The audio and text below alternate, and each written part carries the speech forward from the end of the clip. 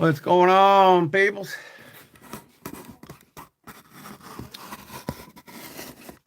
Oh, just got done watching a movie that got out exactly 11:30. Okay, let me fire my computer up here.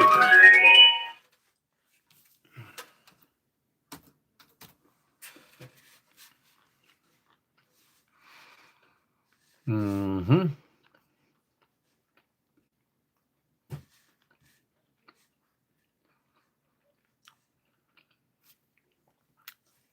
All right. Good to go. What's up, Joel? What's up, Stephen Parks? All right. Wow, we got a full house. What's up, Joel? What's up, Stephen Parks? Jerry? Jeff Jackson? All right. Wow. Crows Blades. All right. Jerry? Jeff Jackson? I'll turn my volume off here. There we go. All right, turn my phone around. Pardon me. Here's what I got, guys. 3 boxes. 3 knives. I'm going to select the winner. You pick box 1, box 2, or box 3. You won't know what's in it until you get it. I was going to wrap them up and unwrap them for y'all, but I'm like, too much time. So it is Christmas, and this is my way to give back to my loyal subscribers and members for Christmas. Hi, Kitty. Kitty wants to say hi, don't you? No? You don't want to say hi? Okay. Who else we got here? Ryan Crow, Crow's Blades. What's up, brother? Brother Rex? Say hi, honey. Hi, everybody. Merry Christmas. They can't see you. Hold on. It's got a lag. Oh, it's lag, yeah. Yeah. Little lag time there. Okay. Let me see if I can get rid of this lag time.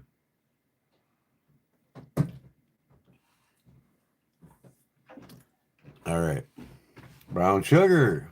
Robert Willoughby, what's up?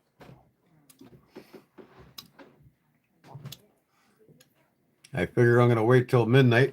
Midnight is Christmas, and that's when I'll give them away.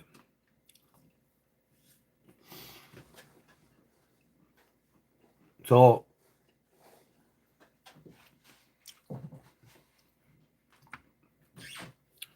I don't know if outside of Streamlab I can use that random picker.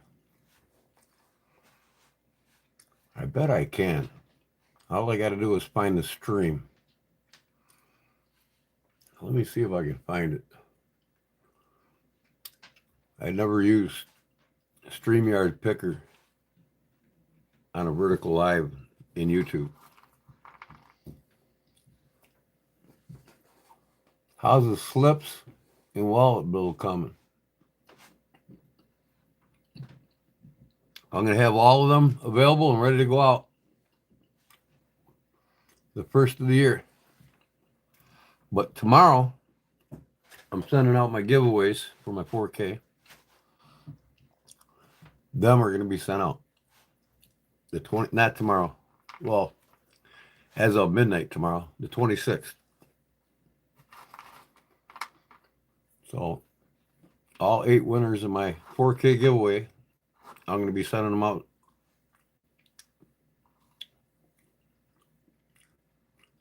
tomorrow in 15 minutes. And I will have tracking numbers for everybody. And what's going to be won tonight will be sent out tomorrow too. Meaning the day after Christmas, the 26th. Merry Christmas, Brown Sugar, Illinois. Merry Christmas. Merry Christmas to all. I figure, what the hell, man? It's not Christmas unless I give something away for Christmas, right? And I don't have children, so I'm giving back to my YouTube loyal people here. I got some trail mix there if you're wondering. I love snacking on trail mix. My wife makes it. Cindy, Merry Christmas. Wow, we got what? 19 watching now?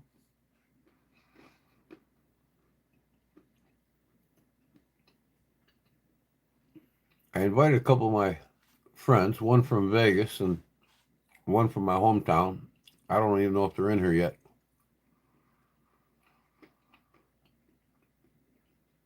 It's going to be mid-January before U.S. Postal Service catches up deliveries. Well, yeah. I ordered something 3 weeks ago on Temu, and I still haven't got it. But they keep sending me. Last they seen it was in Chicago. And I look at my tracking, it's stuck somewhere in Chicago. Chicago's horrible with the mail here. I sent Jerry a package. No. Jerry sent me, Shelby Knife Guy, sent me a package and it sat in Chicago for 4 days before it came to my house.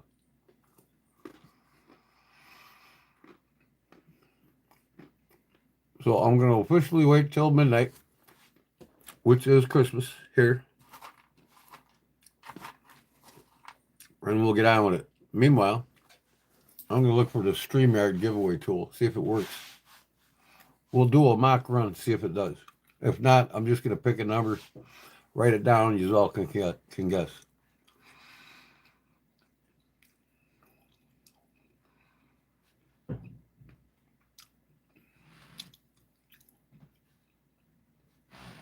I don't think it's going to work. Choose a live stream. Well, I'm trying to choose a live stream, but you won't let me. Okay, so I got to be in StreamYard, I take it. So that ain't going to work. All right. I'm just going to write down a number. Like I'll say, from 1 to 50. When I do this, not yet. By the way, let me see if I can zoom this out.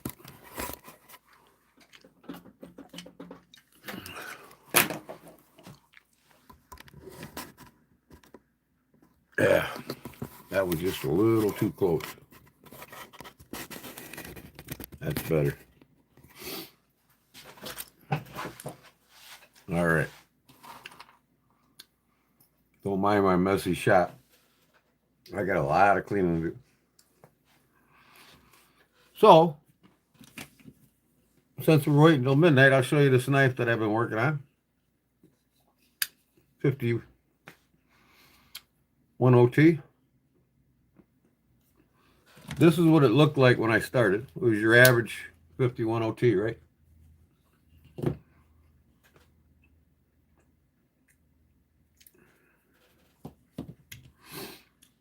So this one here,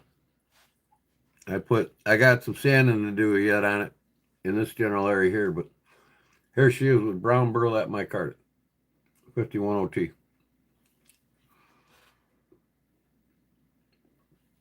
And I carved the spine. I got a video on it already. So now I got to finish rounding this more and making it look nicer and then polishing up the bolsters. But this one will be for sale. I got 2 inquiries on it already. I'm waiting for them to email me back. And then I'll get that one sold. I sold this one I done to Gio. He paid me $325 for it. He wanted the ballistic sheath for it. This one here I did in black and white rich light micarta. If you don't know what rich light is, it's a paper micarta. So I carved the liners on the inside. Kind of looks like a rope. And then I carved the spine on it. That one sold for $325.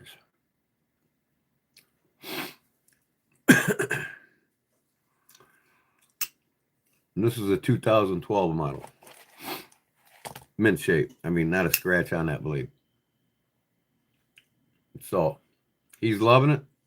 He told me, I'm going on vacation. He says, I won't be home till the 1st. So he says, please don't send it till January 1st. I said, no problem. So I'm going to be sending that out to him January 1st. And then whoever the lucky dog is that wants to buy this, I do have the sheaths with it. And I got to put the badge on it yet too. The shield. I didn't make that my Carta, no. I made the one on Seth's pocket drop on the Sow Buster I sent him. I do make my Carta. I can make it from anything from blue jeans to you name it. Burlap. I want to do a handle material out of crushed bone and turquoise. I'm going to make some scales out of crushed bone and turquoise. There's Big Jim. What up, dog? So here's what my brother-in-law gave me. NRA, Illinois Association. He gave me this one for Christmas. I told him I really liked it, so about a month ago, he's like, so he gave it to me for Christmas. It's got the NRA, Illinois Association logo on it.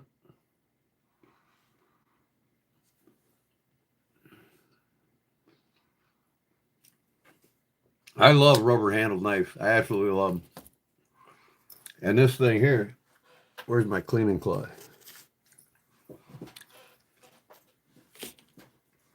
It ain't got a scratch on it either. And I think this thing's from like,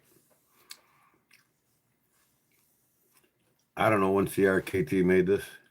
Maybe 2017. Maybe earlier. CRKT.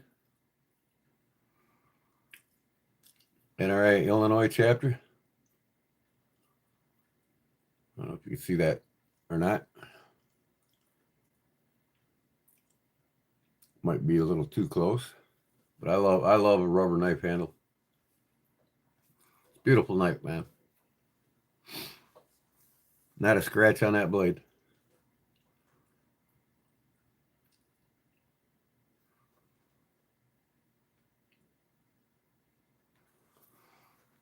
Hey, Barbara. Merry Christmas, Barbara. And then I got a gift card where I got myself a couple presents. And I'm carried one today. This new charade. I got to put a lanyard on it yet.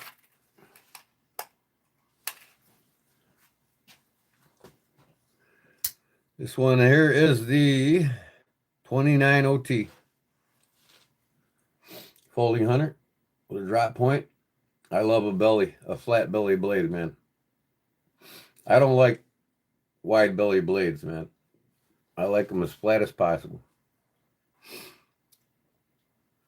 So this has got ebony and rosewood.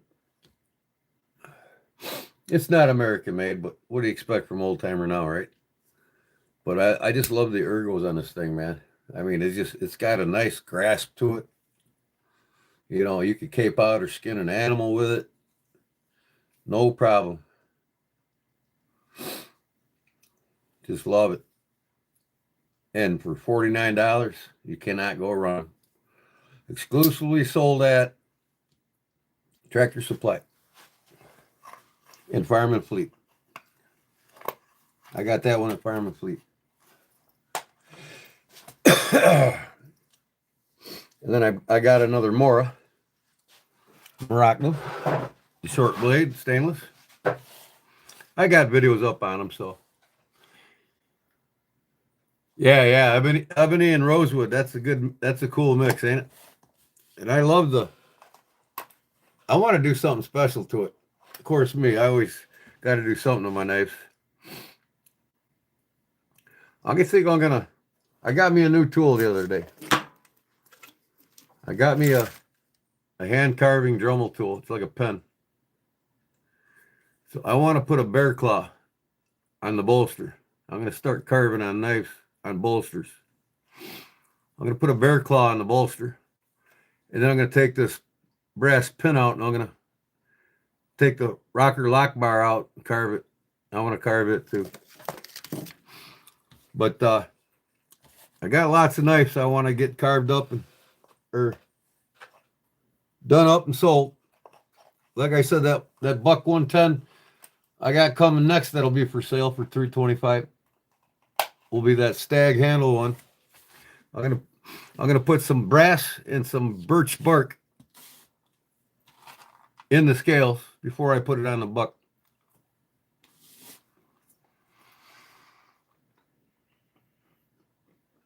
Oh yeah.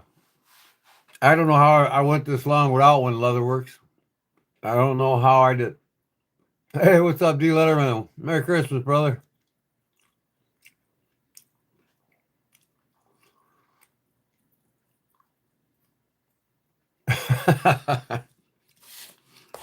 What's my opinion on fillet of fish to some troller, right?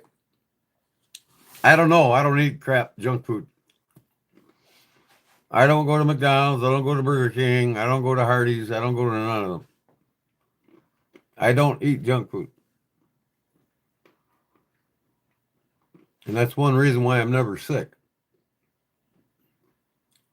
All right, we're creeping up on midnight. I got me a new microphone. I didn't think about hooking this up for this live tonight. I had this going on my StreamYard the other night. Wonderful. Sounds great, man. I could probably hook it up right now and get the Bluetooth going. Where's my cord?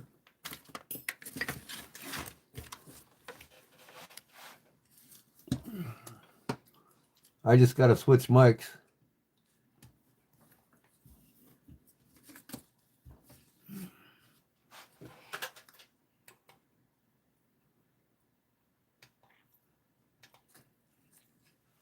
I'm going to have to see here now. Hold on, let me see what speaker system, what mic system I'm using here. I might have to switch. Can you still hear me right now?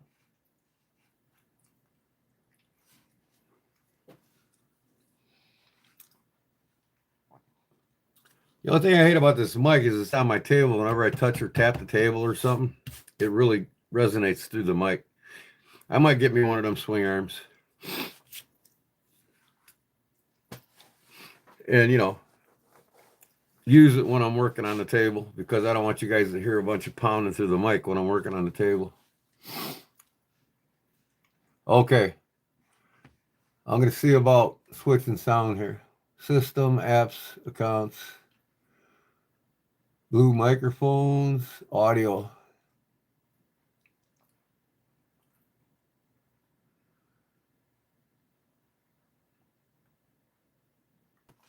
Let me put my headphones on so I can see what it sounds like.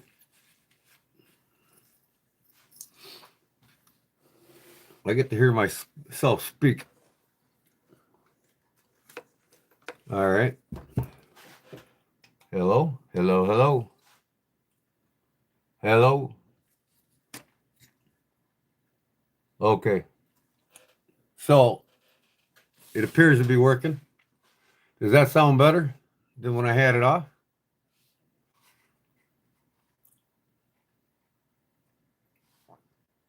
We can hear you. Does it sound different than when I started? I didn't have it on when I started. Do I sound better now than I did when I first started? It's all trial, see? It's all trial. I mean, I was live the whole night the other night, and everybody loved it. They said the sound was perfect. So how is the sound right now? Is it better than when I first started this live tonight?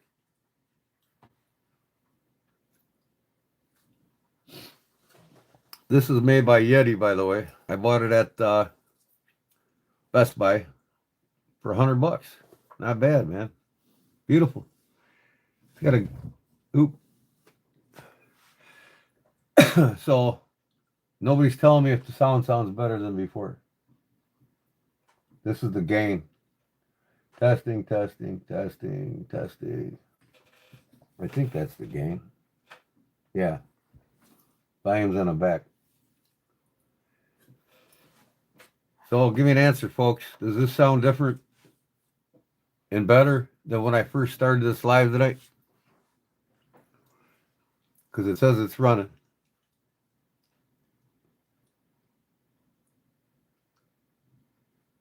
I know you hear me just fine. I'm asking it. Does it sound better now than when I first started?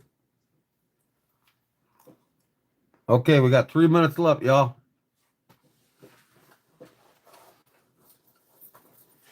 Some of you's all got to probably hide Christmas presents under the tree. Where the hell is my lighter at? Where the heck? I'm sorry. Excuse me.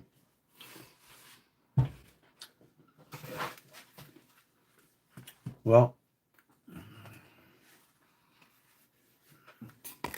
I'm here.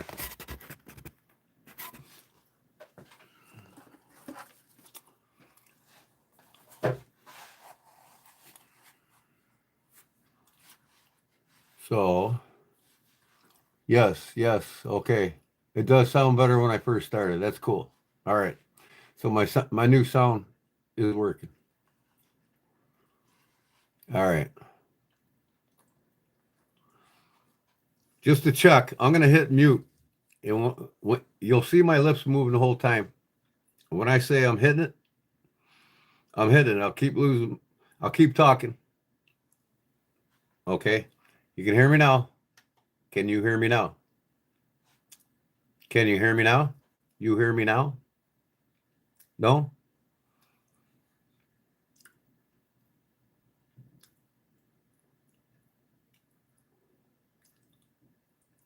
You can still hear me?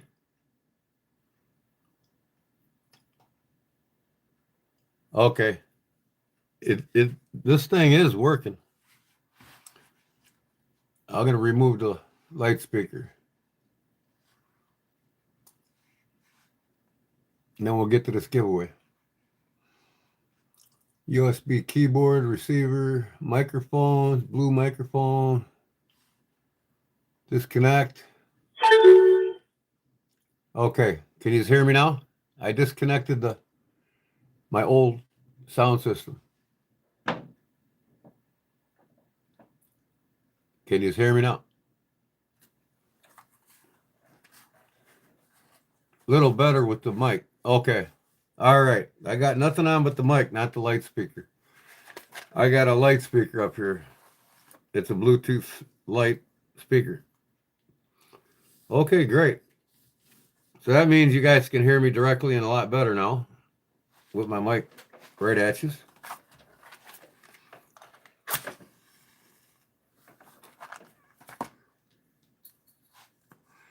So let's get on with this. Let me get a pad of paper here.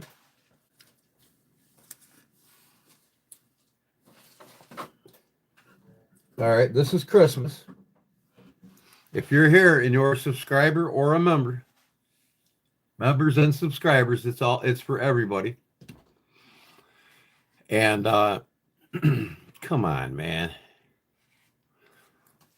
It's for everybody, not just members this time, because it's Christmas.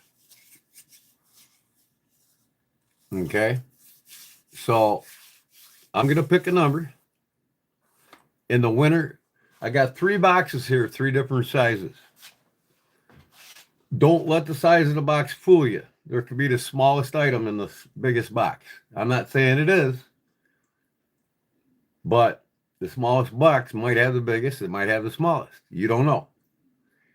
So there's 3 boxes. And when you win, you get to tell me what number of box you want me to open for you.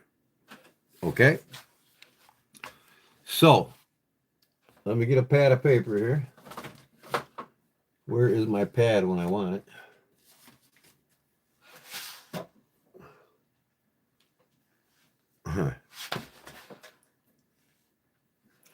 Oh, by the way, you want to see some real money?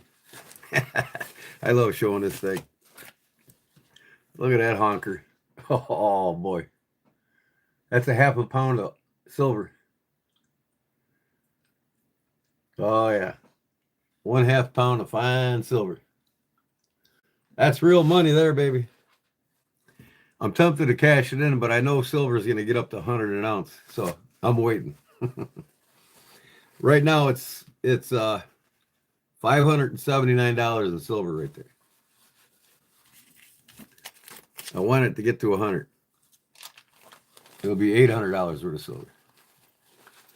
I got 9 more of them upstairs in my safe, by the way. So you got to get past my dogs, and you can't get my safe unless you got a way of knocking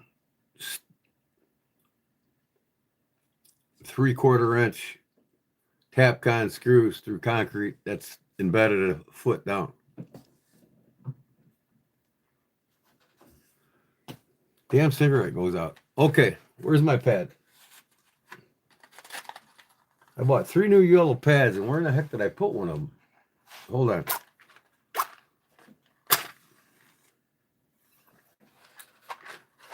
Can't find my lighter. Always got the strike odds, though. All right, let me find that pad.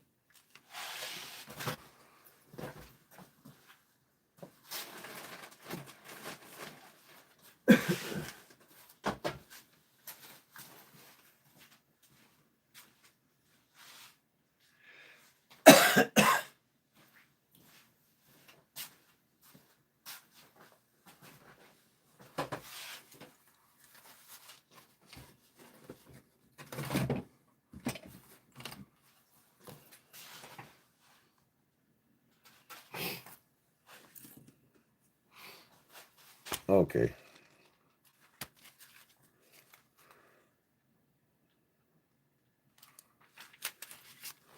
All right.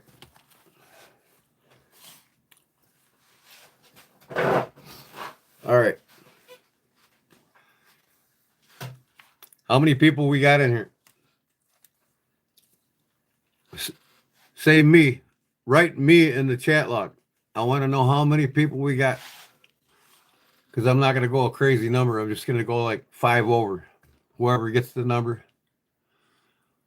Everybody type in me if you're here to play. Here to win.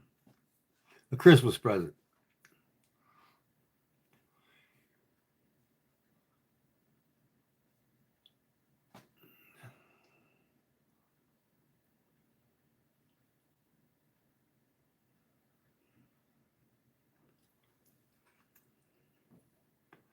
$20 so far.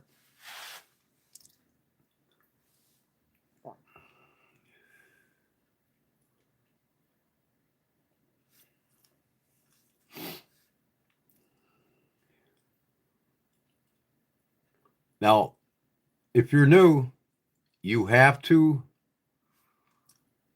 email me a screenshot of your subscription to my channel and a screenshot of your channel in order to be eligible. You don't want to play, Yukon? Come on, man, get in. All right, so I'll make this easy. I'm going to pick a number. We got Barbara in the house. Barbara can say start when I'm ready. I'm going to write the number down. I'm going to write 3 numbers down. You're going to pick 3 different numbers for each giveaway. Okay? So it's going to be from 1 to 30. Let me write the number down.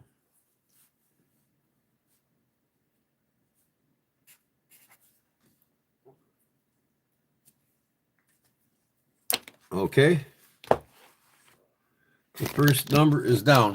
It's in this book on the opposite side. Okay? So when Barbara's ready, y'all pick a number from 1 to 30.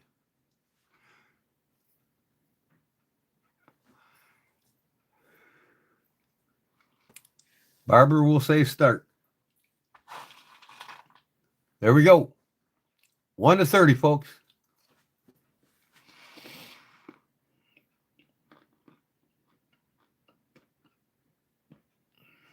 Closest to without going over.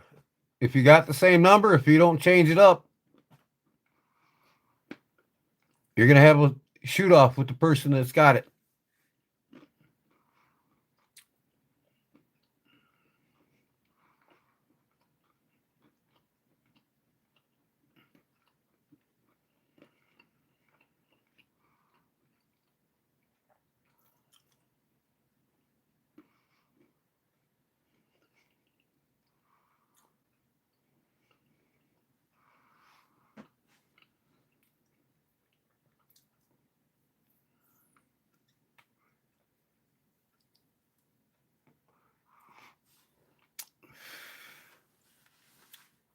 We'll give you 1 more minute. 1 more minute. That second hand gets back around on that Seiko 5 Sport.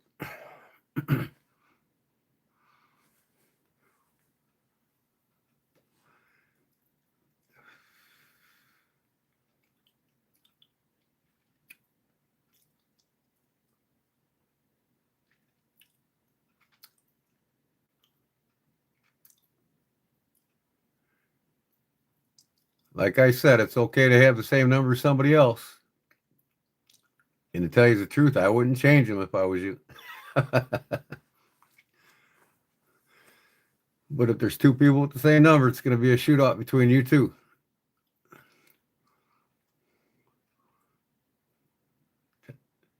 Six seconds. Okay, stop, Margaret.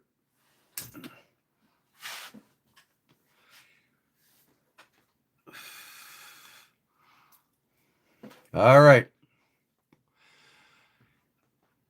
Yep, 1 number only. If you got 2 numbers, you're disqualified. Okay, let me go back to the beginning here and see who's got what.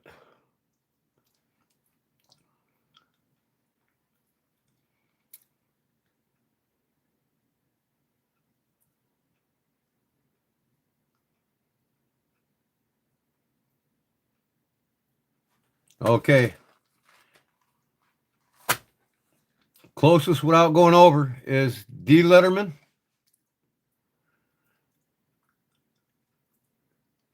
And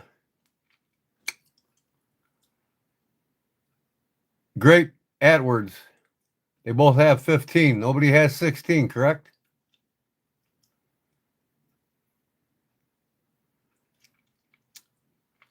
All right. So it's a tie. And there's a shootout. Let me write down the number for the shootout.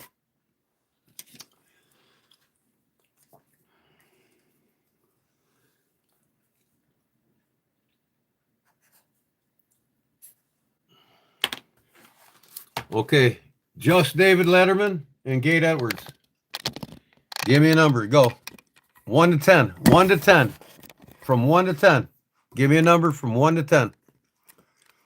Gate Edwards and D. Letterman.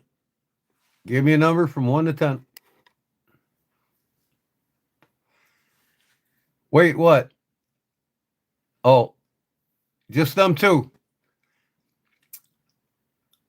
D. Letterman and Gate Edwards.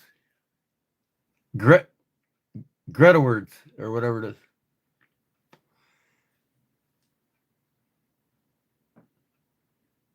You pick 6 or 7 numbers. Hold on now. Hold on. Well, he's disqualified. Looks like David Letterman won it. I see it. You can't pick more than 1. So Greta Words is disqualified, and David Letterman is our first winner. Okay, Dave. You pick 1 of 3 boxes. Now don't let the size of the box fool you. Number 1, number 2, or number 3. Which box you want?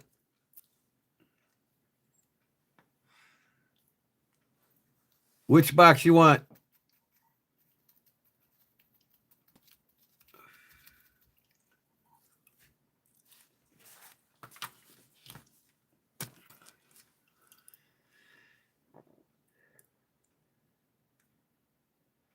Number 2?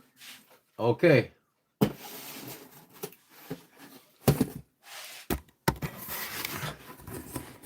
Let's open it up, see what's inside. I gotta adjust my camera here. Sorry about that. This damn thing wants to twist and do everything else on me. Hold on.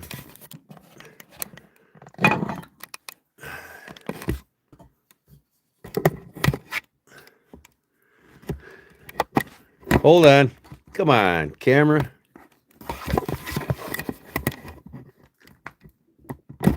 All right. Here we go.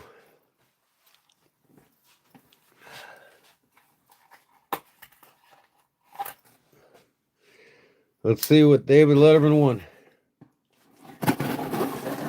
How many wins you get this year so far, Dave? 30?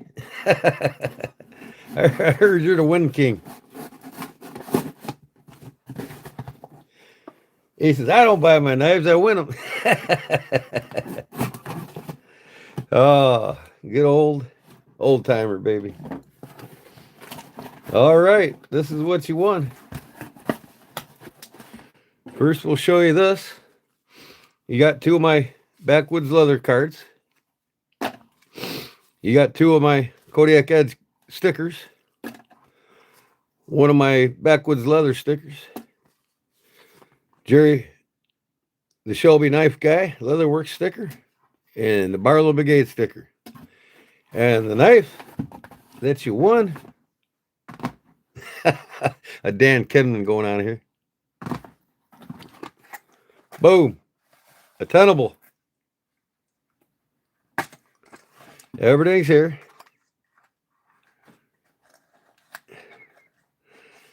I bet you're happy it's a modern folder, huh? You got the tenable cleaning cloth.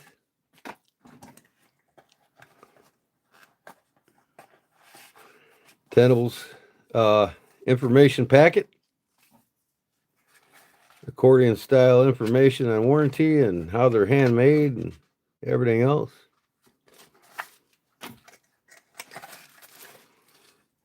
This one's pretty cool. You got 2 extra springs in case they wear out, and then the knife.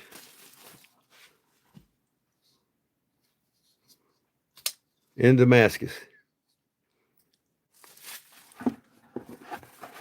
This is the tenable Amber PEI model T1006 V7 3.4-inch blade.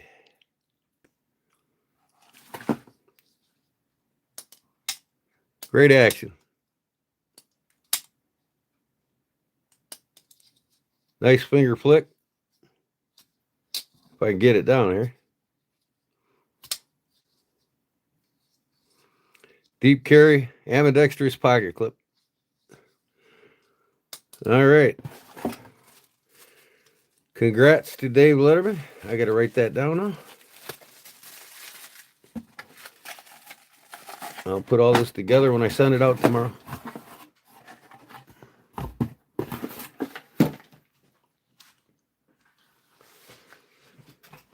Okay.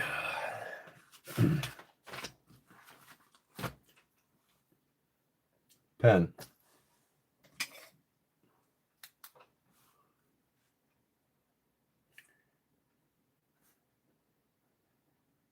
I'm pretty sure I still got your address, Dave.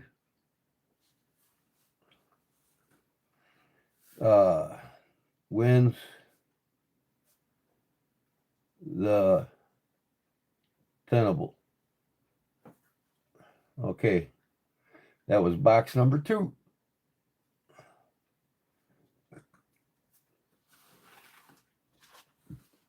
Okay. All right. I'm going to write down another number. Same thing. Let me write the number down.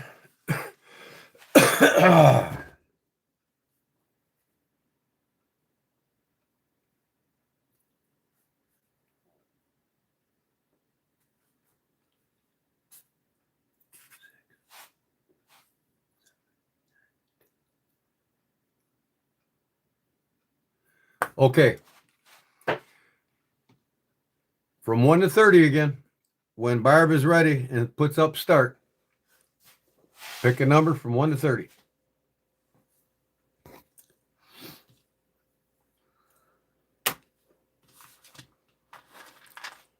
One number only. Wait for start.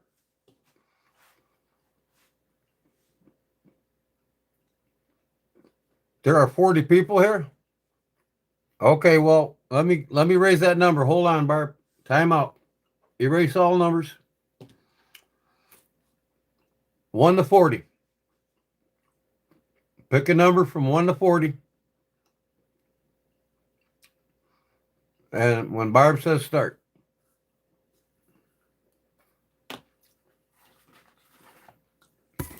The numbers wrote down in the book.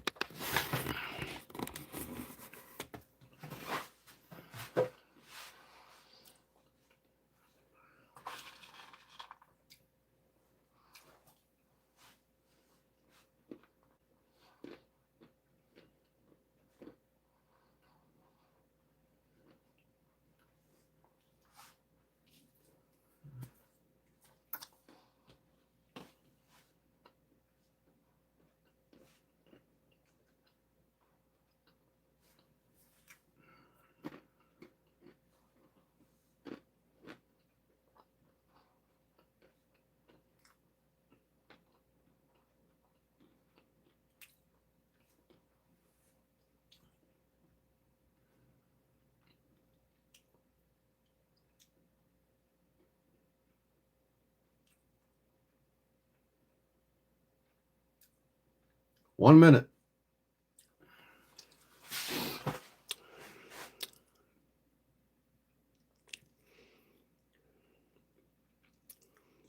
It is officially Christmas now, and Merry Christmas to everybody. And hopefully a Happy New Year. 45 seconds.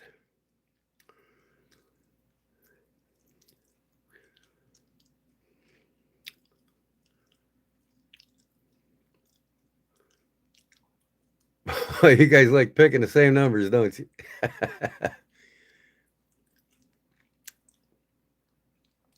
Must be your lucky numbers. 15 seconds.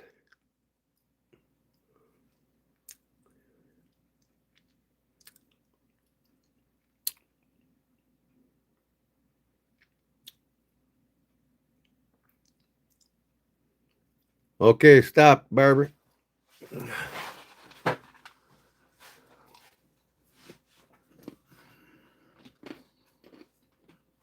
Let me look through the numbers real quick.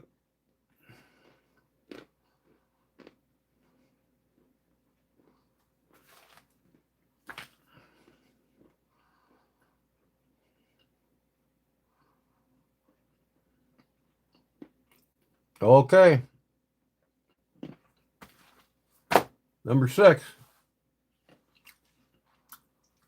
The lucky number is 6. Looks to me that David Canahan got a 5. Nobody got a 6. He's closest without going over.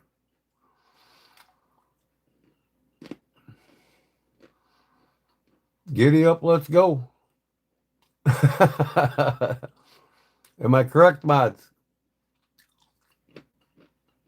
David Canahan,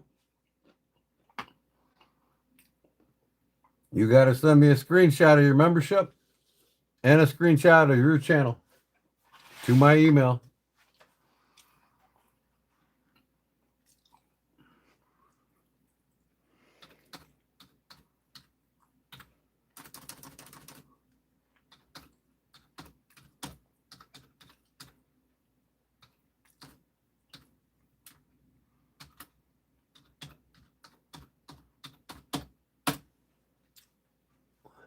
Right there. Yep, you got to be 18 or older. If you're under 18, tell us now.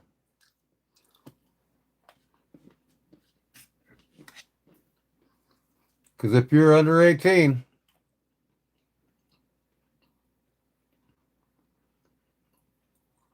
it's going to go to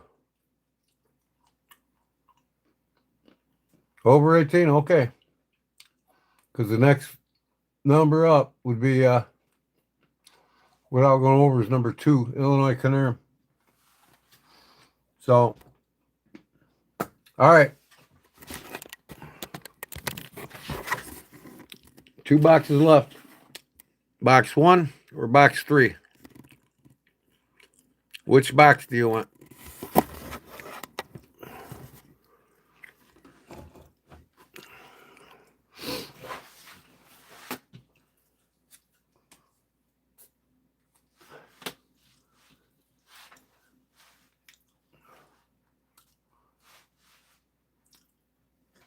Three? Okay.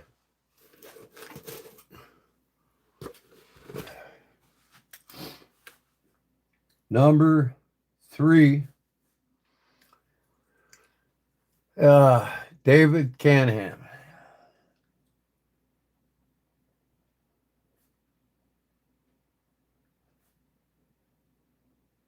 So you email me both of them.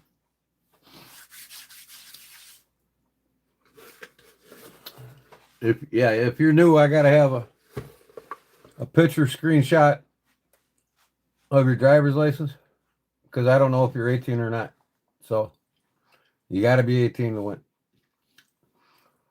So I need a screenshot of your driver's license. Believe me, I'm not going to go to your house and rob you. So, and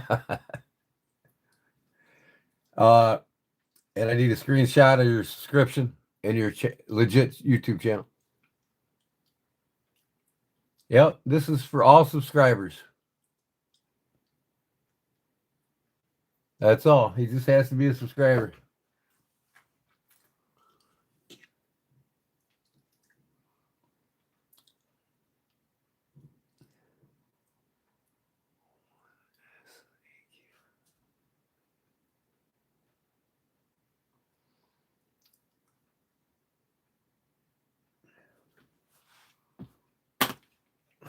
See what he got.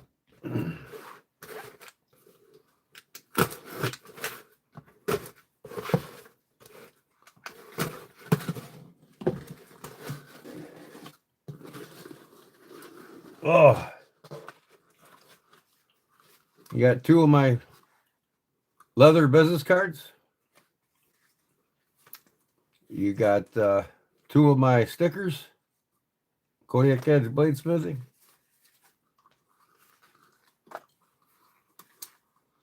My leather sticker. Barlow Brigade sticker. Jerry Shelby the Knife Guy sticker. And here's the knife you want. A slip made by me. And a congressman by Growing Roosters. It's got Delrin imitation stag and a slip made by me. Congratulations. 1 more prize left, so let's see who gets box number 1. Okay. From 0 to 40. When Barb's ready, say start. Congrats. Hold on, not yet. I got to write the number down first. Hold on. Don't start yet. Hello, McFly.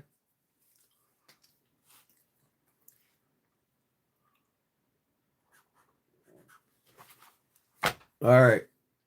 Numbers wrote down. Wait. You guys could have seen that. Hold on. Hold on. I got to rewrite it.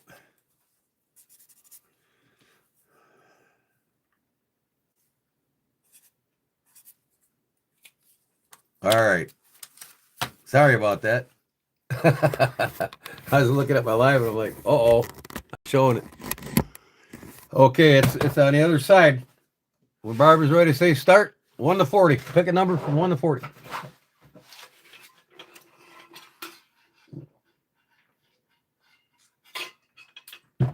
One to 40, folks. It's going to all have the same number. It's just going to be a shootout between whoever's got the same number.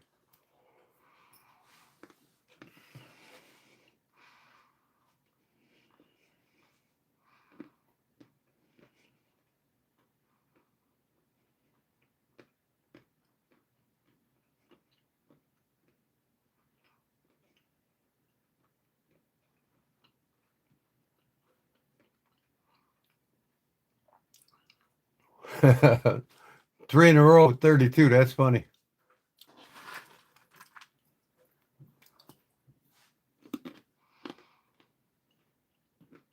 Yeah, you can change. Just delete your last one, that's all.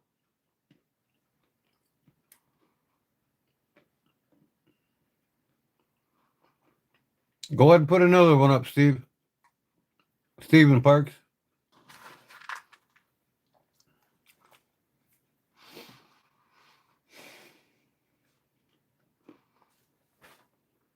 One more minute. That second hand gets back around.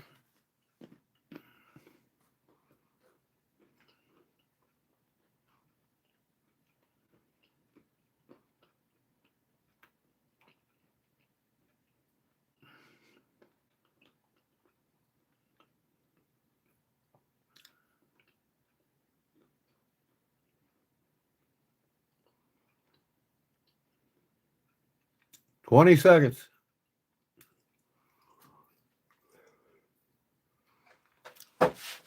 Ugh.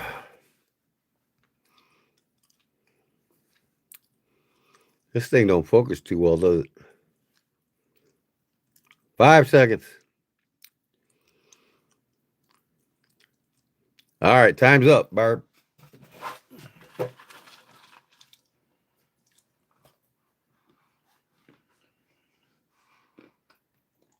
Okay. The winning number is 22. So far, I see Brother Luck, Brother Rex, Brother Blades. Any more 22s?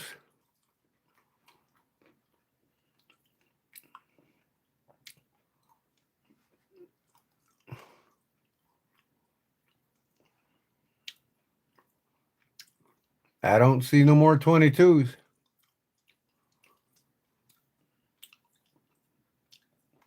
Am I right, Brother Rex?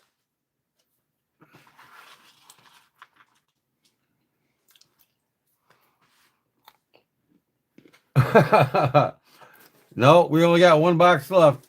3 and 2's taken. Now, if you guys want to swap, you guys got to ask each other. Here we go.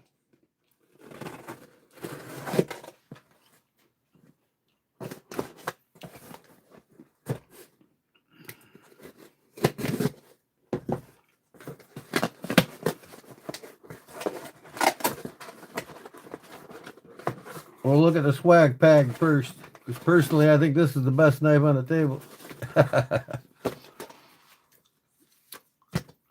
Barlow Brigade and me, my business cards, and my leather. Okay. Here's the knife.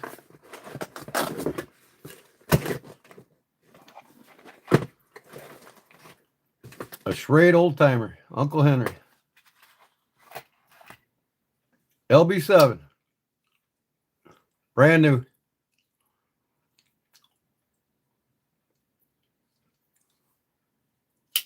Now, you sure you want box number 1 or number 3, Rex? If you'd rather have that Stockman in one of my slips, ask the fellow, ask David Canahan if he wants to trade it for you.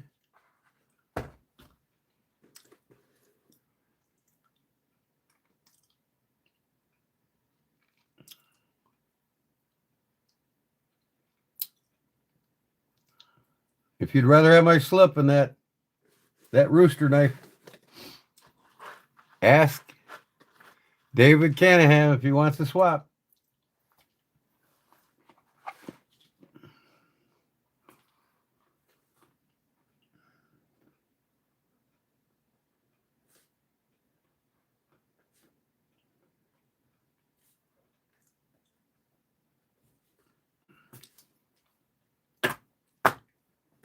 Everybody's wrote down. Get these to the mail tomorrow, along with everybody else.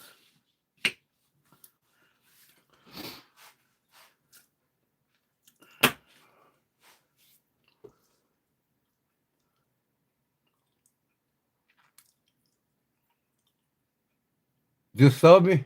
Thanks, Drag. Appreciate it.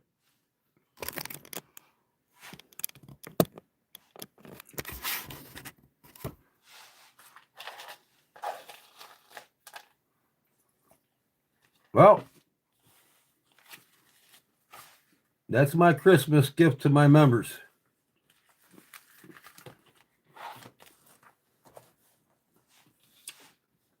There won't be another giveaway till I hit 5,000, other than Fun Day Sunday.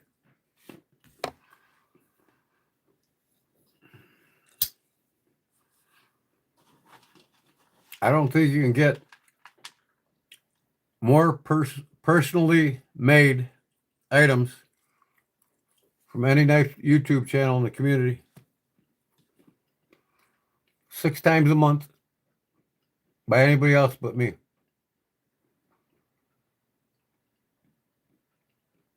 You got a shotgun in hand. Oh boy. Put your wheelchair on, put the brakes on your wheelchair. That shotgun's gonna knock you out of it.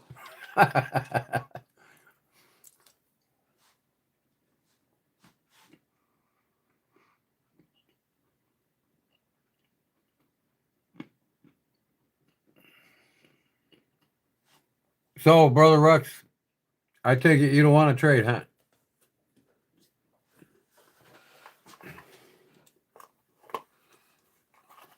I would.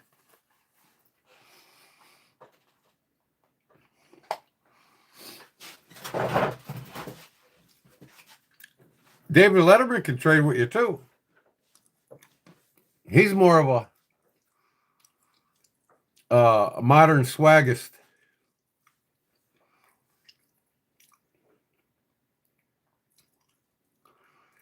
I have to sharpen a knife to open my presents. That's what I'll get. You killed your first buck. Well, awesome for you, man. I probably killed my first one at your age, too.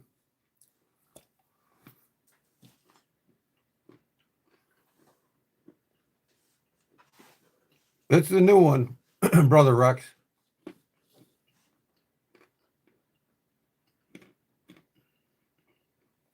Jeff's going to bed.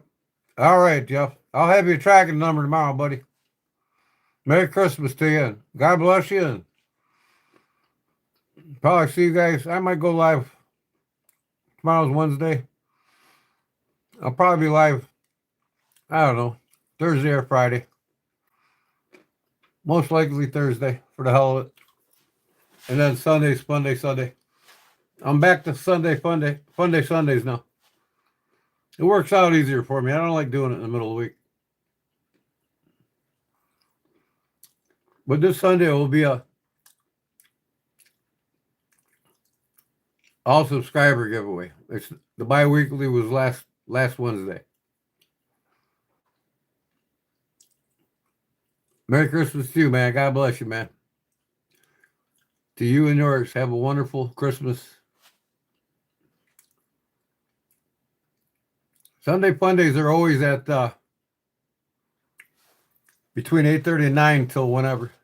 Sometimes I'm live till 9 hours.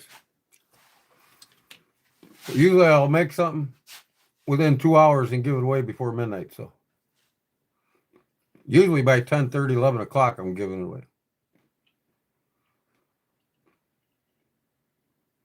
No problem. You too, Jeff. Thanks, man. So how many more Santa Clauses have to go to bed now? Who's all got kids waiting for the Christmas presents under the tree? Type me, M-E. I want to see how many of y'all got kids waiting for Christmas presents under the tree.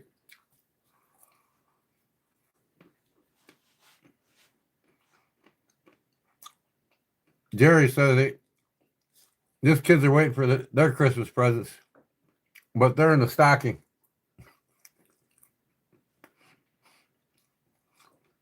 And I'm sure it's not easier on his wallet either.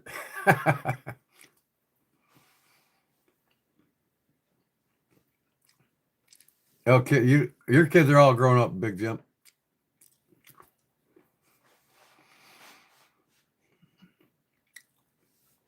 So this sounds pretty good, huh, guys?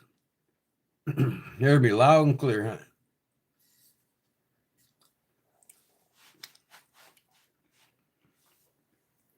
I'm cooking Mexican chicken and peach cobbler for Christmas. I was going to cook pork ribs tonight, but I couldn't. I had to run into town and do something. So my wife made them for me. She slow cooked them for me. I told her to put the Dano's original seasoning on it, olive oil and Dano's, and then cook it for 3 hours at about 280, 300 degrees. The last hour, put 2 big dobs of Stubbs barbecue sauce on. And I made some homemade Southern style potato salad to go with it last night or the night before. Man, Mexican chicken, that sounds damn good, boy. With pizza cobbler, that's one of my favorites. My other favorites, believe it or not, are the homemade pumpkin pie I make and strawberry rhubarb pies. Man, do I love them. I'm growing that rhubarb now in my garden.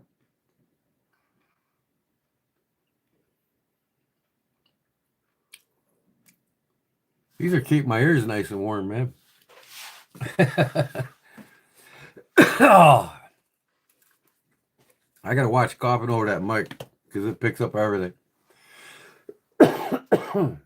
Pardon me, that's probably more appropriate.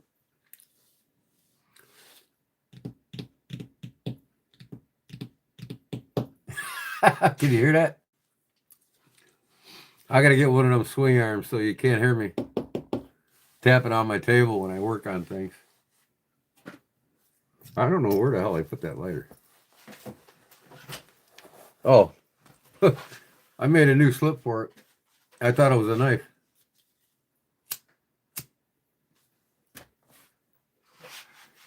So did you all have fun with that? I hope everybody enjoyed that. I was going to wrap them, but I'm like, that's just more I got to throw away.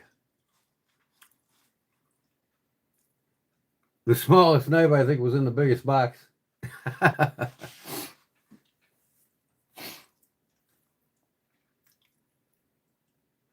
Mixed with mango and peaches. Oh, that sounds awesome. Rex? Yes, really good. Yeah, that's makes a big difference when you got a microphone. Instead of that stupid light bar speaker. That thing's like 4 feet from my mouth. This one I can get up here and talk real close. You can hear me real good.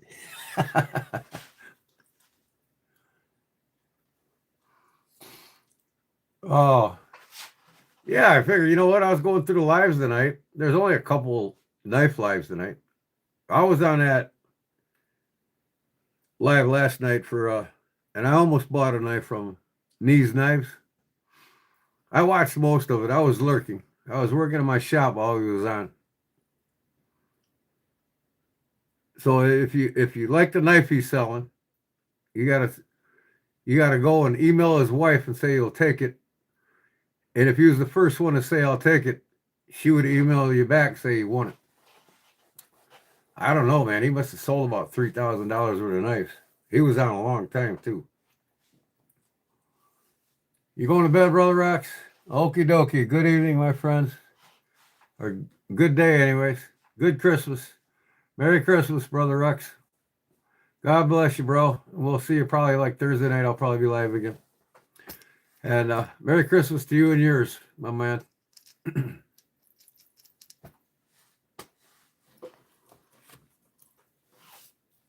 Thanks for your support.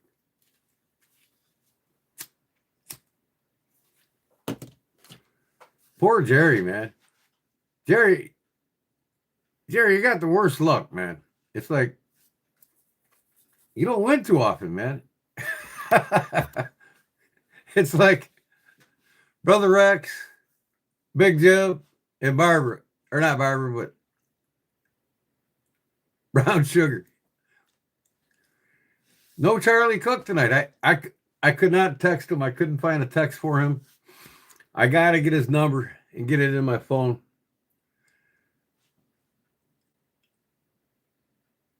But I had this live up for like an hour and a half before I went live. So if he was scrolling YouTube, he should have seen it. But he's probably busy with his family. Some people are on Christmas. Yeah, I'll probably go live again Thursday night. Talk about knives and stuff.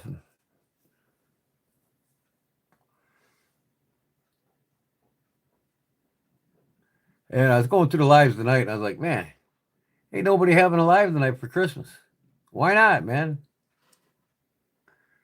You know, we all want to come in here and wish everybody Merry Christmas. You know what I mean?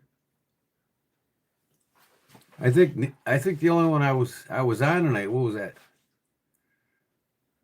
One fellow was live. I can't remember the name of it.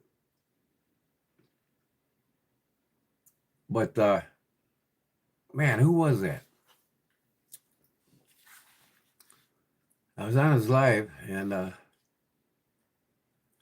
have to look at my history. And he made me a mod so I could tell everybody to come to my live tonight. Let me see here, history.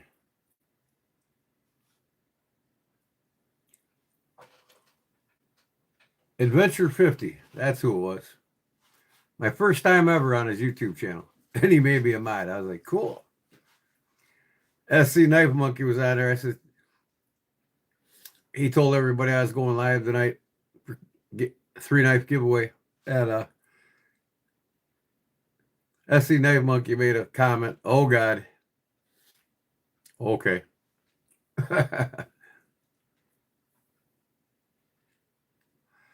Yeah, I was on Adventure 50. You was there too, weren't you, Robert?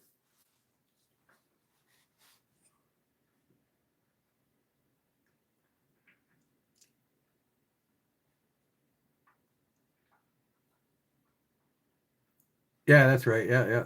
And they're good people, man. I've seen several of his videos, but I never been on one of his lives. I'm like, hey, I'm gonna go check out his live. I never catch him. I finally caught one tonight. Good couple, man. They seem really, really nice and down to earth. I like folks like that. Good Christian people. Jerry went to bed too, huh? His wife said, you got to go to bed, damn it.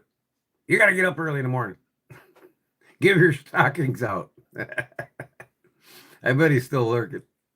I was hoping Clark would come in and say Merry Christmas, but oh, well. He's not feeling good at all, man. Not feeling good at all. He's going to have Christmas with his grandkid. He's got one grandkid. Good boy, too, man. And he's in martial arts. That's good. Every young man should be in martial arts. I started martial arts when I was 11 years old. I've been in it ever since.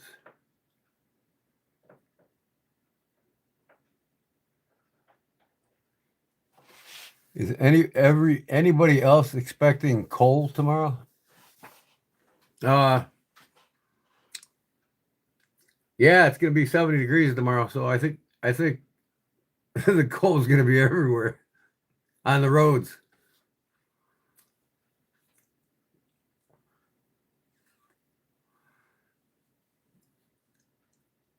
You make diamonds with it?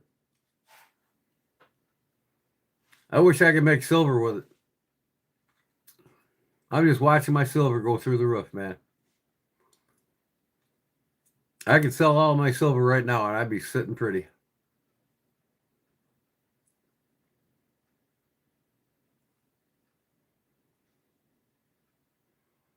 My grandma is wrapping beef jerky and $100 bills for the gifts this year. Well, hey, tell your grandmother to send I'll send her a sample packet. She could put a 20 in there for me. That'd be great. But I'll tell your grandmother how good that jerky is if she sends me 20. How about y'all? Send me a super chat right now. Help pay for the shipping. $2, $5, anything. Super chats go a long way. It helps me ship things.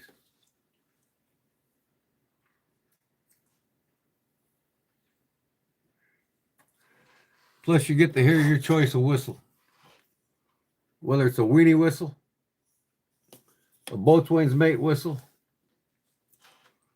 a goose call, a duck call, a coyote howl. I got all kinds of whistles. Hey, there's Leon, man. What time is it there now? Let me think. It's probably 7 p.m. there right now in England, right? In France. 7 or 8 p.m. in France right now, I think. Christmas from Michigan or Michigan. Merry Christmas, Leon. Definitely.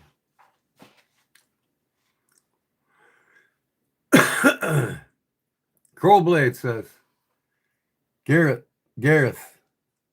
of Merry Christmas.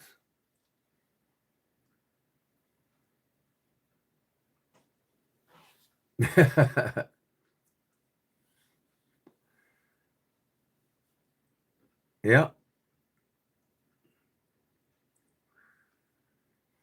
So, what should I do tonight? What should I talk about? Maybe I should make a lanyard for my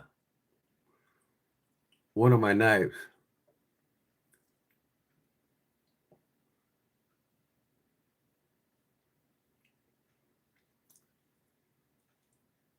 Y'all want to watch me make lanyards? Maybe I'll make 3 more and I'll put one in the giveaway boxes for everybody. How's that sound?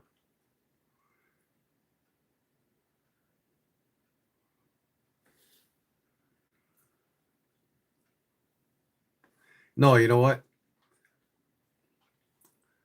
If you're all sticking around, I think I'm going to make a cool lanyard for a knife, and I'll give it away to whoever remains here tonight.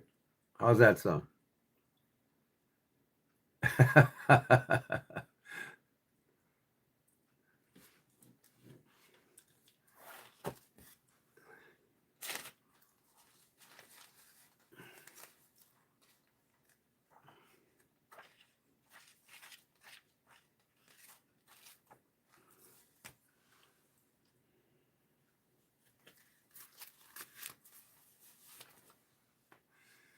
Stephen Parks with Super Chat.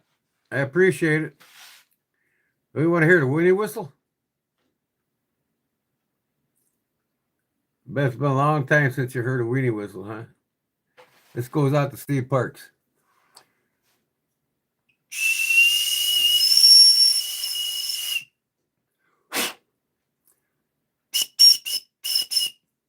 Man, that thing sounds sick.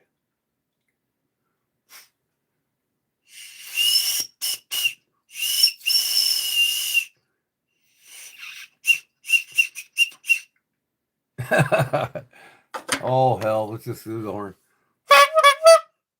That's for Steve Parks. Thanks, brother.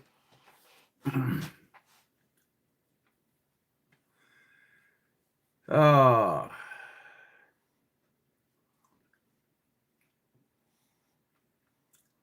waiting for that day where the super chats, like bees blades, just keep popping up. It'll be a while though.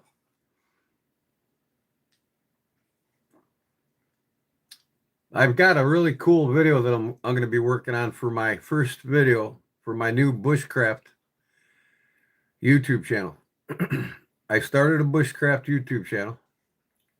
I don't know if you're all aware about it, but it seems to be that bushcrafting is one of the top 5 YouTube channels to have.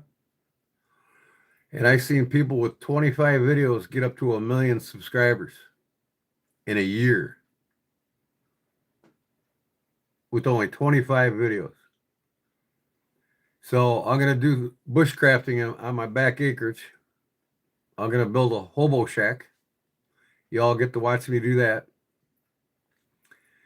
But the first video I'm working on for my new bushcraft channel, I'm going to start from the scratch, which means I'm going to have a video that shows you what a mountain man would carry.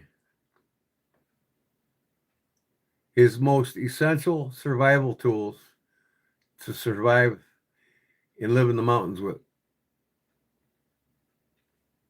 Everything from what they used to start a fire, which wasn't a ferro rod. It was a flint knap stone in a high carbon steel striker with charred burlap or cloth, charred cloth. A mountain man axe, the knives that were preferred by the mountain man for living in the mountains,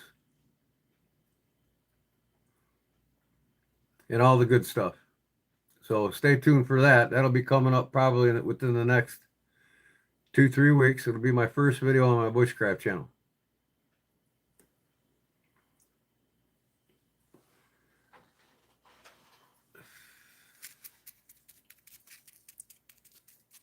Hey, Tina 6977. Merry Christmas to you.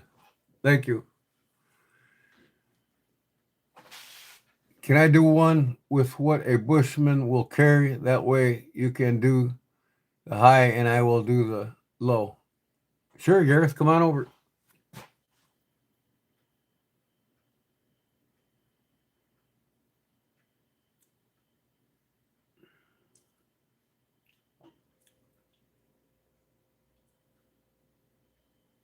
It's a Mora. What's the name of the bushcraft channel? Let me bring it up. I'll put the link in the chat log.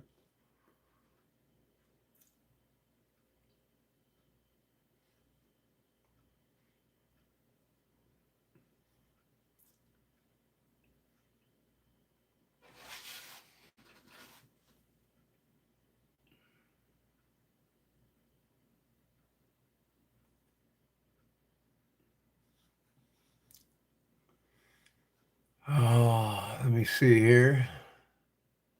View my channel.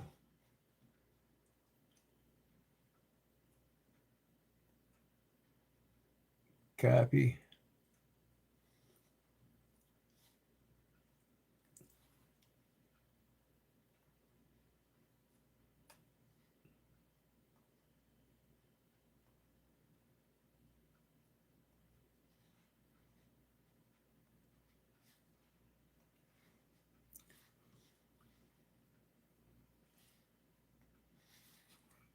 All right, here we go. Welcome to Ursus. We got a new member. Where'd my darn whistle go? Of course, I can't find it when I want it.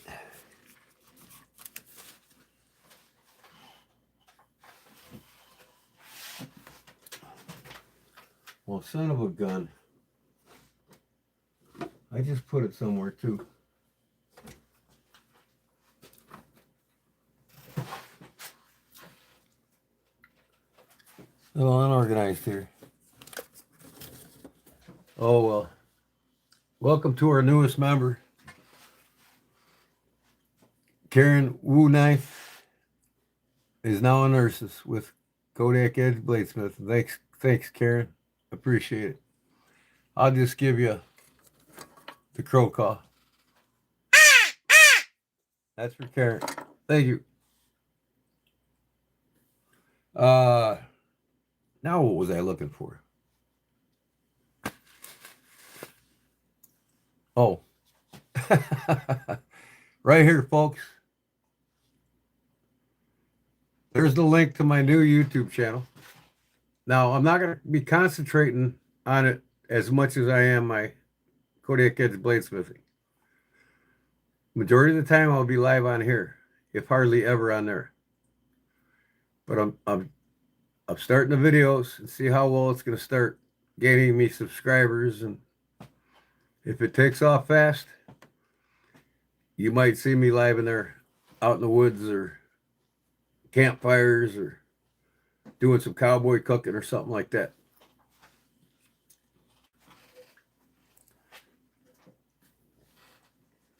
You're welcome, Karen. Thank you. And the first of this year, I'm hoping to get, I'm starting to get caught up with everything. So I'm getting some money banked now so I can buy some more things for the perks for my members. A lot of it's going to be based on how long that you're a member. Like when you hit 3 months, you'll get something. When you hit 6 months, you'll get something. when you hit 1 year, you're going to get something really good. So, and then I'll have things for all perks for all members, like stickers and maybe some patches, or might send out some life lanyards to some of y'all. But I'm saving up my account. I'm banking all the money now on YouTube, and I'm banking the money on my knife sales, so I can start getting perks going for members. But that's my link right there in the chat. You want to check out my bushcraft channel? I've got 19 subscribers right now and no videos yet. Or just one, the one that you'll see there in the front with me and the Kodiak grizzly bear. But that's just a photo video.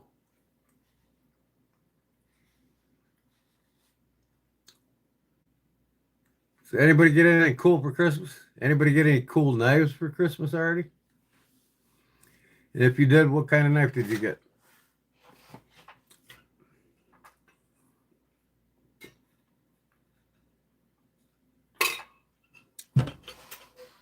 I'm going to get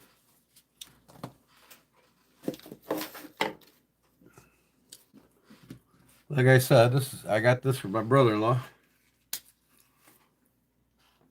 CRKT, I don't even know what the name of the blade is, but NRA, Illinois Association.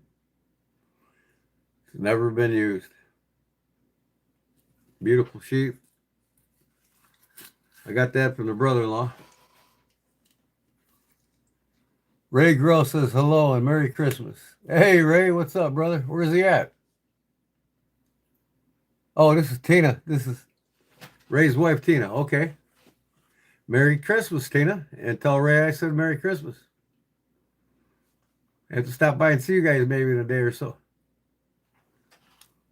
Got the NRA, Illinois Association on the sheet. And then I got the two knives, the Mora and the one on my side with the gift certificate my folks gave me. The old timer. Love my old timers. To your fans. To my fans, what? He is here too? I didn't see him. What's his YouTube name? Ray?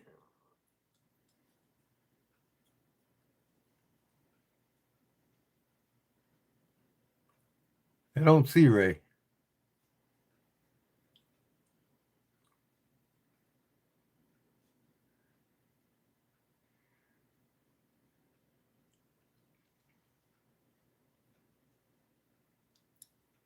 Got a Chavez Redención Street Tanto blue label. That is awesome, man. That's an awesome knife. Chavez makes great knives. Oh, okay. He's with you on his couch. All right, all right. Is he laying on your lap, Tina?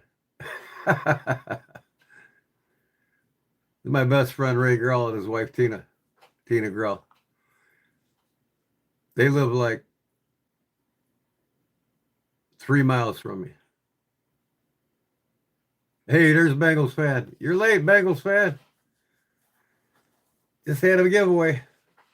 Merry Christmas to you too, brother. He's probably putting Christmas presents under the tree, huh?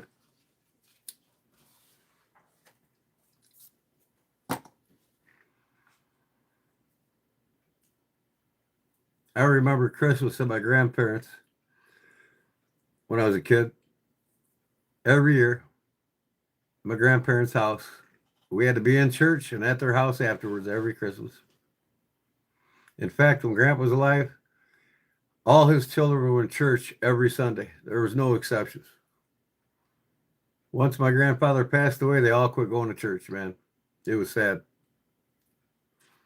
And I tell my mom, I tell my aunts and uncles, you know, Grandpa's rolling in his grave knowing you guys ain't going to church anymore. My grandfather was a very devout Catholic Christian, dedicated to the church. He helped finance and rebuild the Catholic school. He was a businessman in town, a mechanical contractor. So he was well off, and he had like 290 to 300 union workers working for him every year. And every Christmas, my parents look forward to it and I asked my mom, I'm like, oh, why don't you do that for us? Because my mother inherited all my grandfather's money. And I'm like, every Christmas, there's a $10,000 check under the tree for each one of his kids. And he had 7 kids.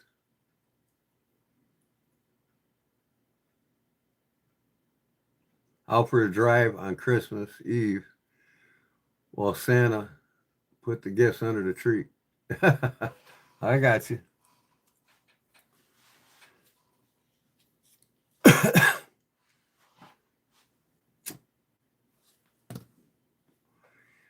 Probably because you little bastards wouldn't sleep, right? So you knew he had to take you out. What else? Anybody else get a knife for Christmas already? Or did anybody get gift certificates where they can buy some knives? And if you did, what are you planning on buying? Farm and Fleet's got a good selection. And, Tractor Supply used to be good. The 2 local ones here, they took the case knife stand out with all the different case knives they sold. Now we only sell like 4 case knives in the plastic packages. I'm going to write to the headquarters of Tractor Supply and say, hey, this is a Tractor Supply store. Case are big with farmers. You need to get the display stands back in your stores and start selling the knives because, Walmart is, and I might get a hold of Farm and Fleet too. Get these, people want them case knives. Get the old timers. A lot of them got the old timers, but get the American old timers and get a lot of the American made knives. What was tonight's giveaway? Well, I gave away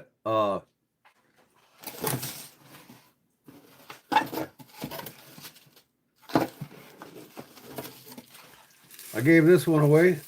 The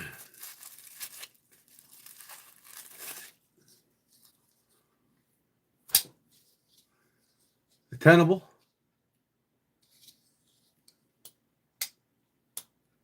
Gave that one away.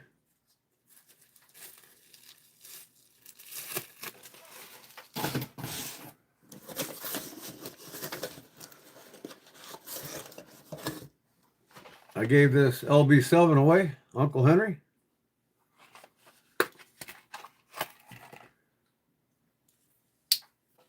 Brand new.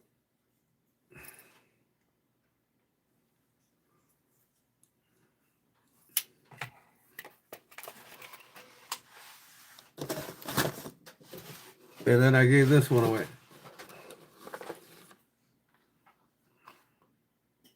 A growing rooster, Stockman, and one of my knife slips.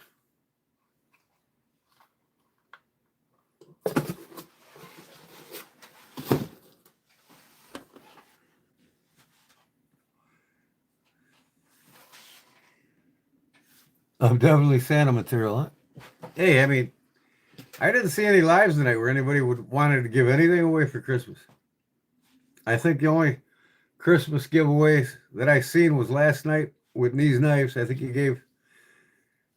he gives his devout members freebies when they buy knives from him, like a Primo knife when they get a knife.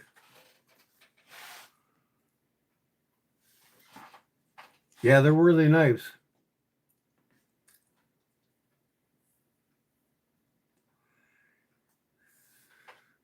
They're not.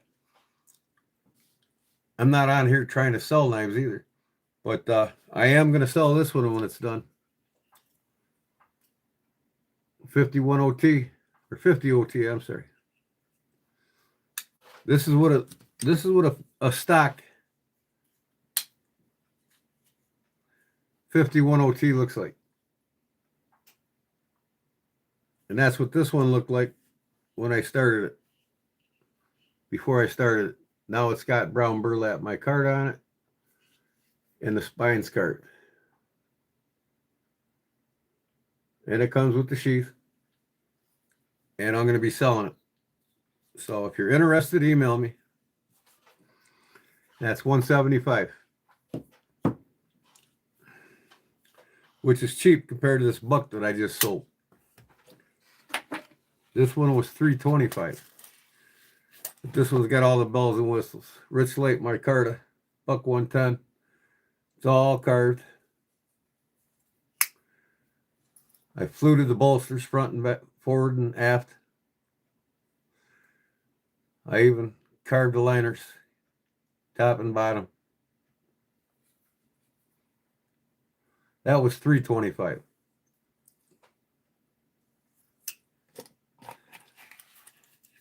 That one goes out to Gio. He bought it off me. So if you want to buy this one with the carved rocker lock bar, not this one, this one, and these brass, they're countersunk, so they're flush. They're not above like the original. You got a hot spot there. Not here. These are flush.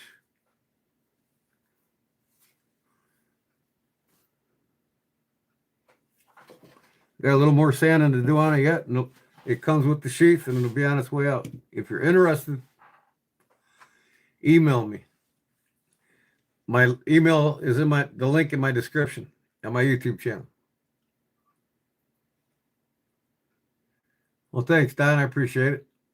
I just love doing it. And then after that, I got a buck 110 coming with stag, deer stag. That'll be another $325 night.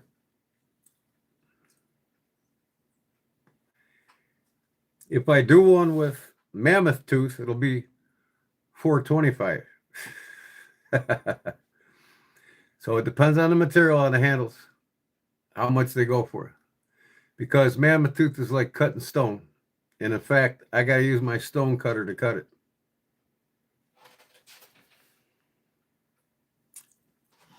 Oh, is it you that bought it? Did you buy that Bengals fan? Yeah, I think it was you. You're just going to stare at it. Yeah, it wasn't Gio, it was Bengals fan that bought this, right? I got your name and address wrote down, so I know it's you. It'll be going to the right place.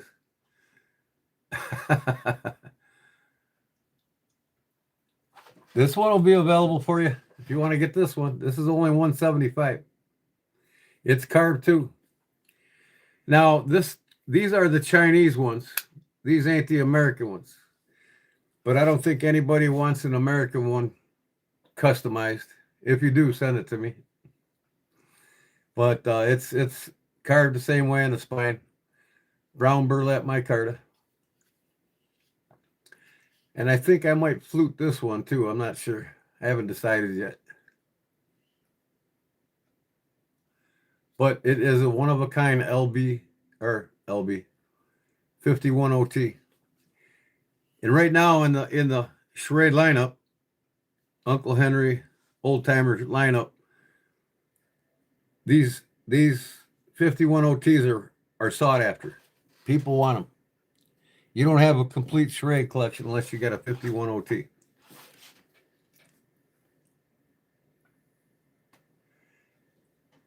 Yeah. And that's just the start. I mean, guys get a custom buck 110, and then before you know it, they got 10 of them, and then 20 of them.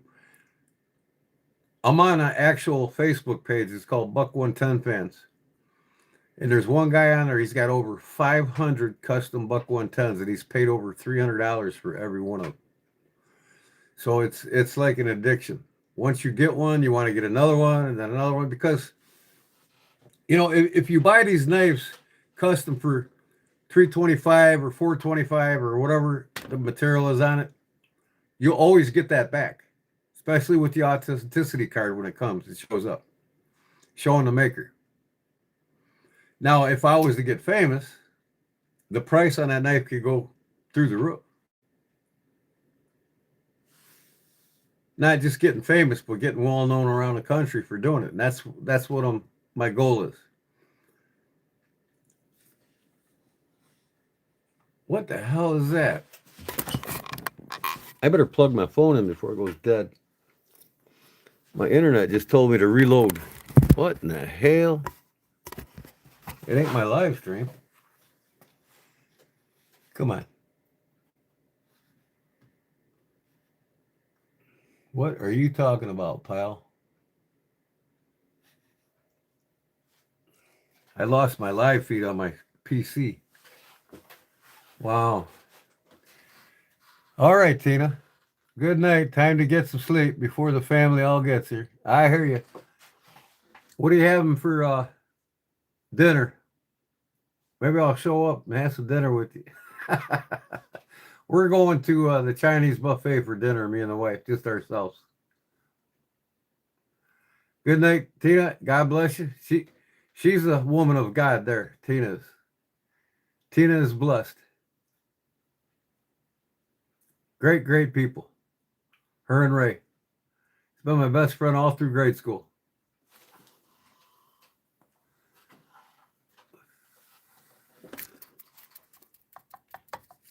Good night, and God bless you, girl.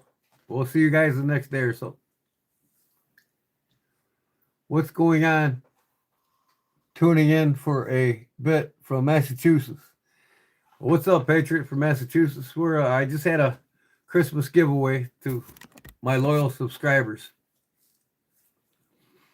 I gave away 3 knives for Christmas tonight.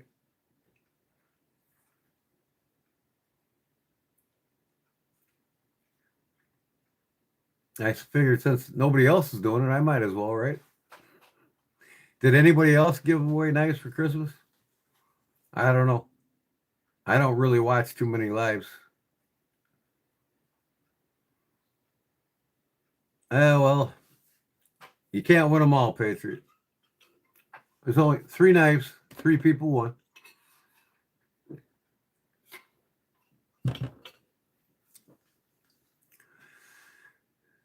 I had it posted probably an hour and a half or 2 hours before I went live. It was just something I decided to do at the last minute. I'm like, oh, hell, nobody's giving anything away for Christmas. Why is that?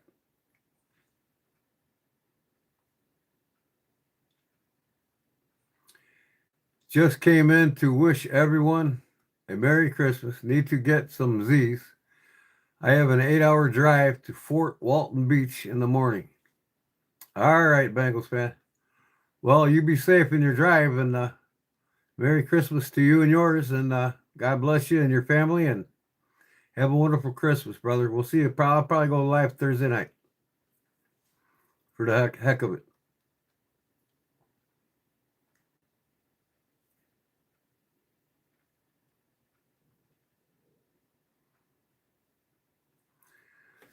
Oh, it is Christmas. And it is not a white Christmas here in Illinois. I think today was like 55 degrees. They're saying something about it maybe being 70 today. I'm like, oh, man. I'll take it, really. It's better than -7 like last week. You did yours? Oh, yeah. Okay. Ron Crow, yeah, he had his Christmas giveaway. And I missed it. Man, I'm trying to. I go on your page now, and I'll hit the remind me on your lives, because really you're one of the few people I actually like to watch live. I mean, some of them are just boring, you know. You're not, man. Your live's a good time. You all check out Crow's Blades. You get a chance. He's a good guy, and he's got great content, man. Like and subscribe his channel too while you're at it. You hear that, Illinois? You just subscribe? Thanks, brother. He's a good man. Ron Crow, I think you had somebody on there live with you not too long ago. Who was it? Was it that fellow that collects Jack Wolf's knives? I can't remember his name. Or is that you? One of the two of you has got a big collection of Jack Wolf knives. Do Hot Froggy. Good night, everyone. Turning and getting up early Christmas Day at my daughter's with all the grandkids. He was wishing y'all a very blessed Merry Christmas. You too, Don.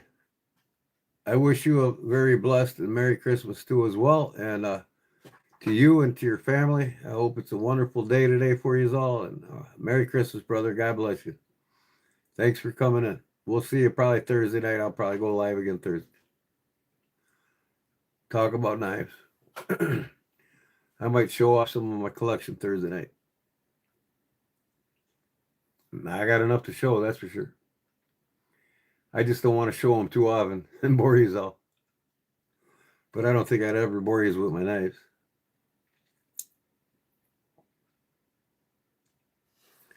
So, I was wanting to make a knife lanyard. You all want to watch me make a knife lanyard and give it away? What do you think of that?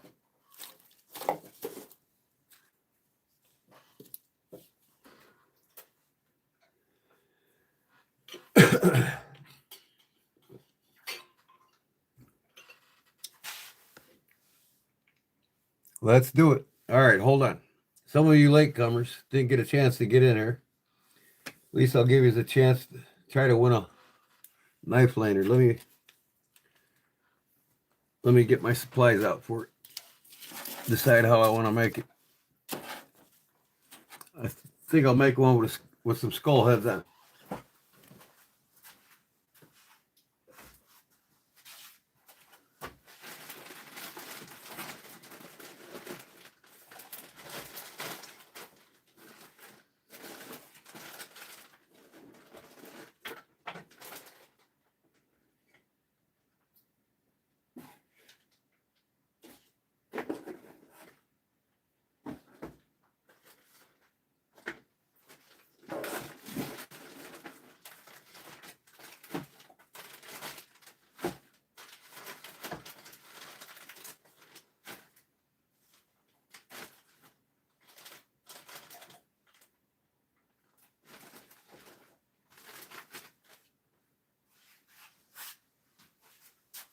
I got one already. I'm gonna give away. I'll give this one away, and I'll make one just like it. So I'll give away 2 knife lanyards.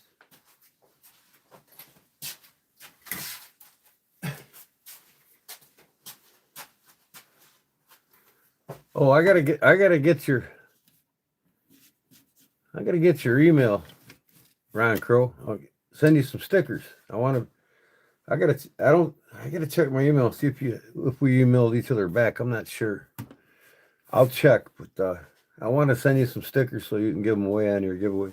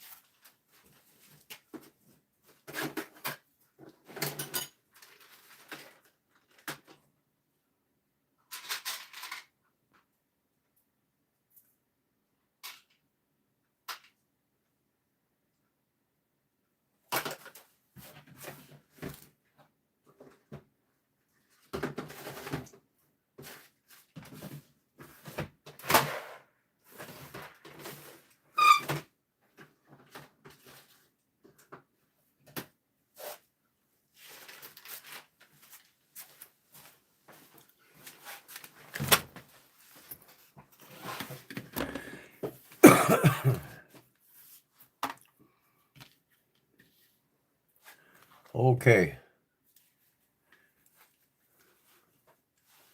All right, let me see here.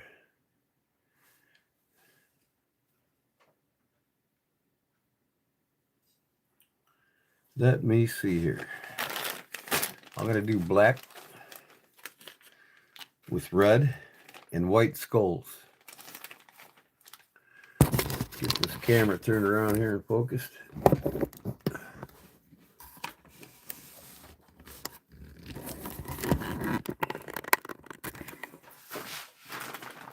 I'm going to make one just like this, and I'm going to give this one away.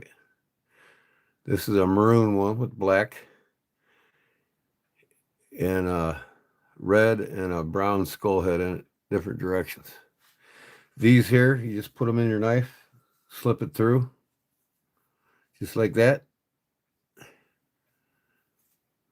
through the lanyard hole. You got to have a lanyard hole that's good enough size to get, these two through it. Once it goes through, then you slip this in it, back on itself. So we'll give that one away, and then I'll make one just like it. But black and white with black and red. I've got these white skulls here. Actually, they got a skull on both sides.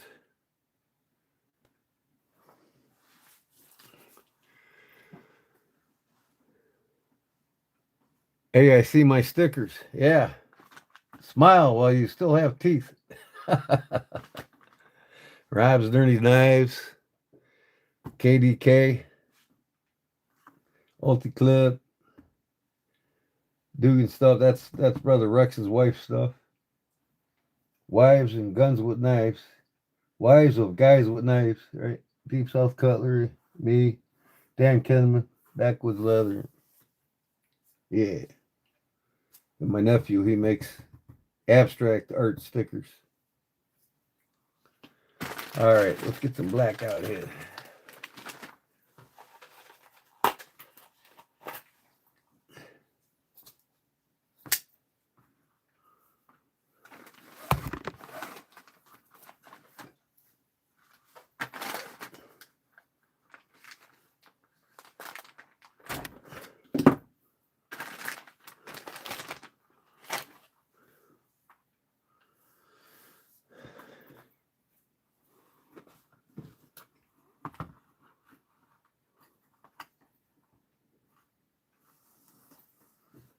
Okay.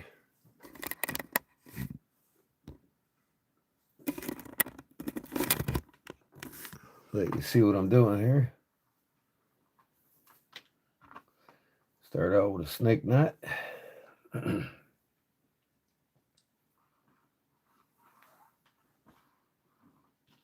go about right there. Okay. Keeping up to loop it through the knife. Right about there.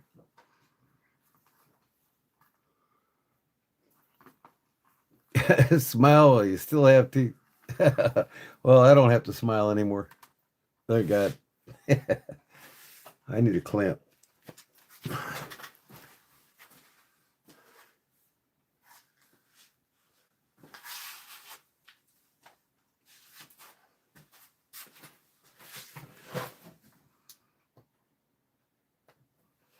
All right. Makes it a lot easier. All right, let's get some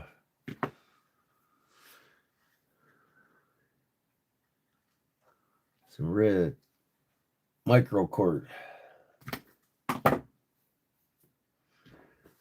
Now, where did I put my? Here it is.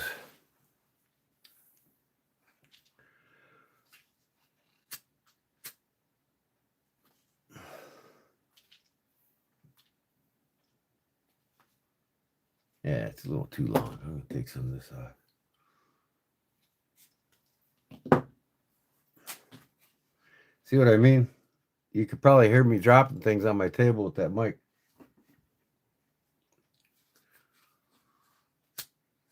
But at least they sound better. All right, here we go.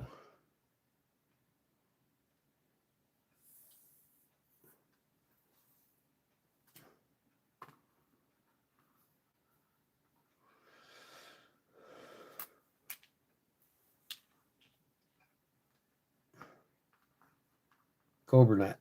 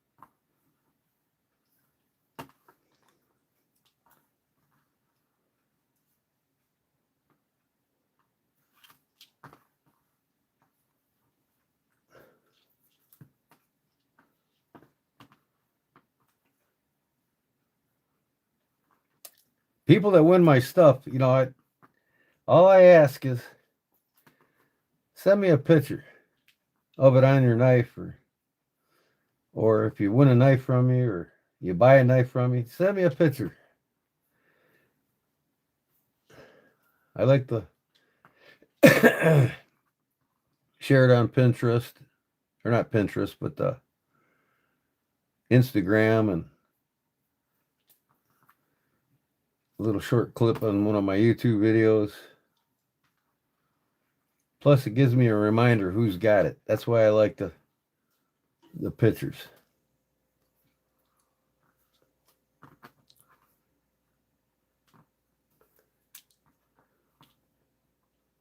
We could hear a mouse fart in the corner with that new mic. Oh, what did I do wrong there? Oh, I forgot to go underneath. I could turn it down. You want me to turn it down?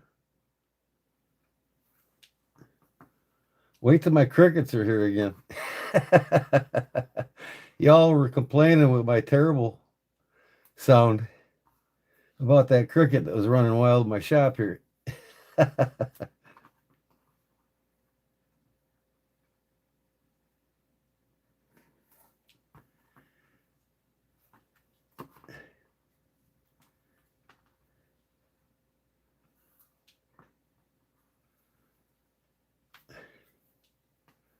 Almost done.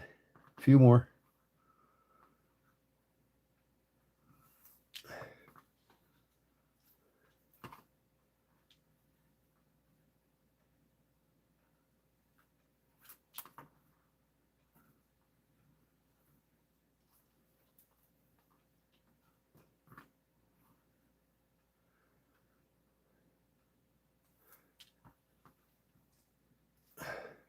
Red and black. This is a good one to put on a Victorinox.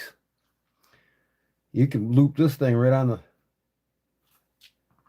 the key ring of the Victorinox if you wanted to. Let me see here. How many do I got on this?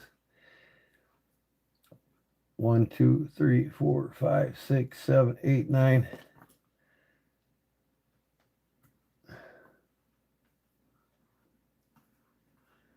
One, 2, 3, 4, 5, 6, 7, 8. That's good enough. That is good enough. Ooh, what am I doing? I got to put the skulls on first. Oh, okay. I got to melt this better, man.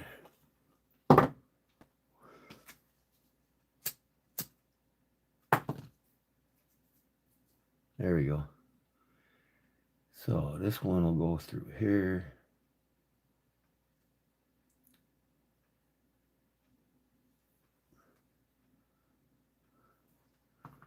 This one will go through the opposite direction.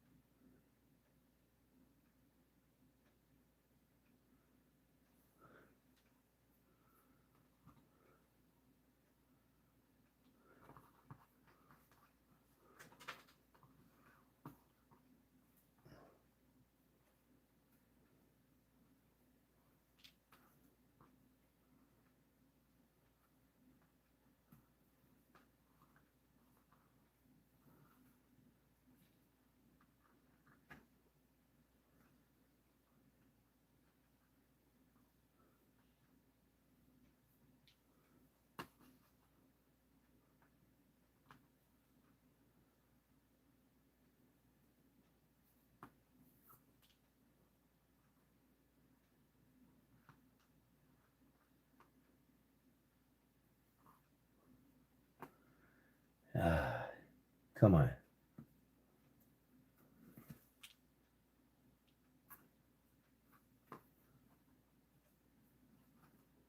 Get in there.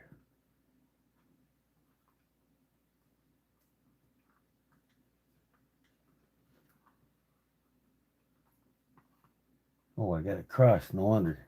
Man, what's wrong with me? Here we go. Now I just gotta.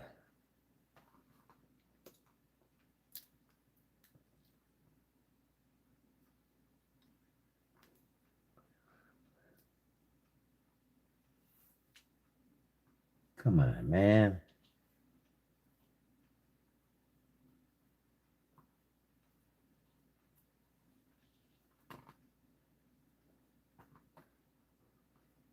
Come on, man. Get in there and stay. Ugh.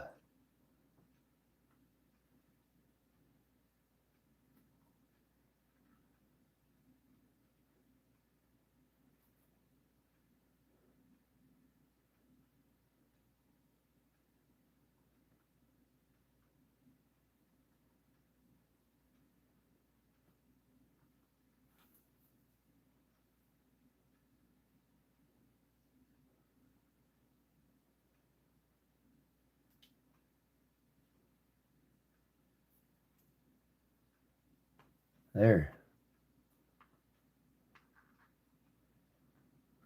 There's one. Stay now, darn it.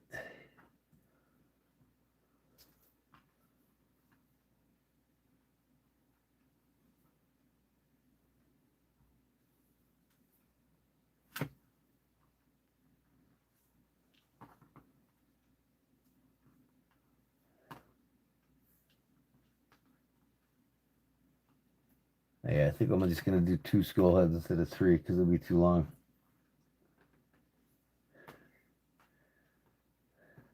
One more cobra knot. Just like I did on another one, just 2 skull heads.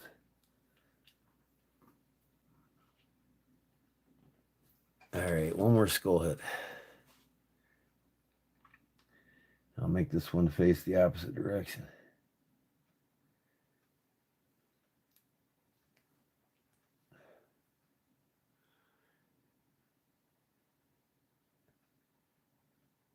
Just do 3 and give it to me. You want some lanyards? I'll make you a couple and send them to you. I owe you anyway, brother. You want a couple lanyards? I'll make you some, Illinois. I got your address, right? Did I send you something before?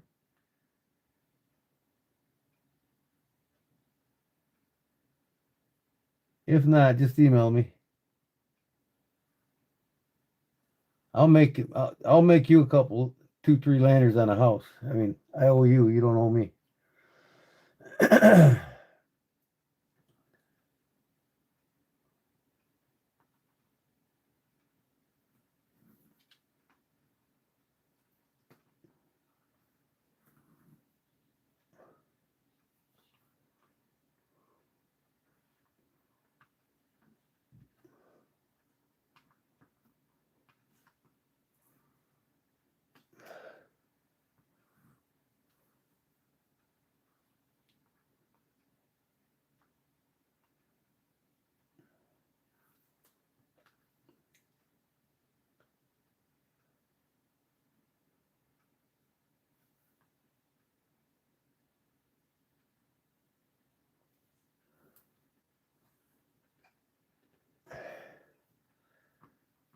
Stay put.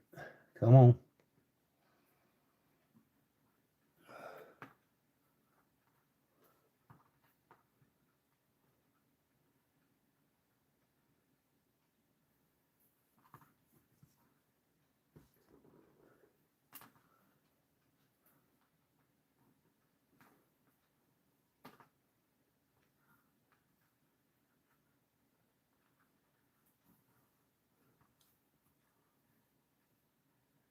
You're welcome. Yeah, I'll send you a few out. A few different colors. You can put them on a few different knives. I'll write that down here in a second too, so I don't forget.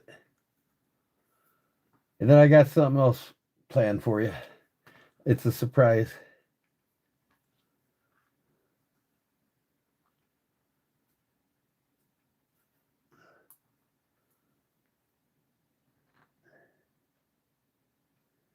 Okay. I'm going to live with that.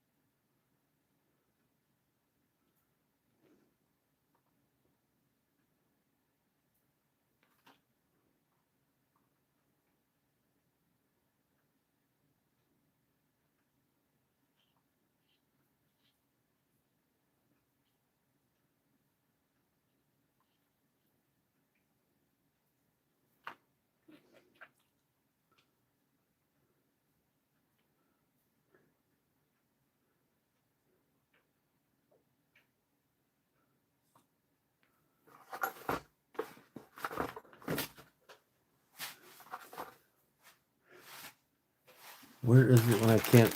Why can't I ever find what I want when I want? Oh.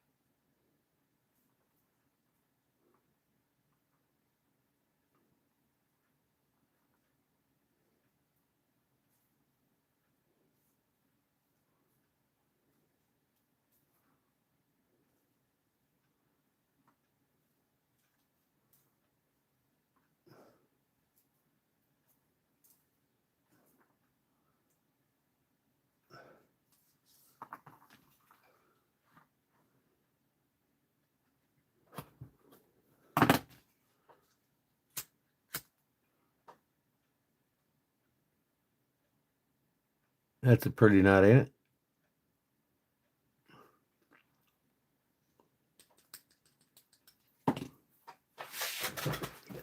Ain't that a pretty knot?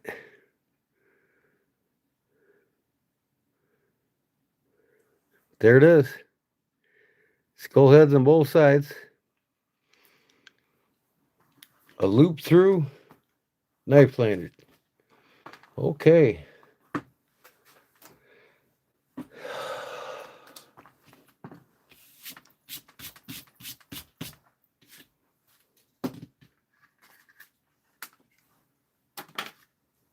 Let's give them away. Let me put this away first.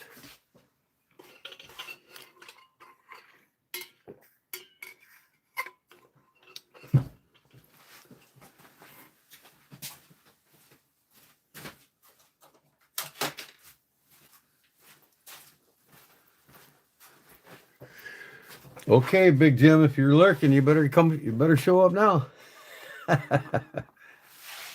Man, I need to turn this volume down a little bit. There we go. But here we go.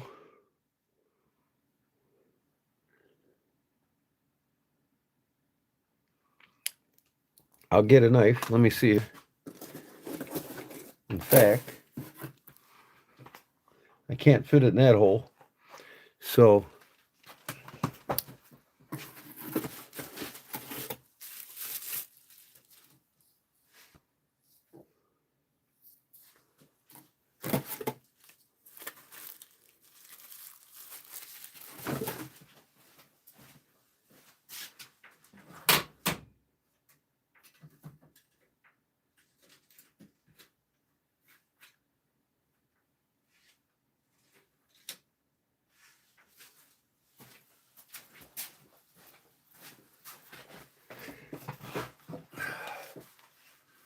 just to show you what kind of knife you want. You want something with like a longer slot, or one that's at least big enough to, you know, get a double strand of paracord through. So take this. Let me get something to poke with.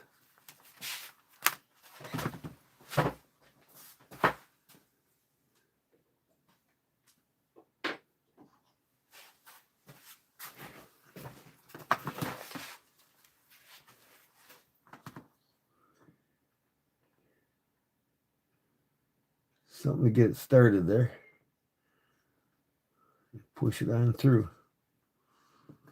Some of them new modern knives have them longer, you know, slots on the sides like this, or in the back here, where you can get these on no problem.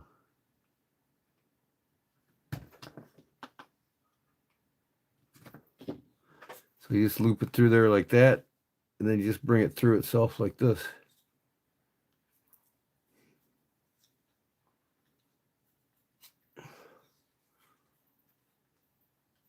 And there you go.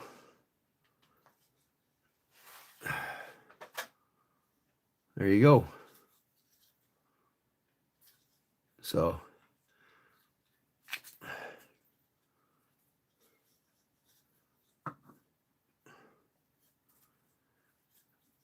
I mean, if you have a knife like this too,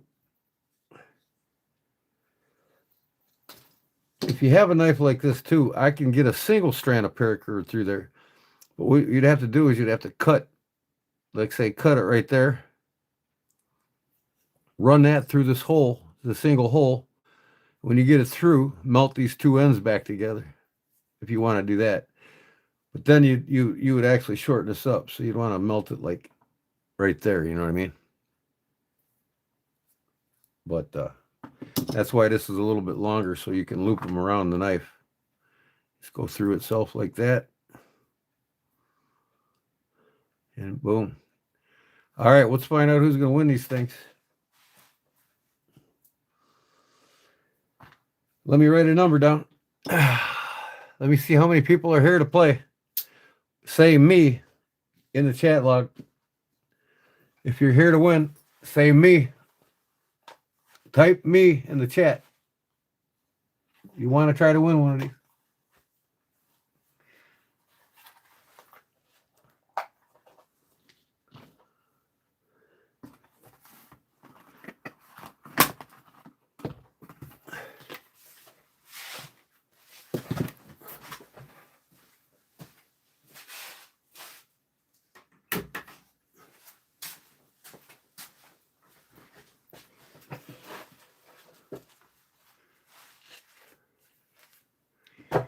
got to be a subscriber in order to win.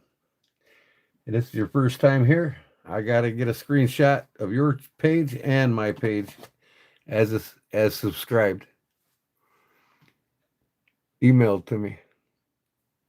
Who's Dawn? I don't know who is Dawn.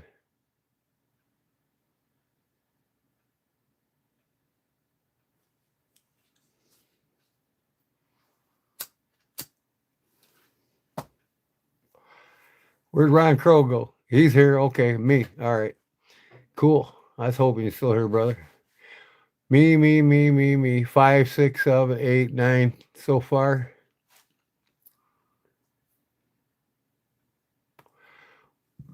What is done? I don't know. Is that somebody's name?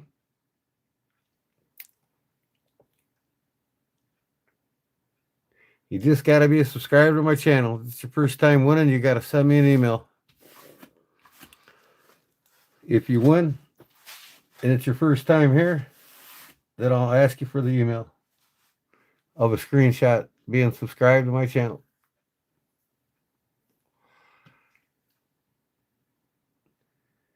So we got 1, 2, 3, 4, 5, 6, 7, 8, 9, 10, 11.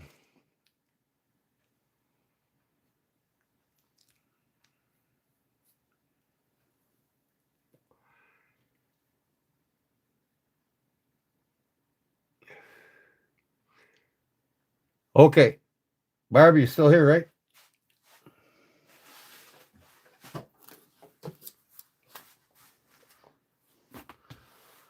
I'm going to write down a new number.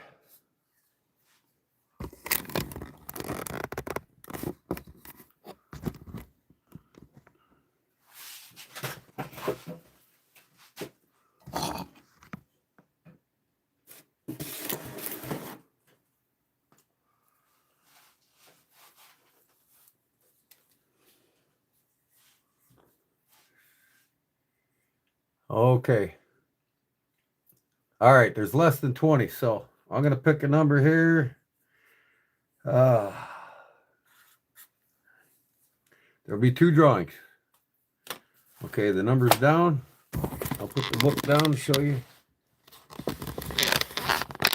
When Barbara's ready to say start, hit it, Barbara.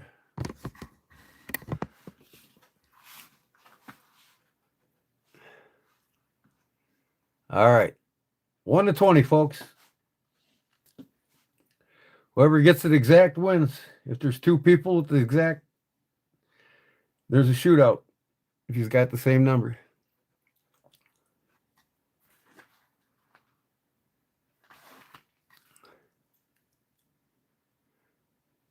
Closest to without going over or the exact number.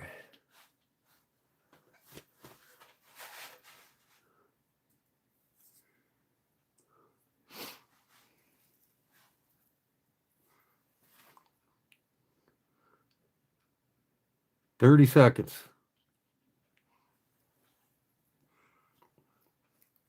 That hand gets back to the top. Second hand.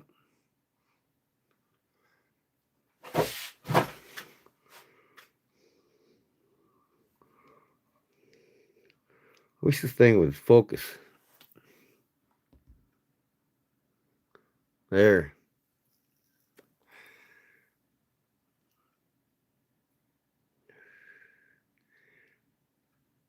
Time's up. Say stop, Barbara. Okay, everybody's in, right?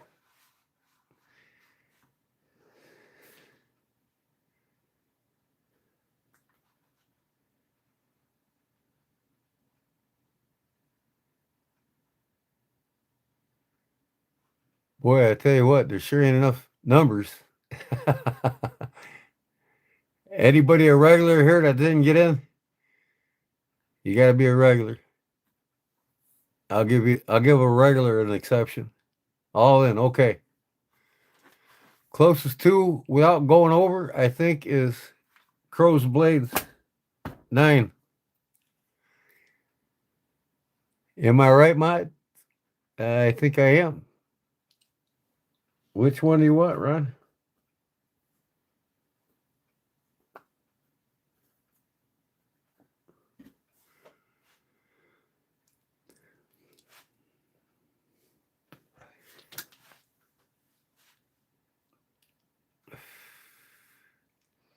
The one on the left or the one on the right? You want this one here, the red? No? The right one. You want this one here? The maroon with the dark skulls? Okay. All right, we'll raffle this one off next. Same thing. We got 1 minute. When Barb says start, hold on. Let me put a number down first.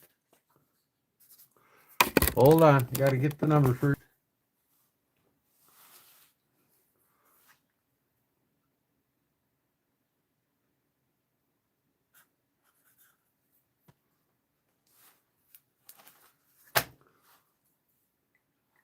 All right.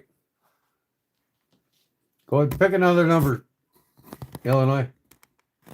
All right, hit start now. Pick another number at start, Illinois. Let me write down Ron Crow. No, I'll write you down when I'm done because I got the number back there. All right, 1 minute. 1 minute. I will go a minute and 20 seconds. The fan will go all the way around again.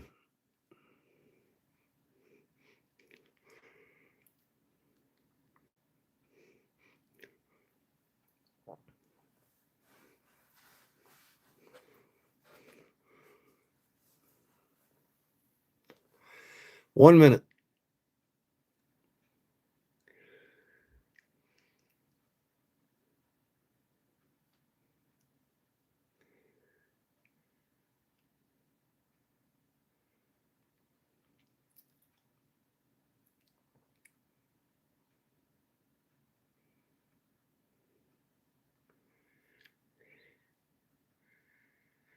Well, if there's more than 113, they can do a shootout. It doesn't matter.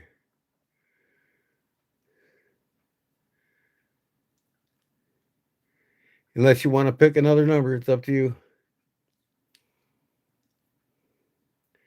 If there's the same numbers and it's the closest to or the exact number, then there's a shootout. Just people will be drawn again. All right, say stop, Barb.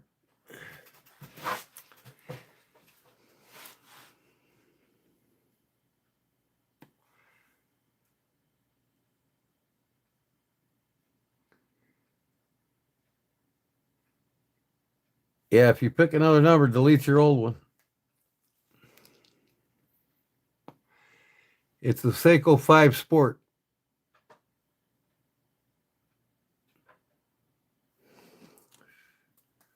I collect Seikos.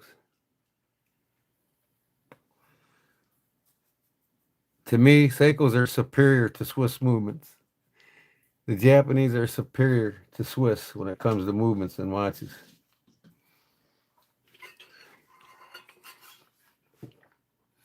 It's one of 165 watches I own.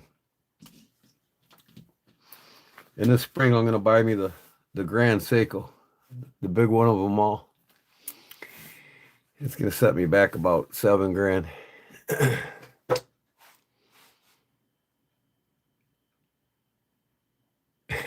Ron, you said you won 2 at a time. Congratulations. Did you win earlier today, Ron?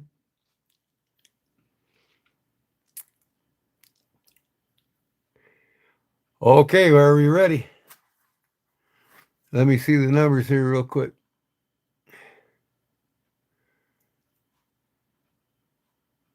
Okay, the number is 18, whoever's closest without going over. Stephen Park, 17. Stephen Park, 17. Am I right, mods? Or was there an 18? I don't see an 18.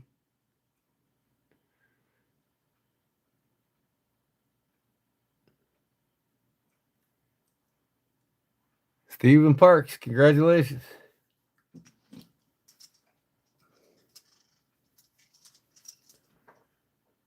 Ron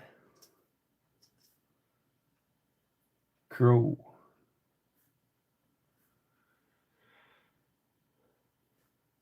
Blades.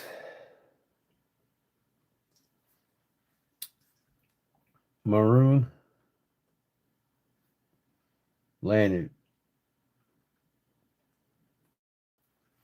And you send me an email with Barb will put it up, all small letters, Kodiak Edge 402 at gmail.com. Both of you send me your full name and address, and I'll get them out tomorrow. Ron Crow with the maroon lanyard and Stephen Parks, 8983.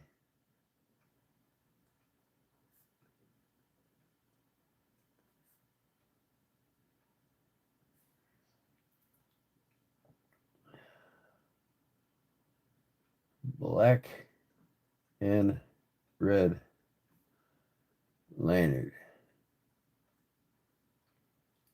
All right. That's all. 1, 2, 3, 4, 5 winners tonight. David Letterman, David Canham, Brother Rex, Ron Crow Blades, Maroon Lanyard, and Stephen Parks, 8983 with the black and red lanyard. All right. Put these with the knives. All that'll go out tomorrow. Congratulations, guys.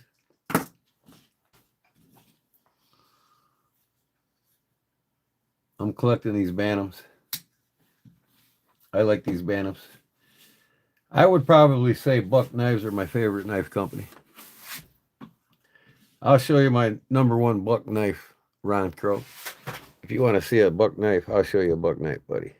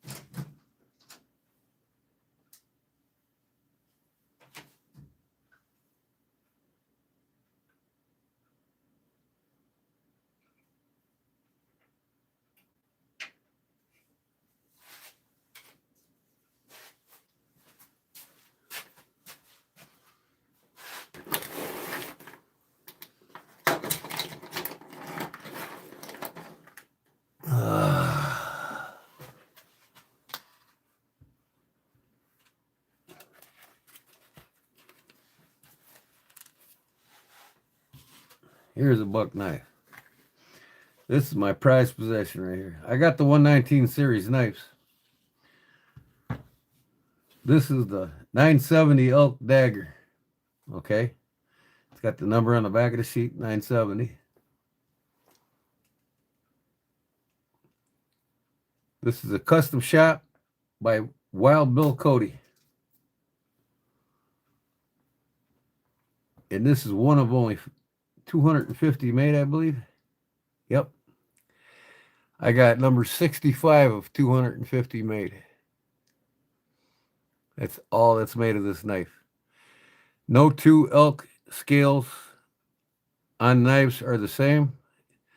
It's the hand carved steer, longhorn steer.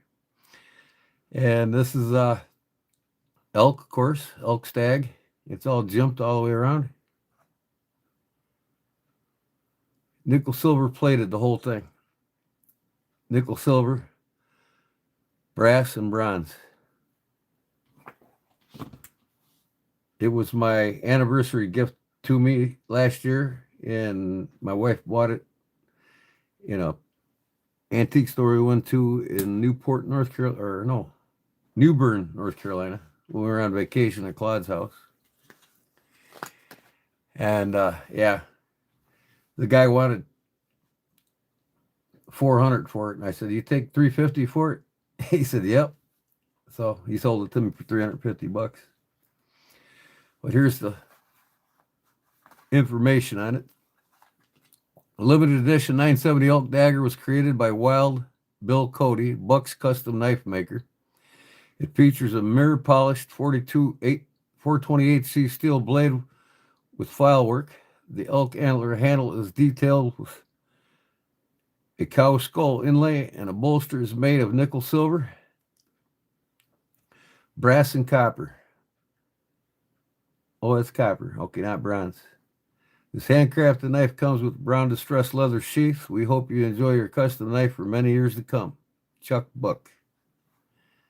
CJ Buck, President. Chuck Buck. Buck Knives Incorporated. And then this little card too. Natural markings. When we make handles out of natural products, you will find that nature's own benchmarks. In most cases, these markings are not flaws, rather than nature's own design. Each one will have its own personality and distinct look, unlike handles created from other man-made materials. So what you now own is a one-of-a-kind knife, complete with the unique markings, Buck Knives. That's my number one prized possession right there in the Buck collection. I probably got over 100 Buck knives. But I just started collecting these. I've always loved them. So I'm trying to get them in all the different colors and configurations.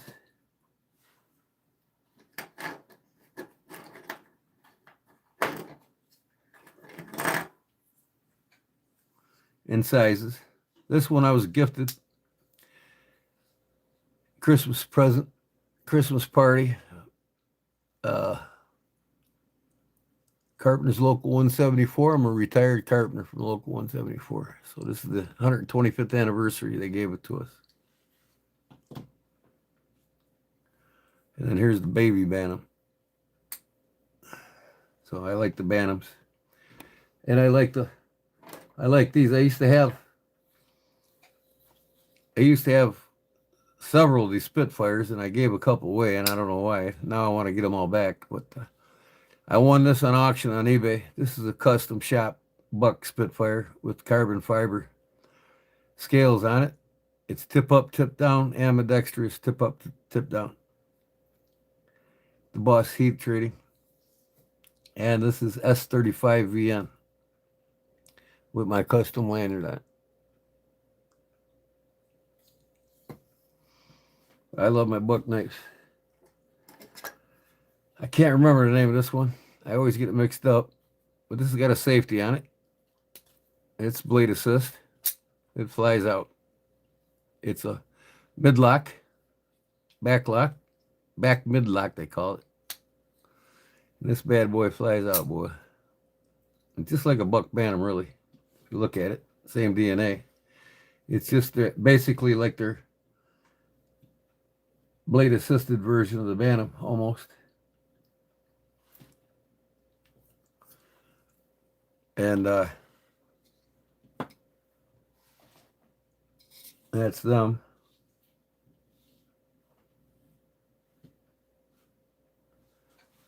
How many Buck 119s have you owned?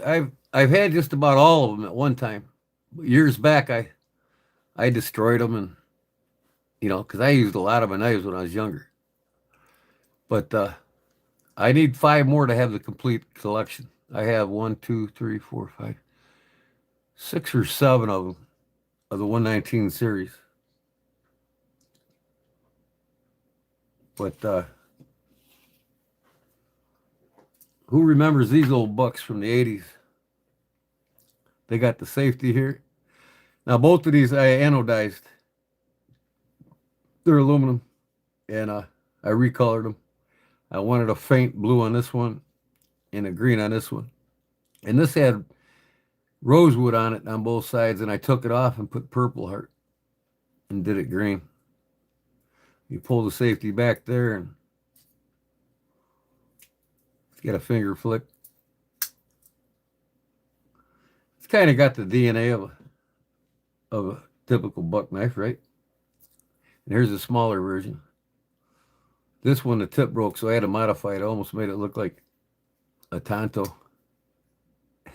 But it looks cool. They're the same knives, just a smaller version.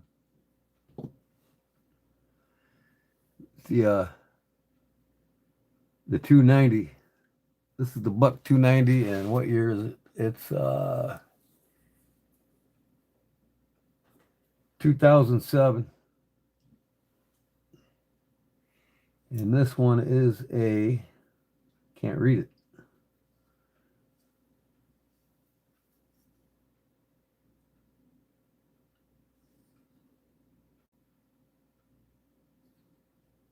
Come on, where you at? I can't read that thing. It's like buried in there. Oh, I think it's 2010. And then this one I picked up at, this is the Chinese one. With my own custom lanyard on it, of course. Skull heads. But this one was only like 39 bucks at Walmart. It flies out, boy. You can tell I'm using it. It's dirty.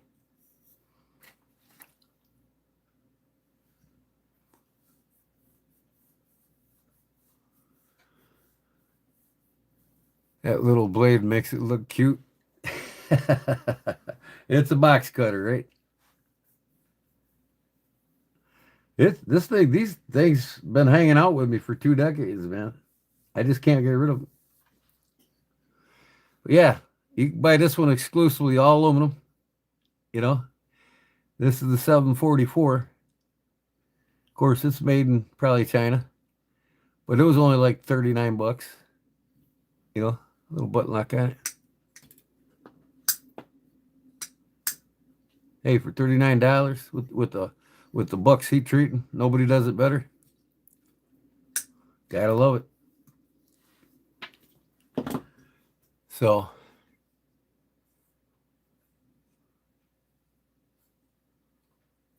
this one, this is a back lock on the Bantam, baby Bantam. All the rest of them are mid locks.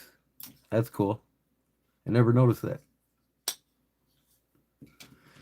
Yeah, I had 5 of these Spitfires, and I gave 2 away, and gave one to my brother-in-law, and now I want to get them all back. They got one at Tractor Supply. I'm gonna go pick up the same one I used to have. I used to have the smaller one, the 722 and the 726. But this one's a custom shop with S35VN.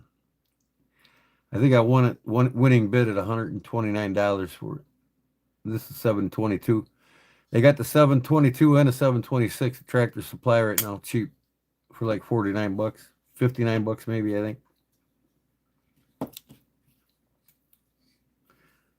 They got the Mora knives now at Farm and Fleet. That's cool. I'm gonna go there. I got one yesterday.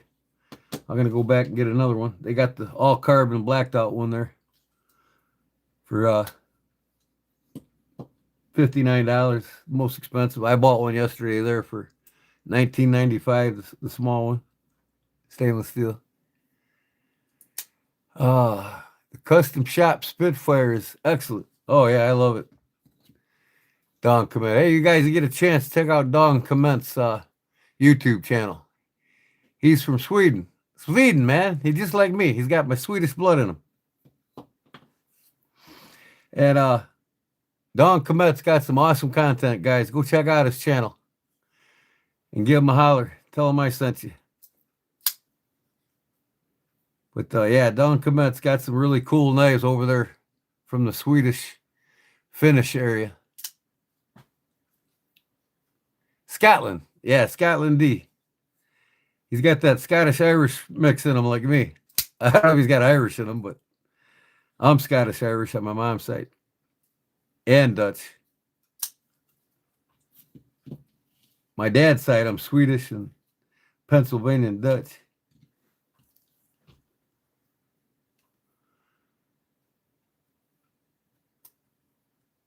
Yeah, he's got some cool stuff. I enjoy watching the videos from Don Comment.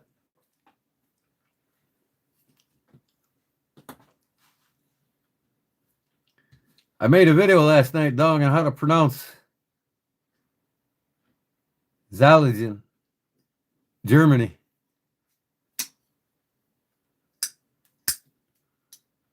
I think it's a short video. I don't know if it posted or not. I got to check. But yeah, it's some of my books.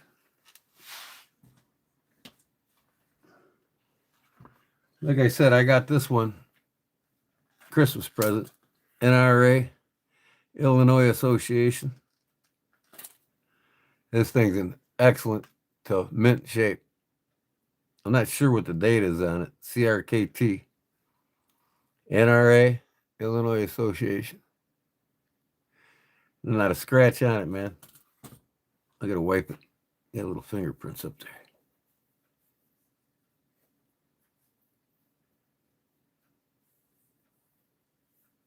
I love these rubber handles, man. You can really get a good grip on your knife. I love a good rubber handle knife. Oh, Ron Crow, you didn't say goodnight yet, did you? I don't want to miss you if you did. You still with us, brother? Okay. Let me start putting some of these back. I'll bring some more knives out. I'll bring some of my 119s out. Yeah, it's probably my favorite company, the Buck knives. But, you know, I love my Zalian knives.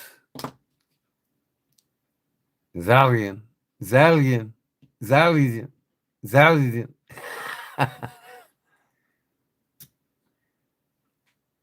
The NG and signing, yeah. I'm still here. All right, awesome. Hold on. Let me put these back.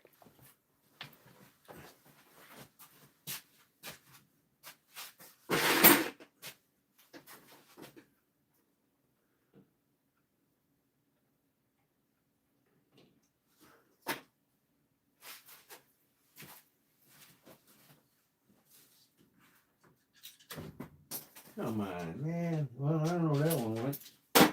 Come on.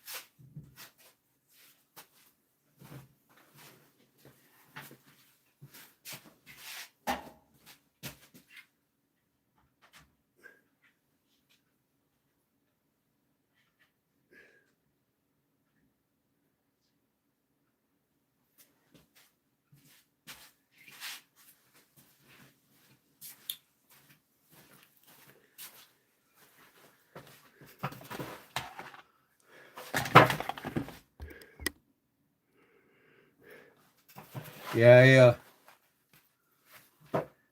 I see that Opinel now has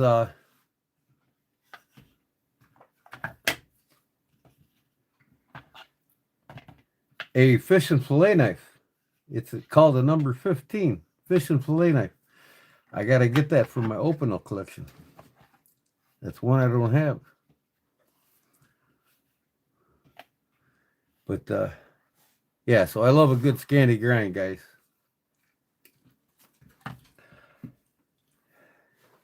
So, I ain't got many of them yet, but it's a start. I like the Scandi grind knives.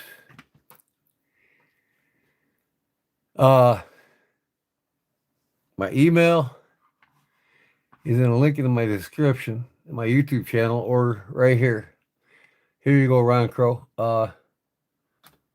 Kodiak Edge 402 at gmail.com. Yeah, you guys send me your full name and address, and Ron, I'll get you some stickers out too, buddy, for giveaways.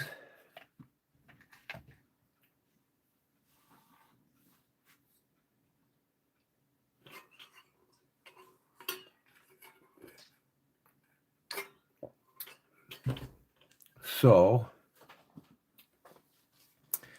anyways, this is the one I picked up yesterday at Farm and Fleet. This one right here. And I thought I had, I gotta, hold on, guys. I'll show them to you in a second. I gotta make a couple cigarettes.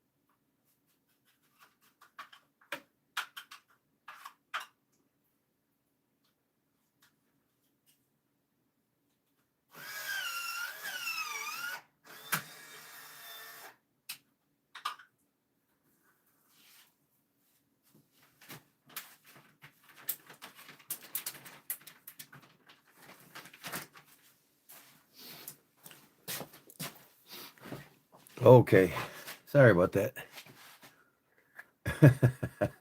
I hate running out, man. All right.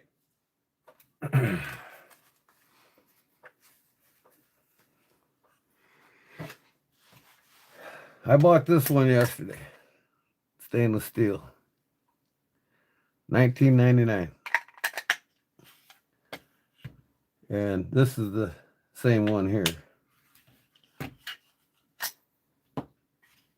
I use these for carbon, wood carbon, because they're the shortest ones I got. They're excellent for wood carbon. What the heck did I get on that already? Huh. The good thing about these is they got the same locking mechanism on them, see? These don't. You can lock these together and wear more than one.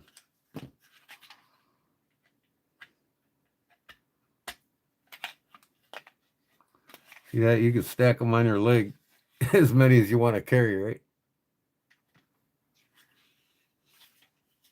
Which I think is cool.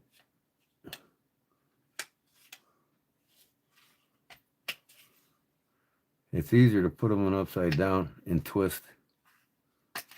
Then they lock in. And then if you want to take it out, go back and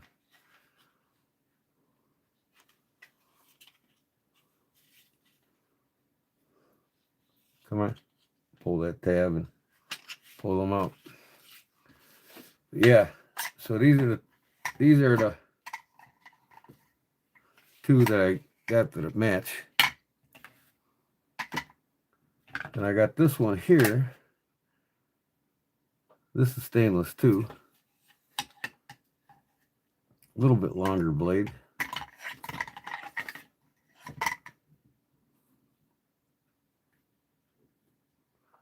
And then this is the one with the, and this carbon.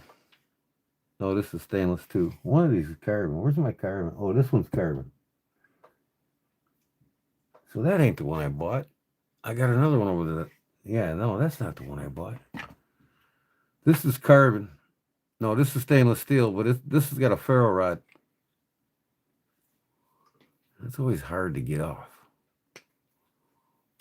Let's see, this one's made for starting fires. So, this is the most expensive one I think I bought. I paid like $70 for it. Now I think at Tractor Supply you can get one of these for $60. $59, I think. Let me go get my, I know I got another one over there. Where'd it go?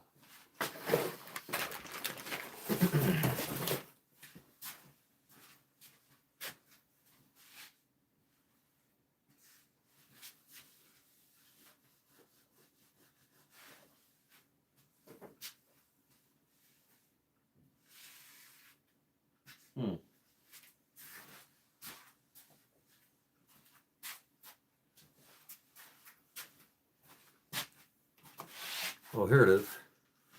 Yeah, this is the one I bought right here. I thought I bought this one, not that one. Oh, I got 5 of them. But yeah, see, these will, you can lock these bad boys together.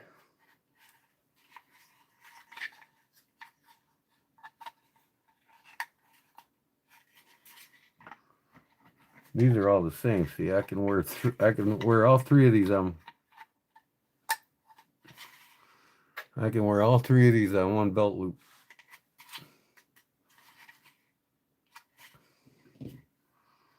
So I want to carry all 3 of them.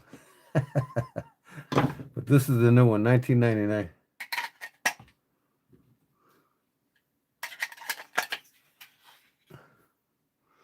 Hell, you could probably carry 6 or 7 or 8 or 9 of them if you wanted to. But, yeah.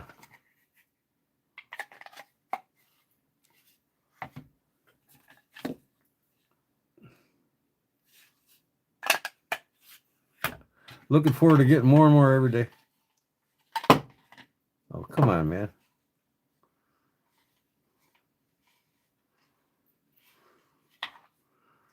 It's safer to take the knives out. I'll just take them all out.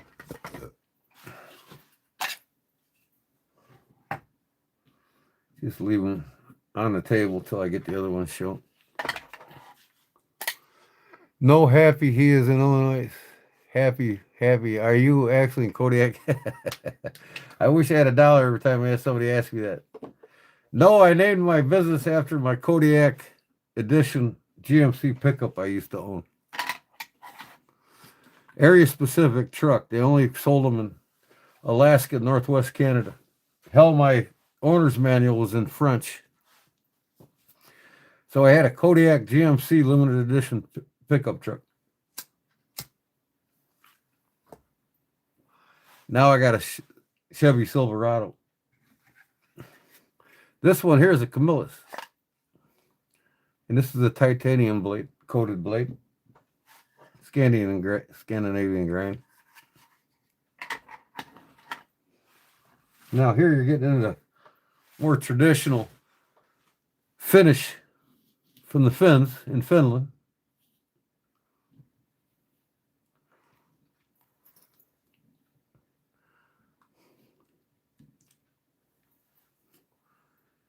J. Martini, right?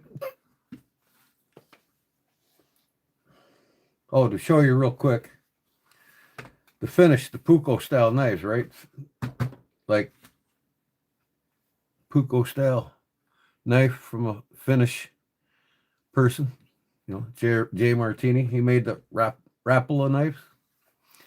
So this one I bought them. You can buy the Mora blanks online, so I bought a Mora blank and made myself one with ironwood with the Puukko style sheath. That's how the Finnish people make them in Finland, right? So if you look at, let me go get the Rapala.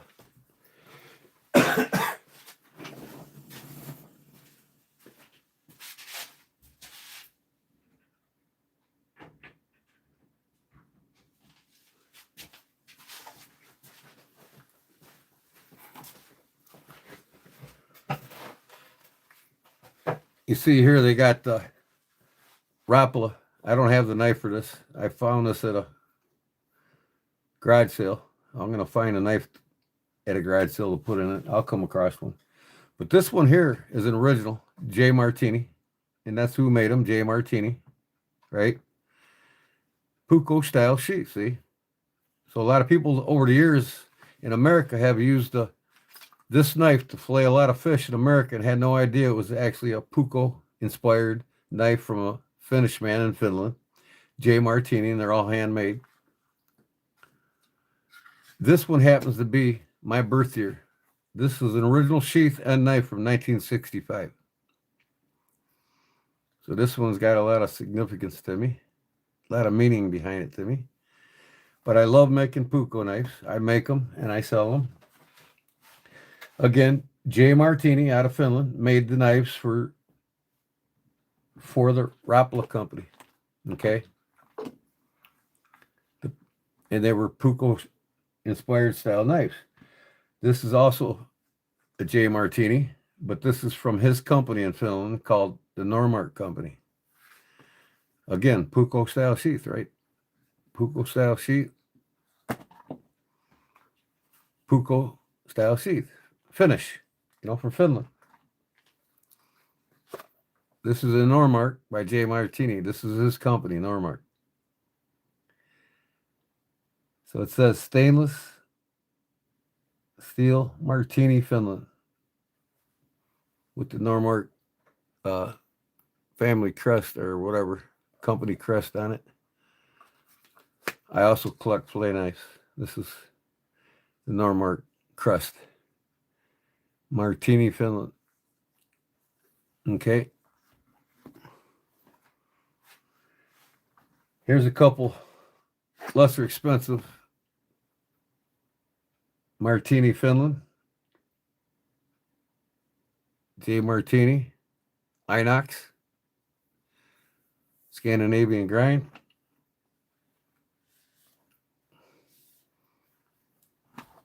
And this is more of a traditional style Puukko sheath, or new age, I guess you would say.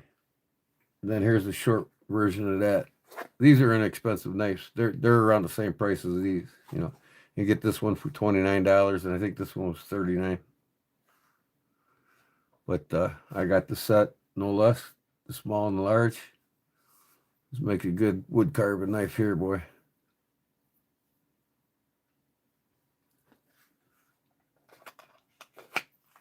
But yeah, so that's some of my Scandinavian grind knives.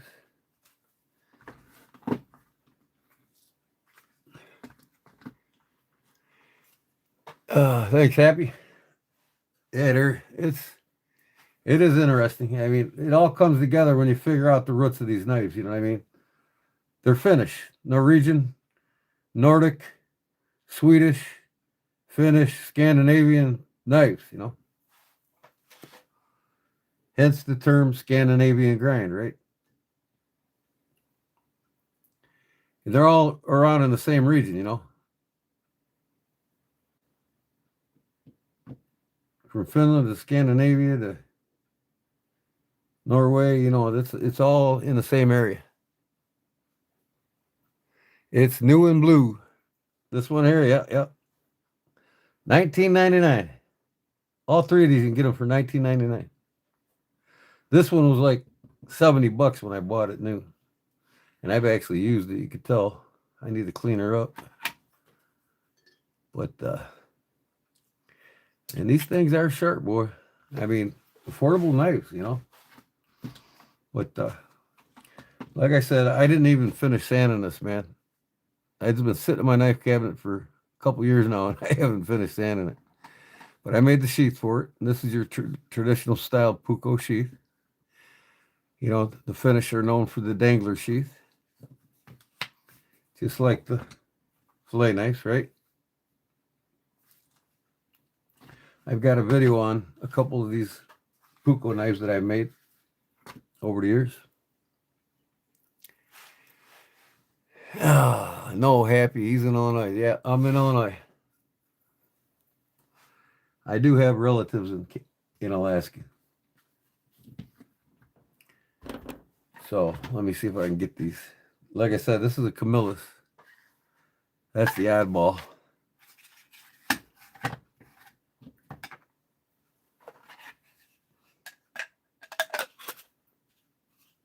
Oops.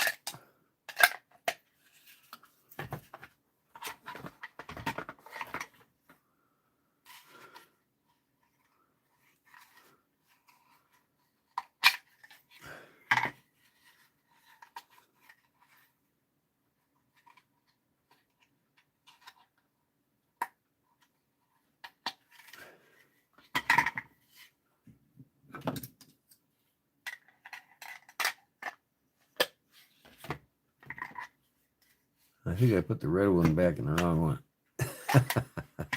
Yes, sir.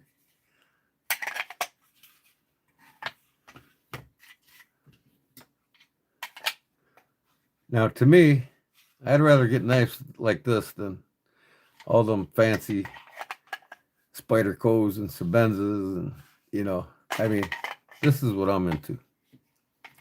Where's the sheath for this one? Here it is. You know, I'd rather get a bunch of knives like this than, you know, than one knife of, you know, I'm just not into buying into the new wave traditionally. You know, I look at the new modern knives like the new modern country music. You put all the songs together in country radio today, it sounds like the same song. Well, you take all the modern knives today and put them all together, they all look the same. You know what I mean? And to me, knives always be tools. I mean, I love using my knives. I do collect them. I do have some that I don't use, like, of course, my 970 elk dagger. I'll never buck elk dagger. I'll never use that. But okay, now get this out of here.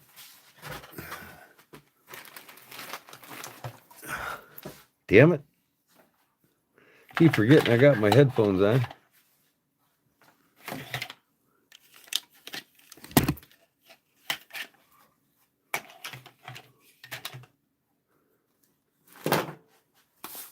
Bring in some of the buck knives I got now. Oop.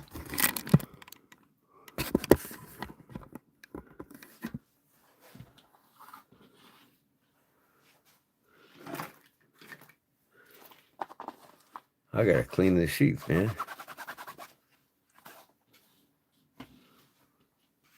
I've got a lot more I gotta get.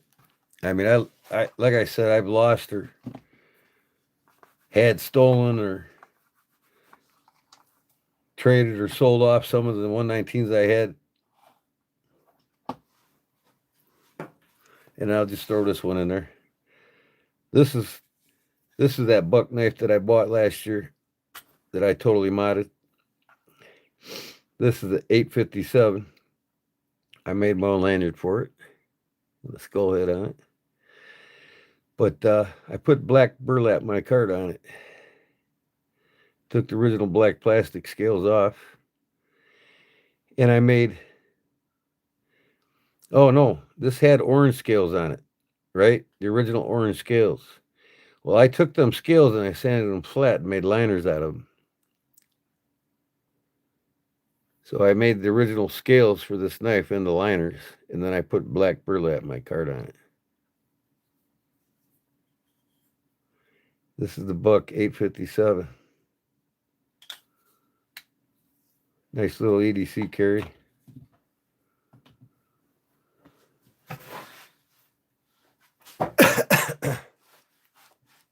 Whatever I did to this, you like it? Yeah. Yeah, them are the original scales. I sanded them down to like a third of what they used to be. It just made them into liners. But I got to polish this thing. I got to buff it. I'm going to take it and put it on my buffing wheel and buff that my cart out yet. But I got a lot of I even want to take maybe this one here for practice. I want to put my cart handle on this one and totally redo it. The blade's not in the best shape. This is probably the most beat up one I got, but you can tell I like to use them. This is the 120, the Buck 120. I got to do some work on that grind. That's the 120. Here's the 119. This is a ballistic sheath. This is in good shape. I got it off of a guy that was desperate for money for like $50.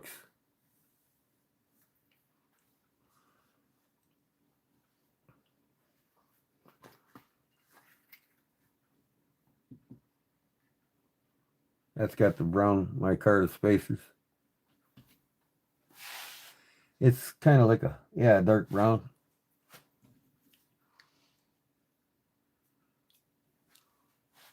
This one here is one that I'll probably never use. This is the Boone and Crockett Club. And it says it here. No, it just got the buck knives on a button there. It says it on the handle. Boone and Crockett Club. But this is the 113 special edition collectors. Wildlife conservation. It's the 113. This is my favorite here. I use this for skinning. This is 103. The Buck 103. Perfect for skinning, man. You can cape out a large animal quickly with this. I mean, you can really just choke in on that thing. I love it. That's the 103.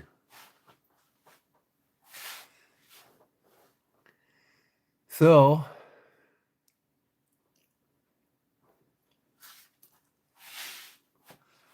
yeah, I would probably say Buck's my favorite company. I don't really care for any new case knives. You know, I collect the older ones. Anything newer than 1989, I don't want it. After 1989, I think Buck knives went to shit. Or not Buck, but case knives.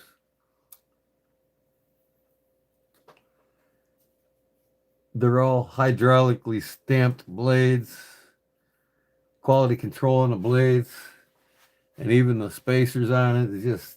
They do horse shit on them now. And a lot of people want to believe in case knives and believe that it's a great American knife company. But Buck is never lacking in their quality control. Any of the new modern knives they make even? No. And you're not going to beat the Boss heat treat.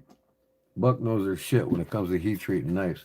If they say something 62 Rockwell hardness, it's 62 Rockwell hardness. And you know what steel it is. Most all of these are the 428C. Except for this one. This is the 440 because this is an older knife. Just bought a new sheath for it. The late 80s, they discontinued the 440C because it was too hard. Took too long to sharpen the knives in the field. So they switched to the 428C. By the early 90s, they had them on all their knives. And people loved it because it had high carbon steel in it. Made it a lot easier and hair popping sharp when they got them done in the field quick. You have a nice 117? Nice.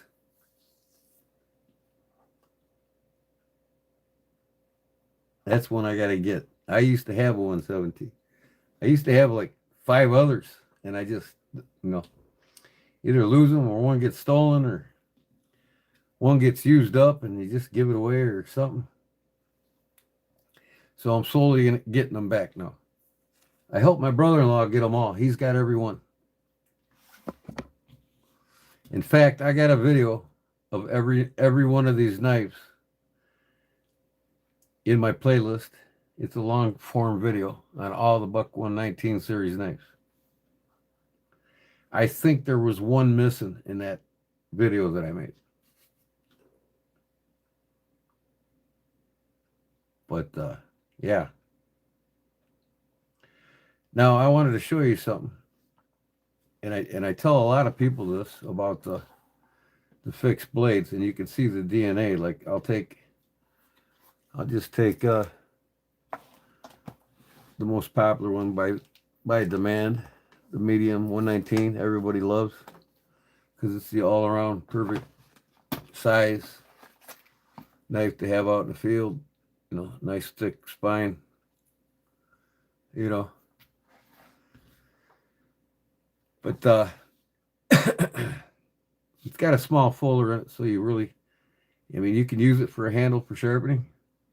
Just put your fingers in there. That's what the fuller was designed for.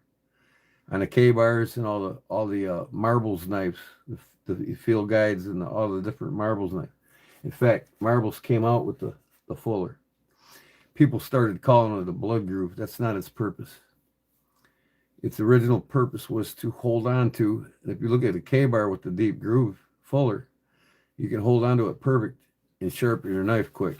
It acts as another handle to hold the knife when you sharpen. Because most of them were Scandinavian grind style blades, and you could just sharpen the shit out of them really fast on a nice oil stone or water stone. But if you look at the Buck now, you know, with that massive clip point on it, you know, with the swedge, and it's all around general shape. Well, what do you think of? You think of a Bowie knife, right? And really, the Bowie knife is what inspired this 119 series with Buck himself when he started them. And a lot of people don't know the original Bowie knife wasn't even designed and made in America for over 100 years. But it was brought to the American market. But its DNA was left on a lot of knife makers, from K-bar to Buck to Camillus to marbles, right? They all ran with the same concept of the clip point Bowie style knife with the elongated handguard, the clip point, and the Bowie style knife, right? That was the knife to have in the woods. That's the knife to fight with. That's the knife to have. The Bowie style knife, which was adapted into the mountains even. As the mountain man started carrying the Bowie knives, and I'll show you.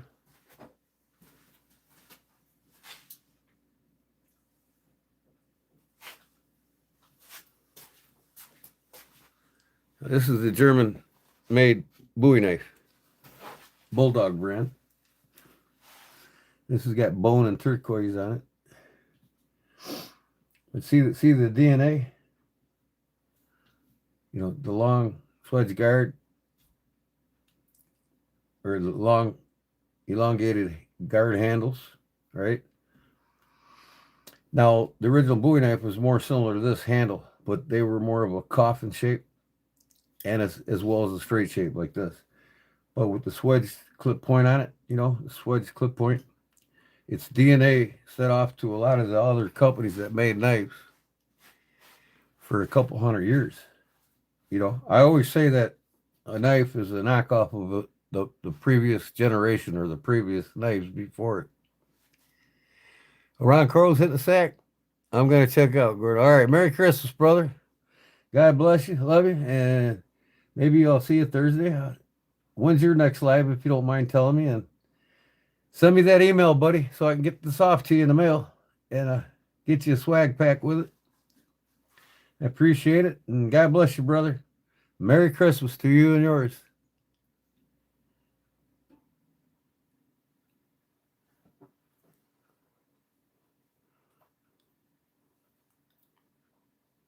So, anyways, The Buoy knife, early 1700s. James Buoy, or Jim Buoy, who fought the famous sandbar fight on the Mississippi River. Nobody was certain even what knife the man carried, but in certainty, I'll show you. Let me get a knife similar.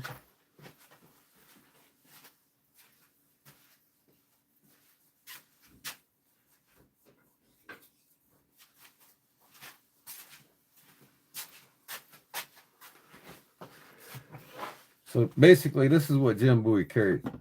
Now, this is an old hickory, right? A butcher's knife, right? But that's what Jim Buoy carried. And I made one to match it out of carbon steel. I made my own old hickory. So, again, in fact,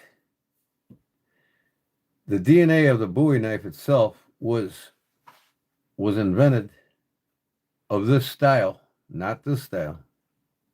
But you'll see where the inspiration of this style was more influential to James Buoy, because the design of this knife came from Worstingham, England. Or not Worstingham. Sheffield, England, I'm sorry. This was designed, the Buoy knife in America today was designed out of Sheffield, England by George Worstingham and Son Cutlery Company. Okay.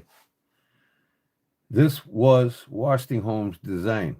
He did them with the straight handle, full tang, and he did them with the coffin handle, full tang. And that was in the early 1700s. By the mid 1700s, by 1750, 55, everybody in America had to have one, a Buoy knife. And this is typically what they got. So George Worstingham flooded the American market with his rendition of the Buoy knife, which is basically what he created. And when James Buoy was found dead at the Alamo years later, the knife they found on him was made by George Worstingham and Sons Cutlery in Sheffield, England as well. And it was one of these. Not an old hickory, but a Worstingham. Same style, same shape. You got the clip point, just like that. This is a butcher knife, right? We know as a chef's or a butcher knife for processing game. So I had to make myself one. This is made out of 1084 high carbon steel. And she's sharp. Scratching sharp, they call it. Scratching sharp. That's what the old cowboys and the mountain men would say when they tested a knife. If it wasn't scratching sharp, it wasn't sharp. That means taking skin off. And I can, even with this oldie here, take skin off. Even mine. Let's see.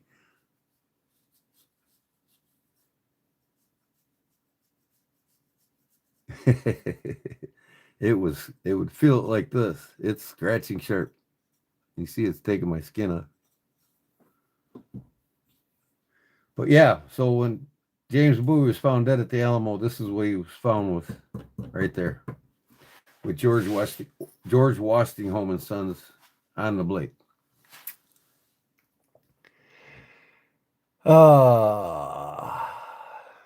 Barbara's going to bed. Gotta go by. Cypher's 6:55. Gotta go bye. All right. Good night, girl. God bless you, man. We'll see you on the next one Thursday. So I got to finish this sheet, though. I'm going to take this crappy velvet off, and I'm going to make it a Puko-style sheet. This goes up in my kitchen. I got the plexiglass in it. You can see through it. See through the liners. See the pins going through it. So anyways, I'm sure some of you's heard my story already about the Bowie knife, where it originated at. And it's just the knife that we all love in America is the modern Bowie knife of America that wasn't even designer made in America until the turn of the century. A lot of knife makers started making it. Oh, okay. I'm sorry. I thought you were going to bed. But I got to put this back up in my showcase.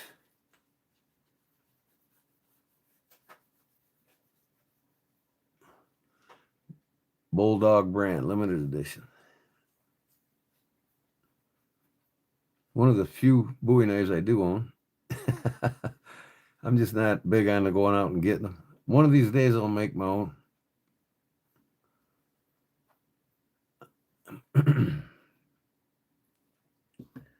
So, yeah. So you can see the DNA of the buck knives, the K-bars, the Camillus, you know,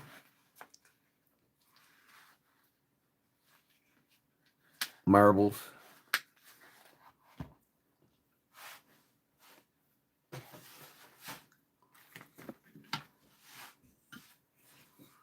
This blade on this thing was horrible when I got it. There's a big ding in it, so I had to take the blade down like in 3/16 of an inch to get a good edge back on it.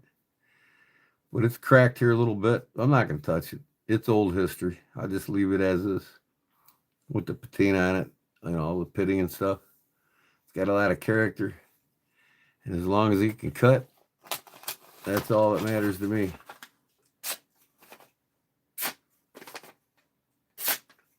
And it can cut.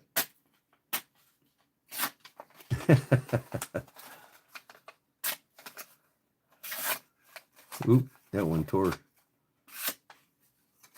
It cuts. And so does mine.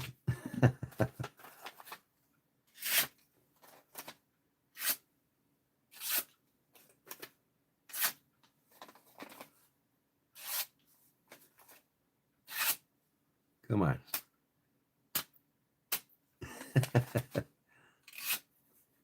Yeah.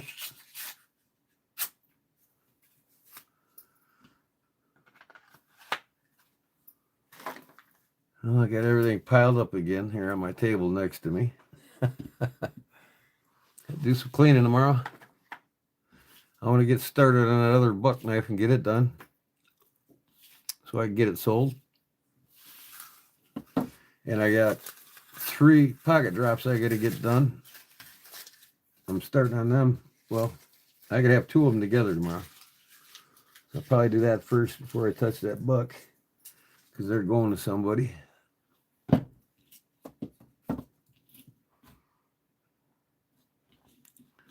So let me put this back away in the showcase.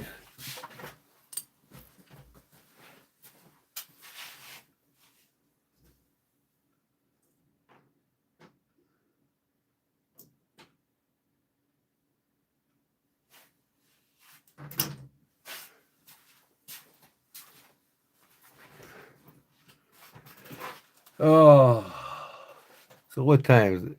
3 o'clock almost. Yeah, I might carry this thing with me. I'm thinking about going rabbit hunting this weekend. Rabbit and pheasant. I want to get some rabbit and pheasant for the freezer. So I might use this one to cape them out.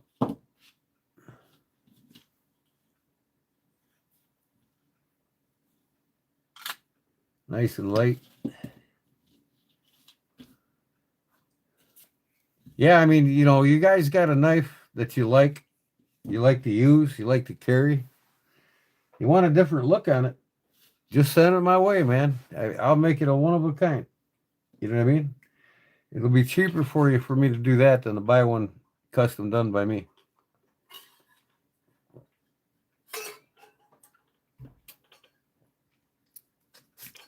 That guy Cypher 655 was bashing the channel. Wasn't even paying attention. What was his name? Cypher?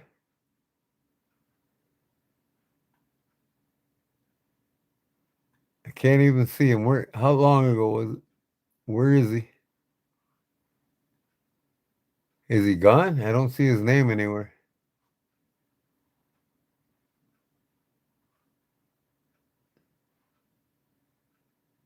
How long ago was it?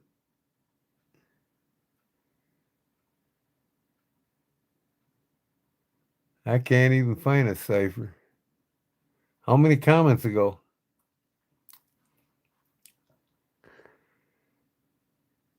Stay clever? Is that who you're talking about?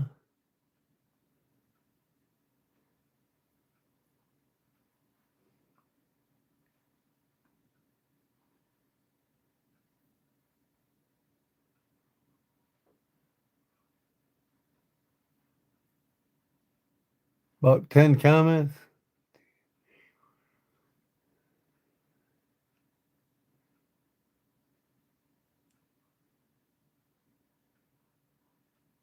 Oh, I see. Let me see. View deleted message.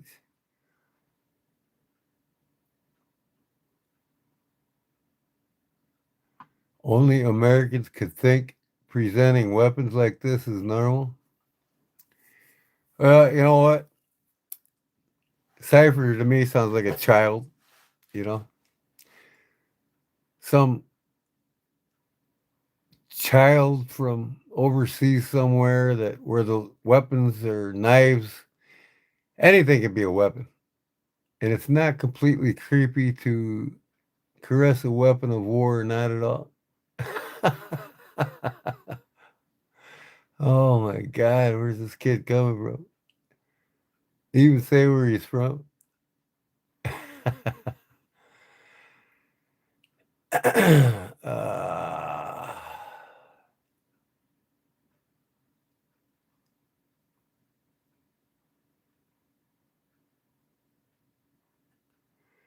you don't have to worry about it anymore. I removed him from the channel. Mostly like you, UK, they're scared of zombie knives. Right, right.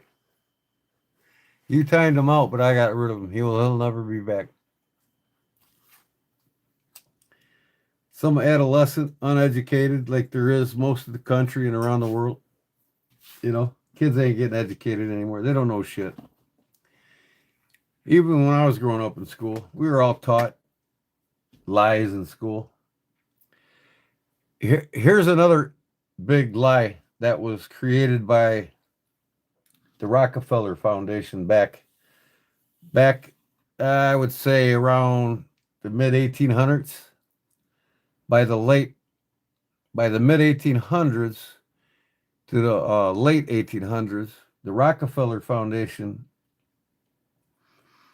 campaigned and ads basically making people believe that they should eat 3 times a day. Okay? Now, this is all something you all got to pay attention to here. Up until about the mid 1800s, people didn't eat 3 times a day. They ate 1 time a day, and if they were lucky, they ate 1 time a day. And a lot of times they didn't eat for several days. But if you understand Rockefeller, the Rockefeller Foundation, what his principles were based upon were about getting people eating food, getting them sick, and creating customers out of them. Because Rockefeller and Carnegie created the AMA, the American Medical Association, and they created the big pharma industry, the pharmaceutical industry. So they ran off, chased, or killed off all the holistic, natural healing doctors and replaced them with medical drug pushing doctors. And the AMA they created was created to keep people that studied medicine, just that, a study of medicine.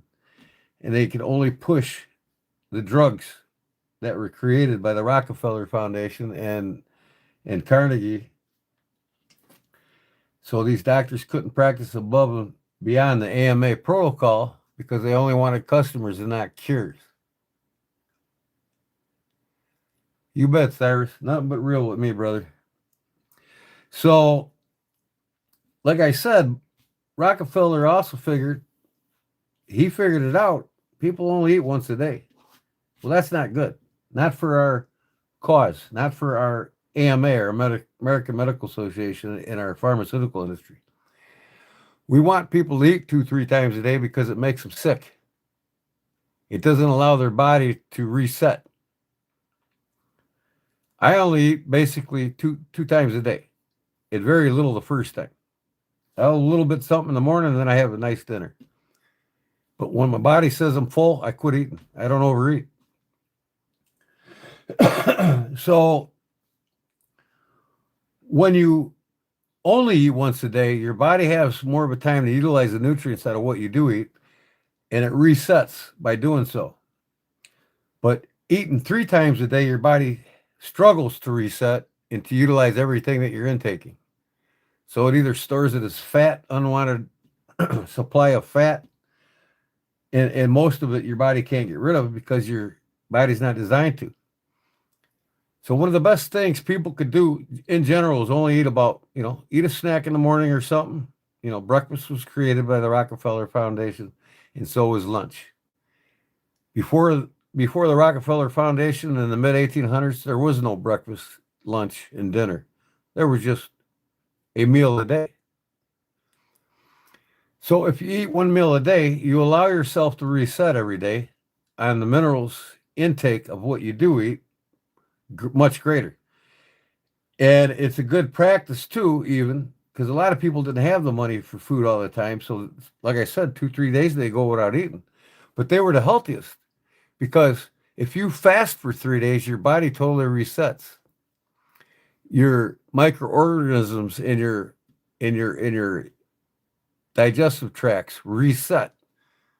The good bowel in there for fighting off disease, fighting off cancer, and fighting off everything that's making everybody sick. So just remember that when you overeat, you're losing 10, 20 years out of your life because you're eating 3 meals a day and you're eating too much. Never overeat and try to eat minimal a day. Drink water. Drink lots of water. But eat a good meal at least once a day and you're good. You'll live longer than most of your ancestors. Not your ancestors, most of your previous family. And when your body says it's full, quit eating. It's called the palm factor when you eat meat. 5 to 6 ounces on a full-grown man's hand, that's the size of your palm, 5 to 6 ounces. That's all you should eat in meat. No more. You don't eat a 12, 14, 16-ounce steak. It's too much. 5 to 6 ounces. Throw more fruits and vegetables in there. The fiber from it will fill you up far longer than anything else you eat. Yep, you regenerate cells when you fast. You regenerate good gut bile activity when you fast, when you don't eat as much.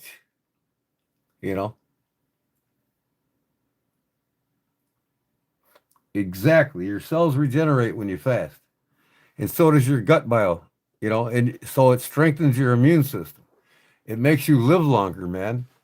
People literally take 10 to 20 years off of their life because they eat 3 meals a day and they overeat. And now here's the kicker. When I was a kid, we ate 10 to 12 pounds of sugar a year.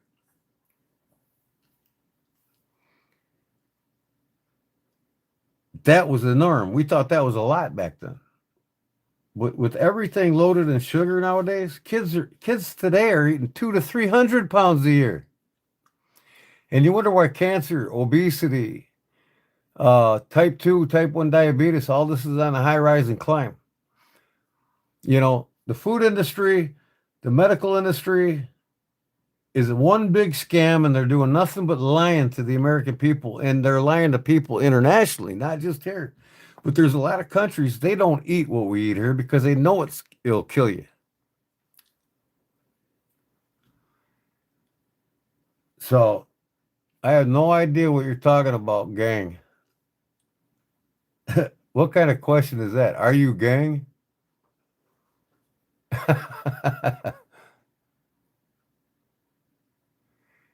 Well, in the holidays, it's okay to splurge a little bit, but don't get out of a yearly routine, man. Try to eat 1 good meal a day, Illinois, and you'll be surprised at how much more energy you get when you eat quality protein foods. One of the most dense protein foods you can eat is eggs, especially farm fresh. It's like 50 to 60% pure protein. Meats there too, 45, 50% pure protein. Red meats, you know. And you're not going to get better quality protein than you are from meats and eggs. You just won't. And fish has got protein too, but it's not as dense in protein levels as red meats is in eggs. If you ate boiled eggs or any kind of farm fresh eggs, you eat them every day, 3 eggs a day for a whole week. Okay? Eat 3 eggs a day, farm fresh, with only 1 meal afterwards. That's it. And hopefully more protein. Eat 3 eggs a day, say 2 weeks straight. When your body switches from using glucose for energy over to protein for energy, you have more energy, you're more energetic, your bones, your muscles, everything starts growing again. Everything starts making you feel great. Get off this carb diet, man. Get on the protein diet, and you sleep better, your mind's better, you think better, your bile gut's better. Everything's better on protein. Eat 3 of them. Two's good, but eat 3. And there's an algae that you can buy online. I forgot the name of it. But it's the most nutrient, protein dense food on earth. It's an algae. It's 70% protein by volume. And then, like I said, eggs are like almost 60. And then meat's right there at 55, between 55 and 60. And fish is up there around 45, 50. So, eat proteins, guys. Get the hell away from glucose. And then when it comes to the fast food industry and all these preservative foods that we get on the shelves, the number one things, it's not the sugars or the fat or anything that's that bad for you. That's not what's killing people. The number one ingredient in these highly processed foods, deli meats, all these other things, potato chips, even the fast food industry, is a bioengineered starch. They put it in the foods, and when you eat it, it makes you not only crave the food, but it starts causing cancer to grow in your body, and it starts causing malnutrition and all these bad things. And folks, it's in just 70% of what's in the grocery stores. If you're not looking for these different starches in your foods, you're killing yourself. You're literally killing yourself. So I just share information with people because I spent 3 decades studying this shit. You know what I mean? I'm very conscious of my body and what I put in it. And I'm weaning myself off of smoking. I used to smoke 3 packs a day, and now I'm down to like a little over half a pack. And hopefully by this time next year, I'll be done with it. But you know what, folks? I never get sick. I never go to the hospital. I never get a cold. Never get the flu. I don't need none of that. I don't need vaccines. I don't need nothing that's man-made that will kill you. And basically, if man makes it, it will kill you. If it's not natural or organic, don't touch it. That's simple. Because the more you do indulge in this shit, you're knocking 10, 20 years and eat 3 meals a day instead of 1. Good quality one. You're killing yourself. So, yeah, I smoke, but I like I said, half a pack now. I'm going on my way out. I want to be done with it here by summer, this coming summer. So I'll light it up now while I can. But I don't have smoker's cough. I do have remedies to clean my lungs, to clean my liver. I'll never have fatty liver. I'll never have, what's that, prostate cancer. My dad got that. I'll never have any cancer. Cancer will not thrive in my body. And if I don't quit smoking by next year, I will knock on the door of heart disease. But, I got a dry throat right now. I don't even have smoker's cough. Last year I'd go out mountain biking with my wife. I got her up to about 14 miles on the mountain bike. I about killed her. And the whole time while I'm doing it, I got a cigarette in my mouth. So I said, well, we got 14 more miles to get back to the car, so it's a 28-mile trip. So she don't smoke at all, never has. No, I don't have smoker's lungs because I clean my own lungs. And I clean my own liver. I clean my bowels. I clean my kidneys. I have home remedies that cleans everything in my body.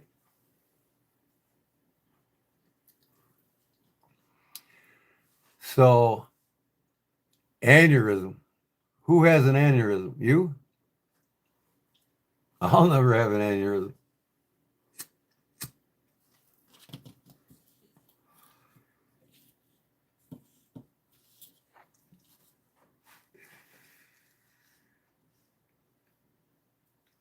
No, not even close. I've gotten tested, and that's about the only thing I do go to a hospital for is to get tested, to get checkups and to get blood counts and everything else. I have them give me an examination. That's the only thing a hospital is good for. That and emergency medical care. That's the only thing a hospital is good for.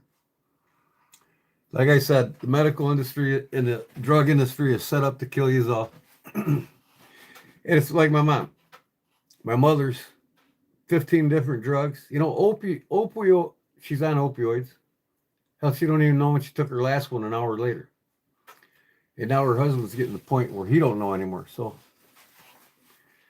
she takes like 15 different drugs, and she believes in the medical system. And I can't talk sense into my mom. You go over their house and you look in their fridge, it's just all this highly processed crap foods that they're eating. And she's sick. Now they said they did tests on her the other day, she might have pneumonia. Well, she's pushing 80 years old. My dad's 85.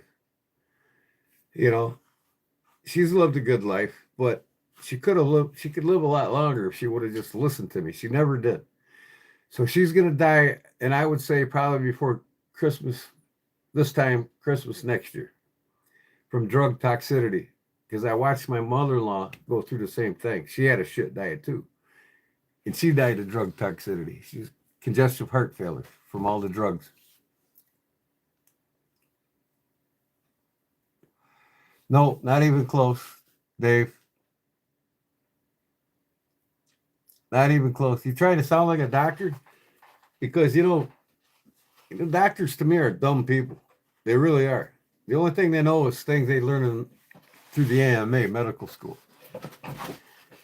Doctors, they don't have half the skills, half the talent.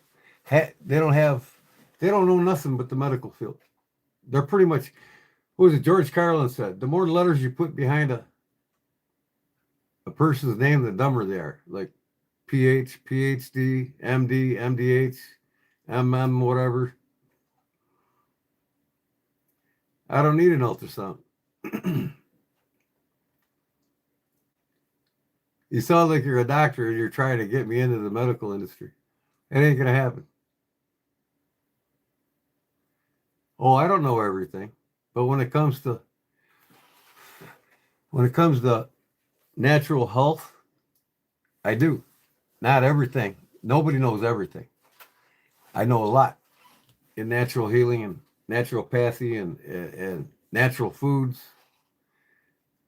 I make most of my own condiments. I make my own mustard, mayonnaise, salad dressings. I make my own barbecue sauces. I make my own apple butter. I make and can up pepper mustard. I make my own whipping cream. I make my own butter. I make my own cheeses. I make a lot of my own stuff, and I eat nothing but organic meats and fish. I don't eat none of that shit that you buy in the grocery stores. And the deli meats are the worst. They're the most highly processed foods. People think eating deli meats is a healthier option, or going to Subway. That's the healthier option. There's more chemicals in them meats than there is at McDonald's.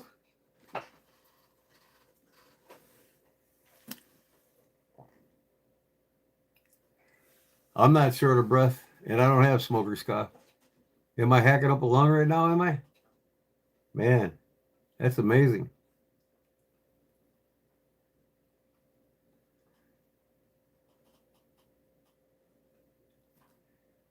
You saying bye-bye to somebody? Who wants to go?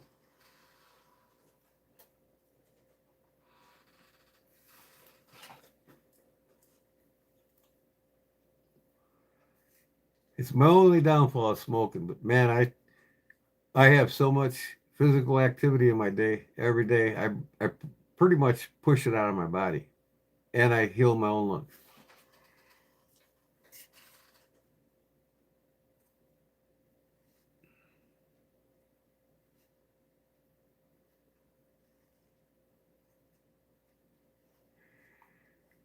Uh,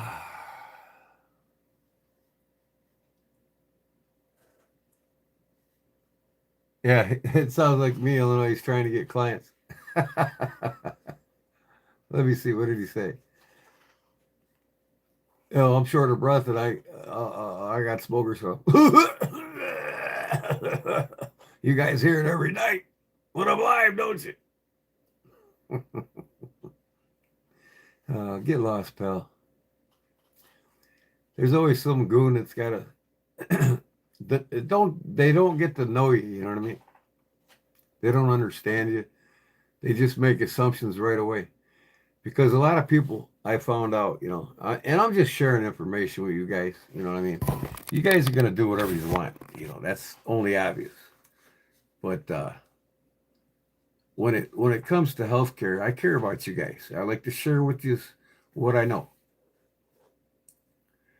Happy Christmas or Merry Christmas. Merry Christmas to you, Steve, in England.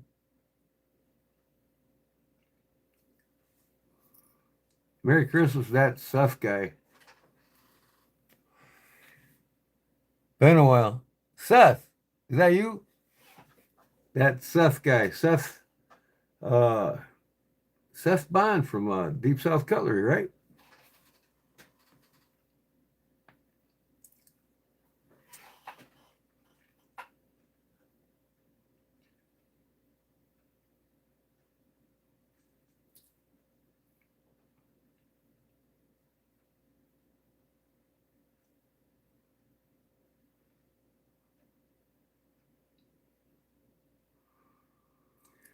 Oh, I hope you have a lovely day too, Steve. Thank you. Appreciate it. So yeah, I mean, the odds are stacked against us all with the food industry, with the medical industry. It's like back in the day they used to say, "Hey, look at that guy, man. He's reading everything on the label." Like 2 decades ago. He's got to be nuts to do that. You got to be nuts to read all the labels. Well, today, if you don't read the labels, you don't know what you're putting in your body, which is a majority of it is horrible. You are nuts. You don't care about your body or yourself. I got an app on my phone and I scan everything if it's short when I need to get things at the grocery store that I don't have. Because like I said, I make a lot of my own stuff. It's Yucca, Yuka, the Yucca app, and I scan everything. And it works for cosmetics as well because it's absorbed through the skin. So you can also, ladies can scan their cosmetics to see if it's safe.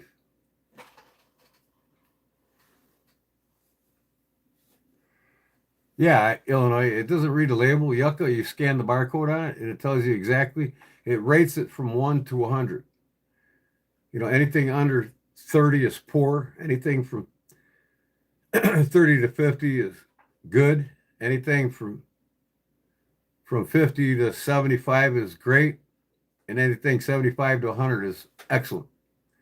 And it tells you everything in it that's bad. It's got the caution, the red flag, the yellow flag, and the green flag. And it tells you what's in it that's bad. That's the only thing you really need to know, really. But it tells you everything that's in it just by scanning the barcode on it with the Yucca app.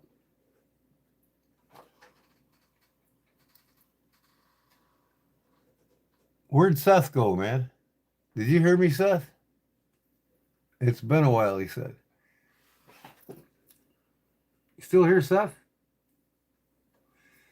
That's Seth Bond, right? I can't remember what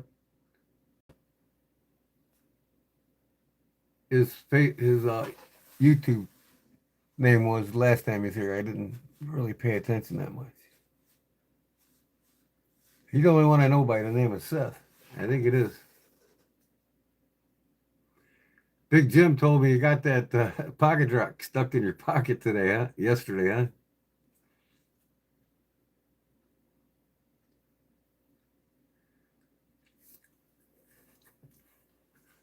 You can work the multi-clips with some needle nose and get them a lot looser. A lot of guys complain about that too. But man, they grab on though, man. You won't lose your knife, that's for sure. I don't really care for the magnetic ones. They can slip up and fall out, especially when you bend over. Double A. I'm doing good. Double A, how you doing, bro?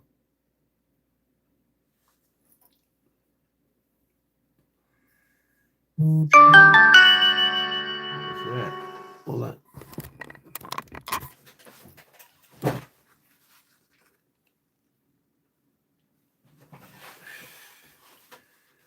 So, it is Christmas, everybody. Next one up, New Year's. I don't go out on New Year's. That's amateur night. I don't think I've gone out on New Year's in 15 years.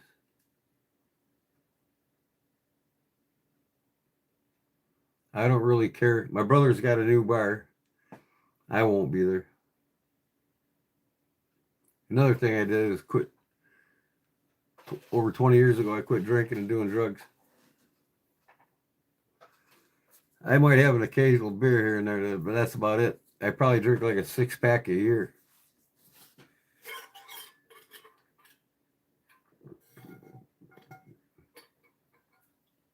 A bottle of whiskey. Well, good luck with that fatty liver, brother. Keep drinking that whiskey.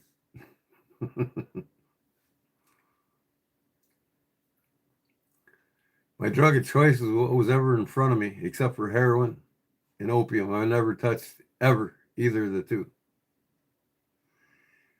But if it was something other than that and it was in front of me up until I was 40 years old, I did it. I've done it, including acid, but not proud of it. But hey, that was part of my youth.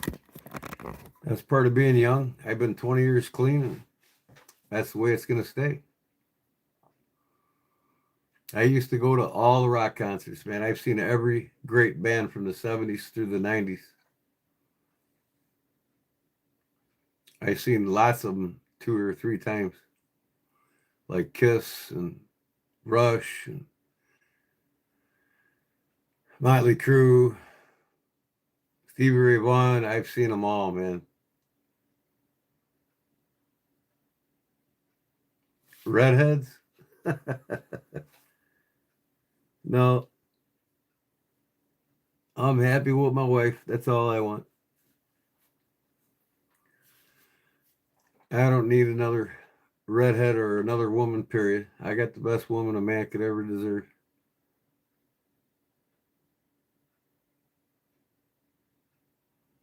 Southern Tank.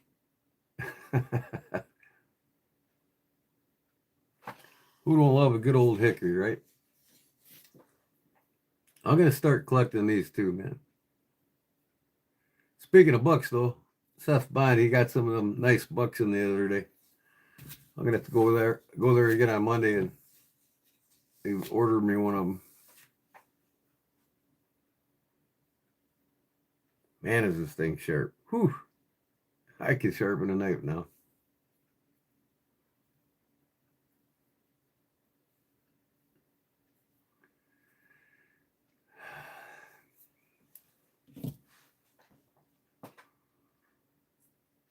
So I'm glad a lot of my regulars here got to come into my life tonight.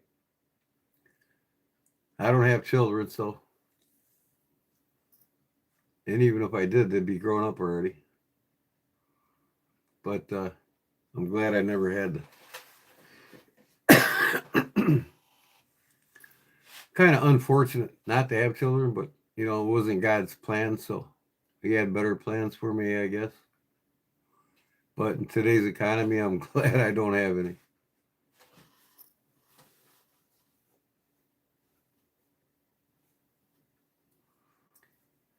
Yeah, everything is modernized, but you see, the Southern tank was a Kickstarter. Modernization, civilization, or the social agenda of how societies throughout the world and specific industrialized countries like America and all over Europe, and it's all planned, man. Everything's a big lie, and everything's to their advantage and not yours or ours. They're sleeping in the back room. I got one that's out with her mom. I want to see if she wants to come in. Hold on.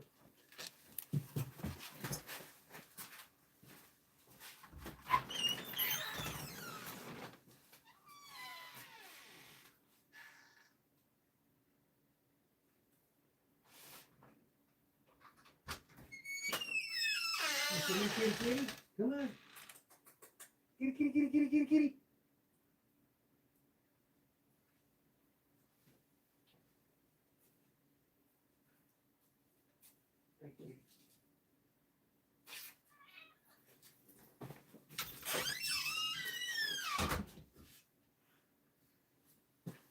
Okay, I got her in.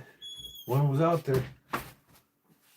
She didn't want to come at first. She's all coiled up by herself, and her mom was gone, laying on the Adirondack double-seater I got out there. I got a little bed out there for the mother. The mother don't want to come in. She comes in, sees her babies. First thing in the morning, we let them all out so they can all run, play all day. And then by nightfall, we bring them back in.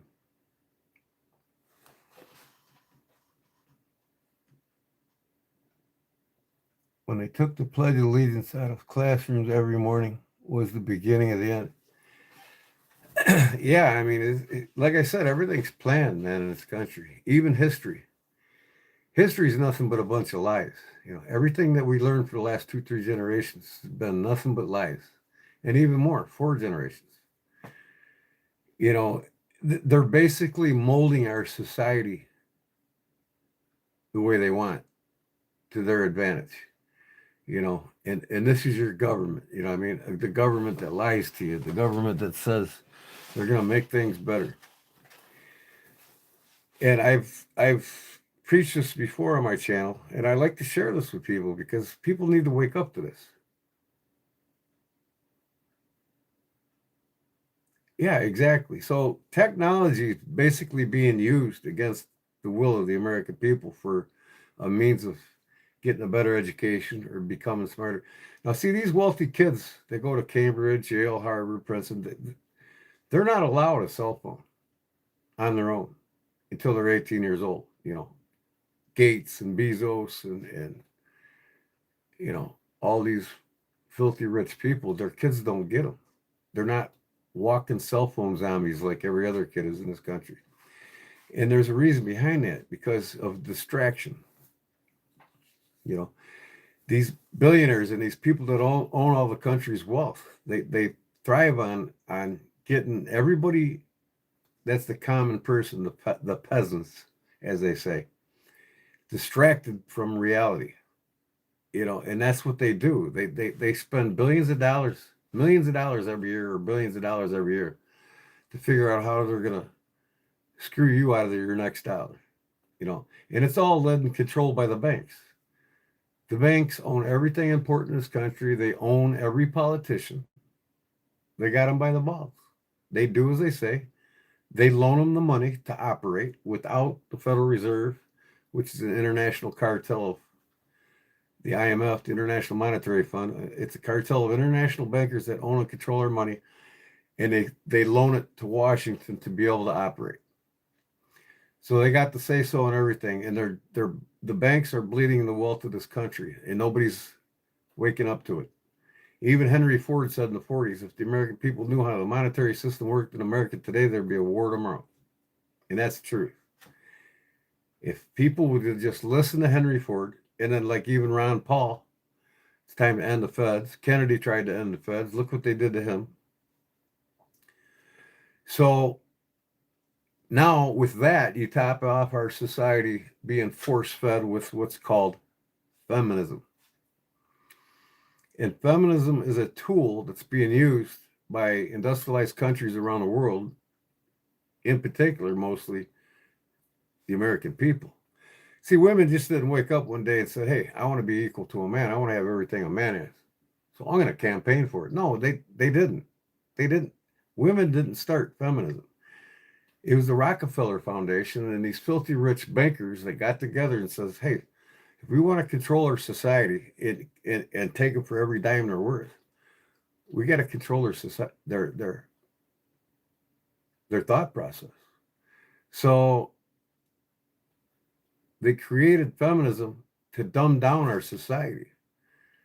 And right now, if you Google this, you look it up, you'll see how is feminism destroying the American culture, the American society. Well, like I said, other countries as well, industrialized countries like all over Europe, use feminism as a tool to dumb down their societies. So it was the Rockefeller Foundation, again, not only the AMA and the pharmaceutical industry that he created, but it was the foundation that they financed the ads and the articles and pushing for solidarity in the women's movement. It was them that created that, not just some women waking up saying one day, a group of women saying, hey, we need a campaign. We need to go out and fight for our rights to be equal to men's. Well, to me, a woman should be equal to a man. Don't get me wrong, but that's not what feminism was created under. It was created under a society to break them down. And right now we're in the fifth phase of feminism right now. So back in the day when the solidarity movement, when they were giving women rights to work and vote, when it all started, only 43% of the nation were male. The rest were female. They didn't work. Get them working. Because they know if they got them working through Christianity in the household that the women held together through marriage,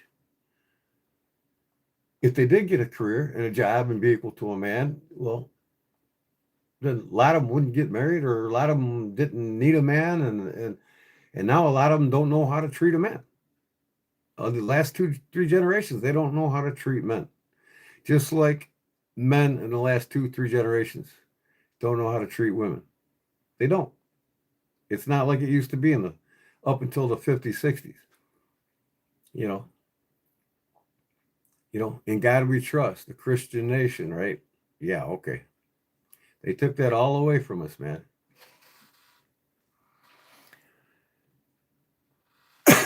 Through fear, exactly. I mean, look at the television. You know, it's even in the Bible. You know, television is the devil, and they use the television and technology now to dumb us all down, to make us walking zombies, man.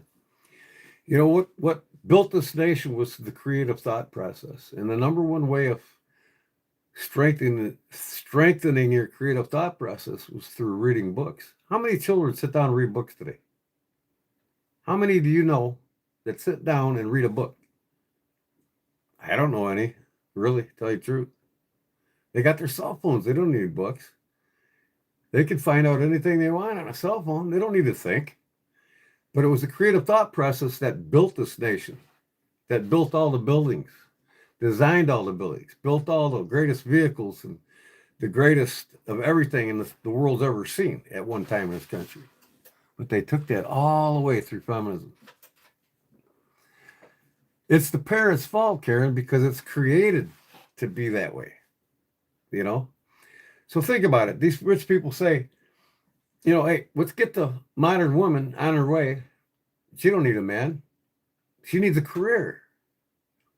To me, honestly, through the eyes of Christ and marriage, through your vows, if you get married as a female, bear your children, raise them well, and stay home for them. Keep the household together like it's intended by God. Because through marriage, man is dominant by thy Lord as woman is dominant by thy man through marriage. If you don't need a man, don't get married. Please don't get married. Please don't have children because they just get ignored. They just get pawned off in daycare center. They just get pawned off in 5, 6 sports at school until mommy and daddy both can get home from work. So it's all planned, people. You know, our demise in this country has been planned out from underneath us. And now they want to take our money away and replace it with plastic, like they have been. You know, up until the mid-70s, you wanted something, you saved up the money and you bought it. You know, you could afford to save up the money to buy a car. You could afford to save up the money to buy a house. Not today. You know, in the mid-70s, buy now, pay later. Got everybody going on the credit card scam. Now everybody's got plastic in their pockets and they can't live without it. You know, I do have a few credit cards, but I have very low limits on them. If I can't pay them off in a month, I don't want them. So essentially, I can get something in means of emergency, or if I really, really want that knife, I'll get it. But I'll pay it off before I buy another one. It's all a racket. Because if you look at the debit card system, $1 billion a year racket that the banks make just off of debit cards. Transaction fees, 2.3, 2.3, 3.4, 2.3, 3.4. Every time you use it, they're charging you. Billions of dollars a year they make off of it. So if there's one restaurant in your local town, even in a small town, it's like 6,000 people, one restaurant that gets the majority of the people to come in there to eat, they're paying $60,000 to $70,000 at the end of the year just in transaction fees. They're not paying it, you are. They collect it, and then they end up giving it to the banking cartel, you know. And then top it all off, 2 other things. There's no interest on your money in the bank. And overdraft fees. It used to be $5, $10. Now it's $38. They make billions of dollars off of overdraft fees that they purposely strapped everybody to pay. You know what I mean? So if people can't go back to, if this country cannot go back to self-independence, you know, go more into homesteading and more into self-reliance, and that's what we need to do. And we still hold the power. If we starve the banks, don't put your money in the banks. Fuck them. We don't need it. We don't need you anymore. Get this international cartel of bankers the hell out of our country and the feds, like Ron Paul said. And that's one reason why he didn't become president or even get on the ballot, because the banks ain't going to put up with that. Nope.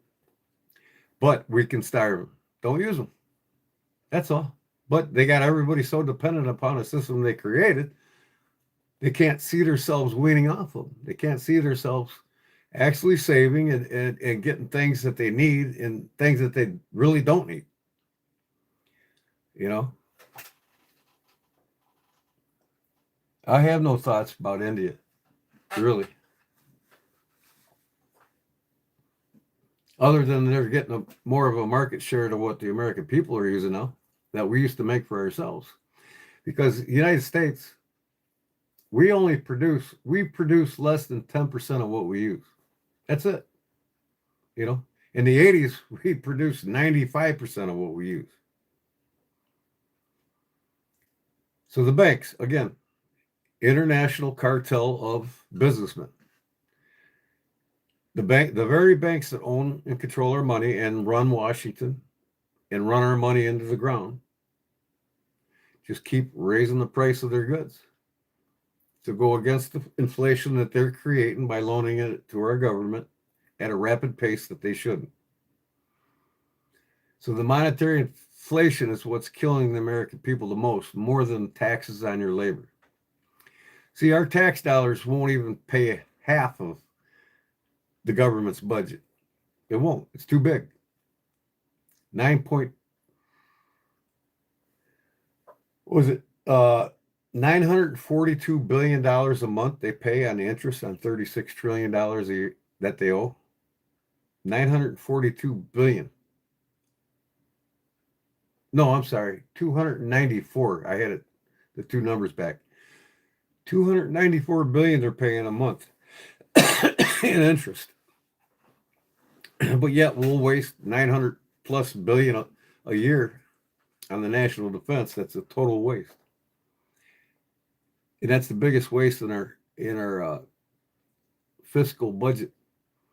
And people think that poor people and immigration's the worst on our budget. It's not. It's not even 1/10 of our national budget. Our biggest waste is in the military for private contractors to make weapons of war that 80% of it never gets to the battlefield. And we never got it in Desert Storm when we needed it more than half the time. And what we did get, we just left it there. The boys will make more. We don't want it back.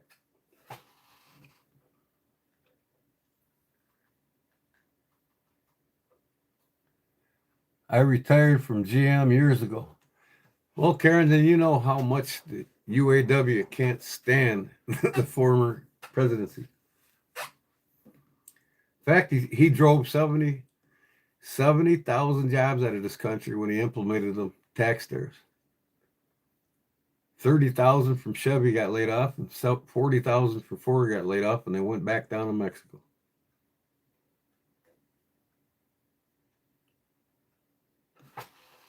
I hate Sean Feen. What? DOD as a machinist. Hello, real grizzly.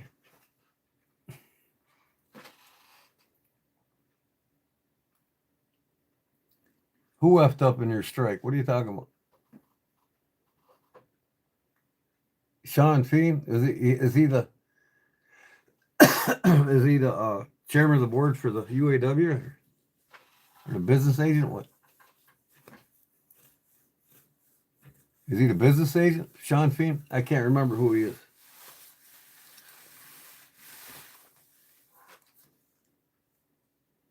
President of the UAW. Okay, I got you. Yeah, I mean, he's probably sleeping with Washington too. You know what I mean? And then they preach they can't stand the current presidency. I'm sure 90% of the UAW can't stand him. But it's not just him. I mean, both parties are corrupt. I mean, you're not going to, they're both owned and controlled by the banks. That's all there is to it. Ain't one going to save the other. 900 people May 1st, 2025 on strike. Oh, I believe it. Am I right, though? You know, over 70,000 jobs, both in Ford and Chevy, were flushed down the toilet as soon as the tax implications were set. They went back down to Mexico.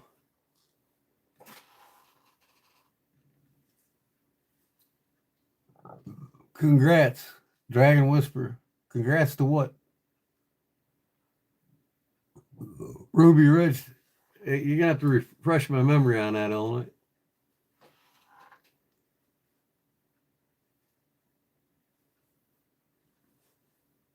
Oh, we got another child in here talking stupid shit again. Granite Bar 73 talking like a child. To 900 Walnut. I'm losing work to Germany and Poland. Well, welcome to America, brother. The international cesspool of business, where you don't matter anymore when it comes to making their goods.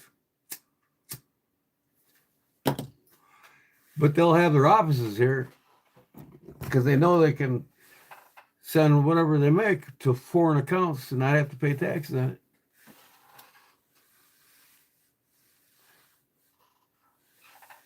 So, who was making the missiles? Department of Defense? Now, let me ask you something, Southern Tank. 1,750 private contractors making weapons of war. 85% of them never get to the battlefield. Why is our military budget costing us $1.3 trillion a year, and $900 billion of it goes to the Pentagon to pay these 1,750 private contractors to make these weapons?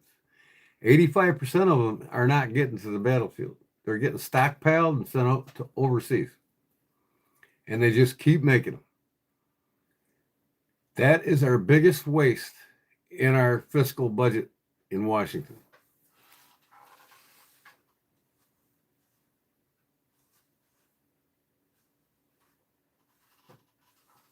So you know what I'm saying then, when I'm talking about this.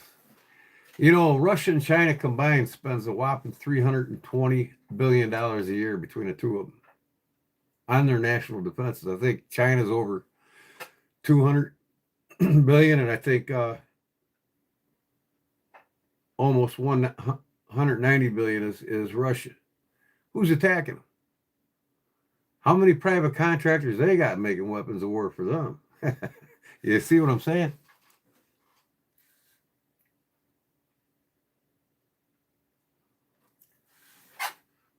Oh, I mean, well, yeah. I mean, because you know what, Illinois,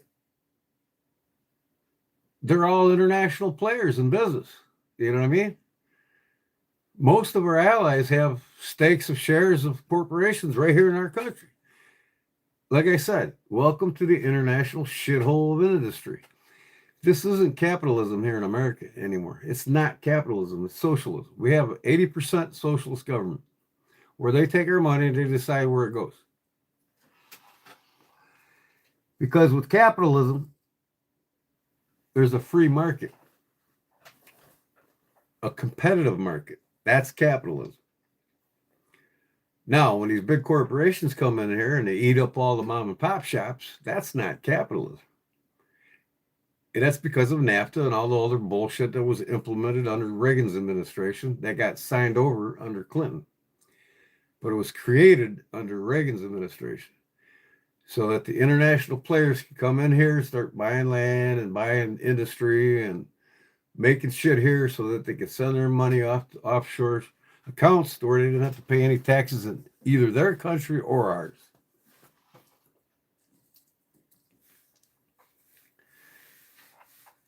It's a corporatocracy.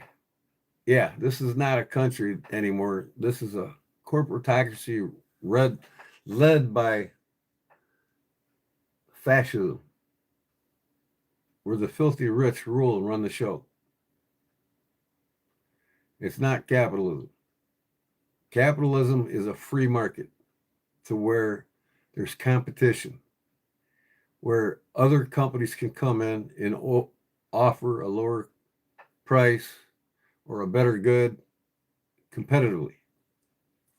Not anymore. The big box companies come in and they buy out they basically push out all the smaller businesses and all the mom and pop shops. That's not capitalism. Well, the Federal Reserve was created and implemented in the Federal Reserve Act of 1913. Now, if you want to look at it, the Federal Reserve Act of 1913, since 1913 to Ronald Reagan, the Federal Reserve has destroyed the purchasing power of the U.S. dollar by 400%. Well, you think that's a lot. But now, if you look at the last 4 decades, from Reagan till today, 7 decades versus 4 more decades. From Reagan to today, they've destroyed the dollar almost 600% more. So there's 1,000% that the Federal Reserve has destroyed the purchasing power of the U.S. dollar by loaning money to Washington that can't be paid back. And it creates what I said, monetary inflation, which causes the price of goods to go up at its quickest rate. Hell, since 2022, the price of goods, if you notice, have went up 60.2%. Everything is 60.2% higher in the last 4 years.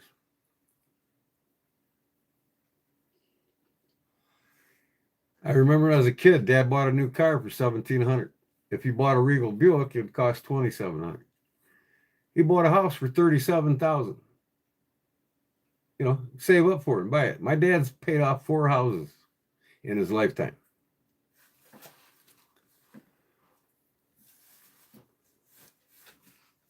Destroyed it for regular folks, not for the rich. Oh, yeah, and it's all planned, man. You know, like I said, the banks own it all. They own Washington. They control Washington. They own all the big industrialized corporations, from the pharmaceutical to the medical, to the food. They own it all. They own it all. You know, and until we starve the banks, nothing's going to change. It's time to starve the banks, bring the gold standard back, and force Washington to put us back as their true constituents again.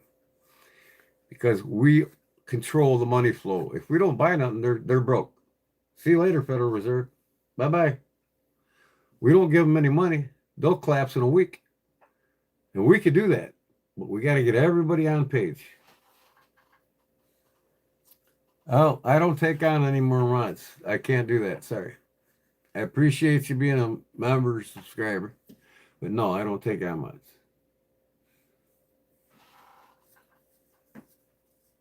Gonna go fill a dough tag and put meat in the freezer. Yep.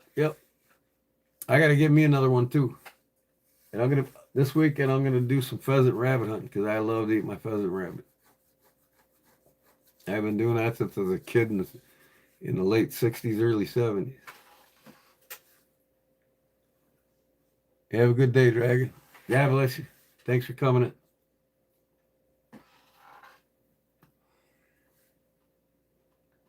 $500K, yeah, $500K. You know, and you see these kids coming out of college. You think they can afford to buy a house? First, they got to pay off a $90,000 to $190,000 student loan. So the banks took predatory loaning away from the home the home buyer industry. You know, these floating mortgages. They were loaning money to people that couldn't afford it. So they were predatorily loaning on the American people. So, you know, Obama stopped that shit. And they quickly shifted towards student loans. If you notice it, now they're preying on the student loan industry. Kids are owning more than they could for a starter house when they get out of college. And 70% of these college grads, they won't have a fucking job in their field when they graduate. And they know that. So why do the colleges even let these kids get degrees in jobs that ain't there? Oh, sorry, you're going to have to move overseas to get that job.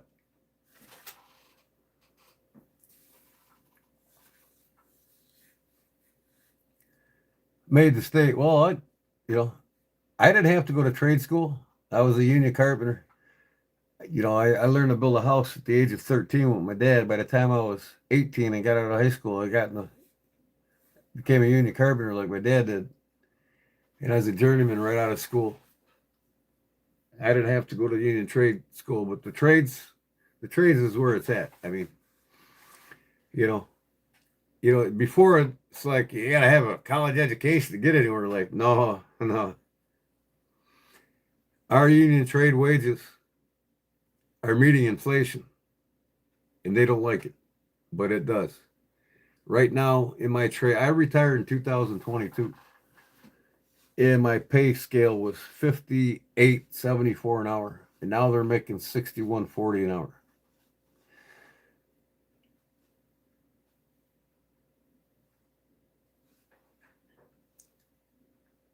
What's an Italian deli meat? What are we talking about? So glad I made the state pay for the trade school. What? Your loan allows them to repossess the house once you die in an early death, which they contribute to directly. Yeah, that's just it. See, they want to raise the retirement age up to like 70. You know, Social Security up to like 68. So they poison our foods so that we die before we hit 68, 70 years old. And if you notice, people are dying now at 55, 60 in that range because they're eating all these poison foods now. So everything's gone up. Obesity, diabetes, cancer, it's just all going through the roof now.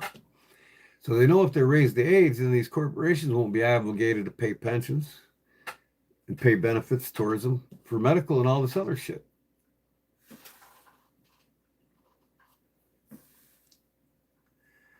Well, if you're at a young age, you probably won't. I'm getting Social Security in a couple years, so that's going to be nice. It'll help out, but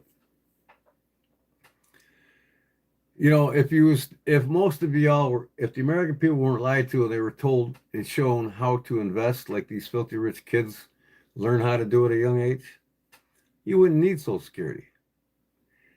You know, simple investment skills could make you millions by the time you hit 60. But they didn't want the common people to do that. You know, they wanted to create a system where they could, a socialized system where they could take the money themselves and decide how much you're going to get back. But if your kids at the age of 14, if you put an IRA account away for them, by the time they're 18 and do it on their own, by the time they're 60, they're worth $4.5 million. But see, the state and the federal government's not going to tell you that. You got to know that. So all the money you pay into the general fund, they get all that money in compound interest, not you and not the rest of the American people.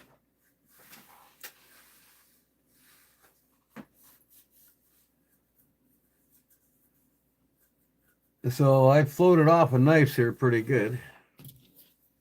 Y'all carry a knife today? This could be a deadly weapon, I suppose, but we're not going to go there. YouTube might shut me down. Gordon, I timed out a guy, thought I was out that I thought was talking gibberish. That's fine, man. Some of these guys in here are talking gibberish, and I'm talking gibberish right now. I mean, I'm way out of bounds on talking about knives, but I'm knifed out, and I'm you know, I've only been live for almost 5 hours. Yeah, 4:30 will be 5 hours.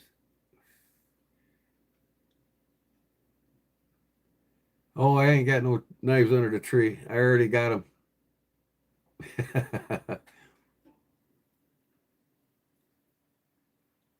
Some of my collection. What kind of collection you got, Joe? I'm always looking for some well-built German knives myself and some old American classics.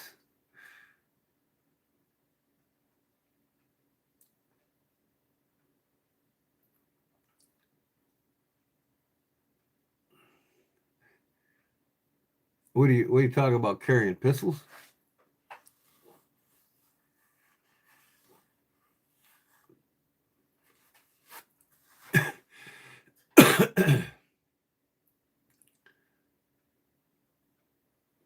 That's good, Joseph. Now, let me tell you something.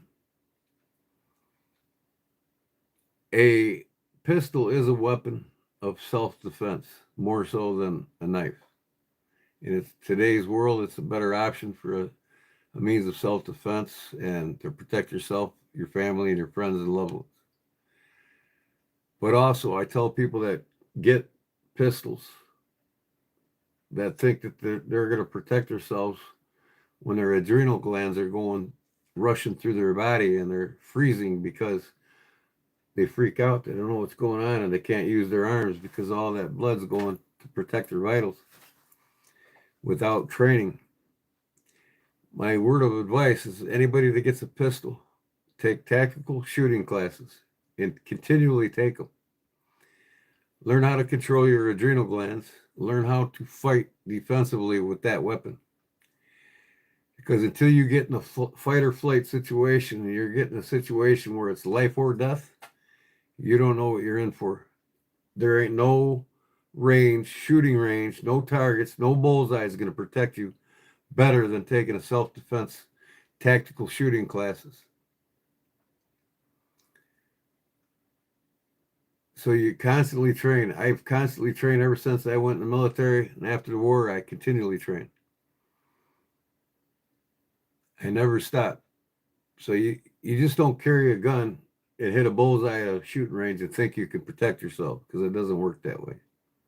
You're more of a threat to yourself and your family than you are to anybody bearing a gun and not learning to use it 100%.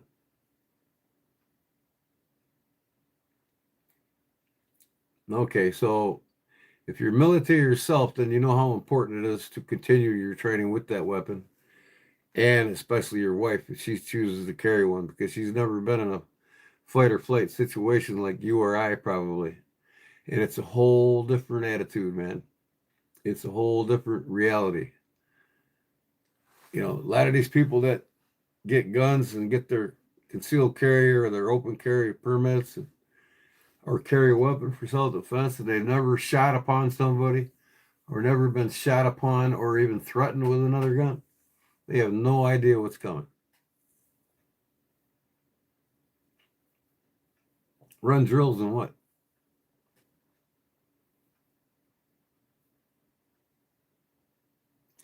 Take them classes, Southern Tank. Take classes.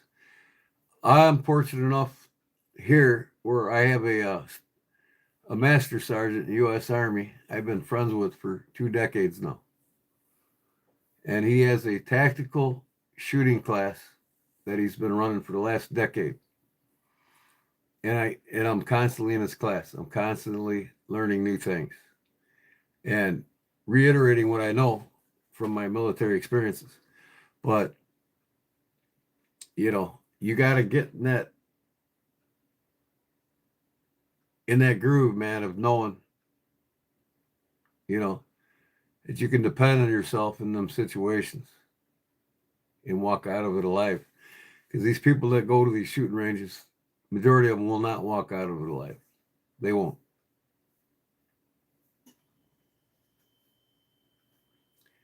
For the 800 yard range, why would you go to an 800 yard range? Are you a sniper? Do you plan on having self-defense with a weapon at 800 yards?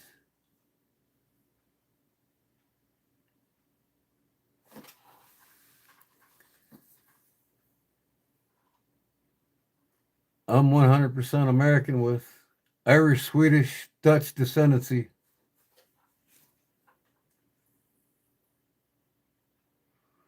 If you're born in America, you're American first, and then your descendancies come afterwards. You see, a lot of these people say, I'm African American. No, you're not. You're American with African descendancy.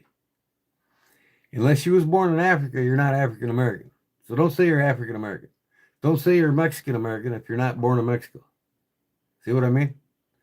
Don't say I don't say I'm Dutch Irish American.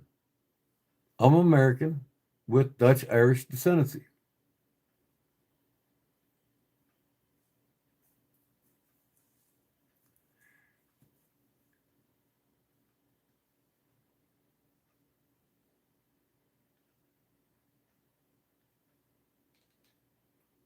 Well, it depends on what part of the military you're in and what training level you're at and what situation. A majority of you're right, a majority of the military personnel have never fought in fight or flight mode with a weapon being fired upon or having to fire upon somebody. You're absolutely correct. The situations I was in, it was a common thing. So I was, trained through that and for that. In it, I carried my training through, and I still do. And I'm very fortunate to still be here. I'm one of the lucky ones. But so I preach it to those who do get guns that don't understand it takes more than shooting the bullseye at a range. Way more.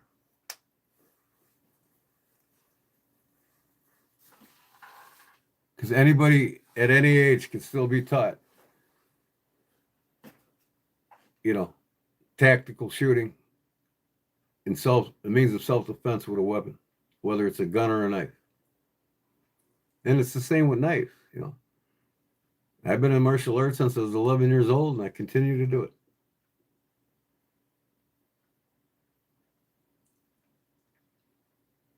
Why would you want to know my name? You get to know me, and I'll tell you my name. Allah, huh?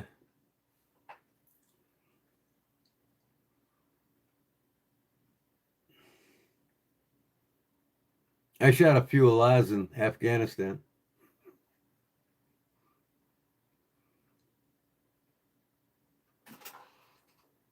No one wins a knife fight? I won a couple. Majority of combat soldiers they just don't fight with knives. They'll just shoot you dead. Sometimes in close quarters, it's a means.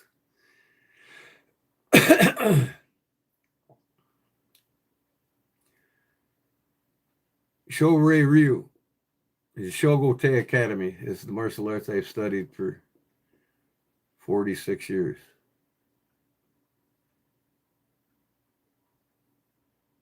It's a form of Japanese Okinawan karate.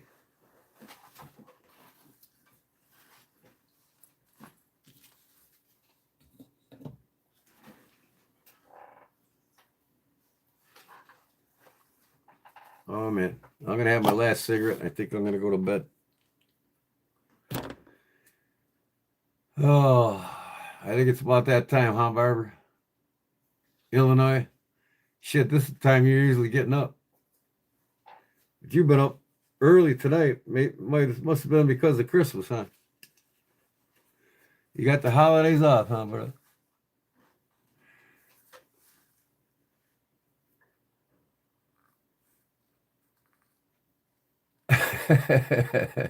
That guy isn't said nothing after I said that.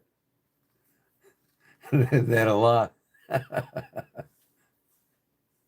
You napped early? You been up for 2 hours? When did I get up? I got up at noon yesterday. So I've been up for 14 hours. No, 16 hours.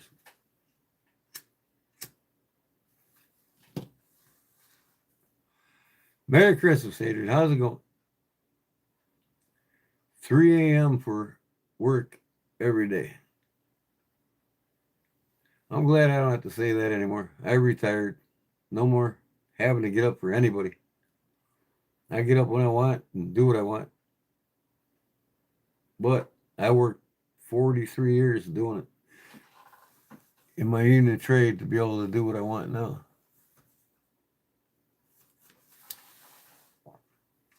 Yeah, I'd say that's a dream, but not the American dream. You want the American dream, fall asleep. You just might believe it. Oh. Oh, my darn psoriasis. I got to put some medicine on it.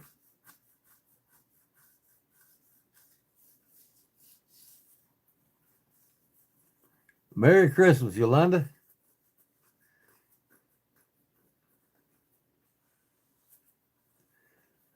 Well, we're getting there, Southern Tank, especially all around here in the Northwest.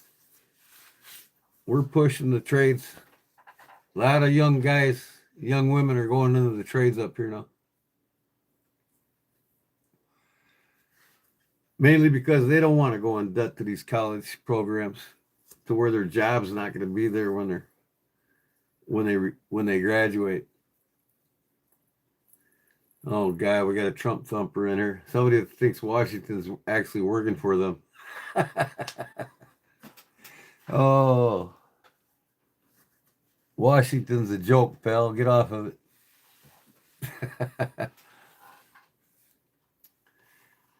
Oh, in Florida, huh? I grew up part of my childhood in Tarpon Springs.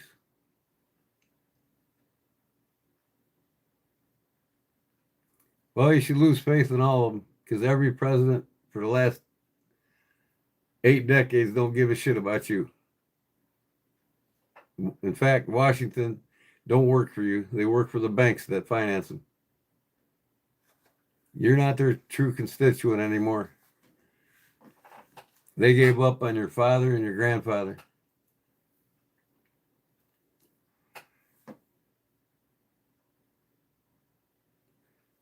He's a businessman. He's an opportunist. The man was going broke until he became president. Now he's getting kickbacks like you wouldn't believe. It's keeping him afloat. And then if when he does get out, if he doesn't go to federal prison, he'll shortly thereafter go broke. The man's the biggest failure in the country in the business. Fortune 500 said he's in the top 10, actually the top 5 worst businessmen in the United States. He didn't pay taxes for almost a decade because he didn't make anything. He was losing his money, losing his ass. From 87 to 97, he didn't pay nothing in taxes because he wasn't making them. The banks own all his shit. He don't. He went from like 3.4 billion his daddy gave him down to like 1.1 billion before his first term. He was almost on his way out to be broke with only a liquidity of cash less than 500 million.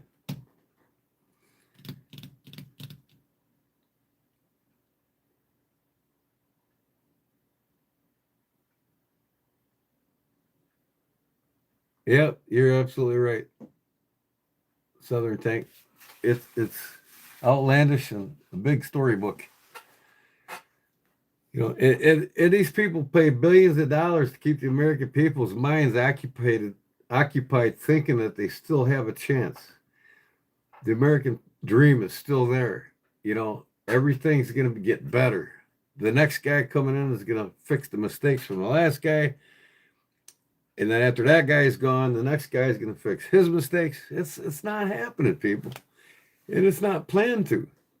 It just isn't. And then we get this big con artist in here that he's got everybody conned. You don't have me conned, and he doesn't have 65% of the country conned anymore.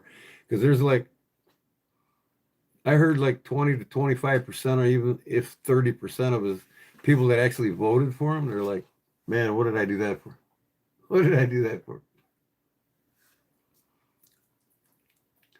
Anything he says and does is delusional. Anybody in Washington, what they say and does is delusional. Nothing but a bunch of crooks with a suit and tie on. That's all they are. A politician is nothing but a legalized crook. Owned and controlled by the banks. Yeah, there's hope. If we all learn to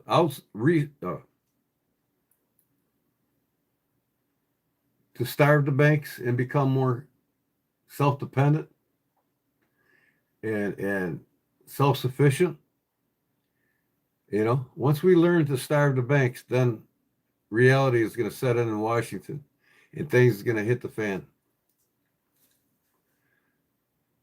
How are you going to have term limits with a government that's controlled by banks that create them term limits? See, these politicians get out of office, you know, they go in making $175,000 a year and they come out making $150 million.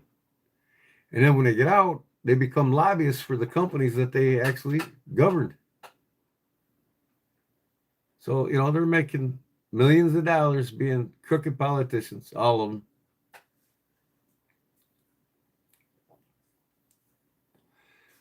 Yeah. Well, like I said, Southern Tank, if we take the money away from Washington, they wake the fuck up. We become their true constituents again. And all we got to do is starve the banks. I just keep telling the American people, we got to starve these banks. They own it all. They're destroying it and draining the wealth of this country. Until the American people realize we need to end the Federal Reserve, get this international cartel of bankers the hell out of our country, get them gone, then Washington has nothing better to do to listen to us and to create our own monetary system again and start producing our own goods throughout our own country. Insider trading, you know, the banks own and control Wall Street. They decide who wins and who loses. Okay. It's everything. Just follow the money. Everything in this country is rooted around the banks. That's all it is. They are draining the wealth and causing us to pay this massive monetary inflation by loaning money to a government that's insufficient and cannot operate without them financing them. Because your tax dollars don't finance them. That's not even half of what they need just to pay the fiscal budget every month or the interest on the fiscal budget.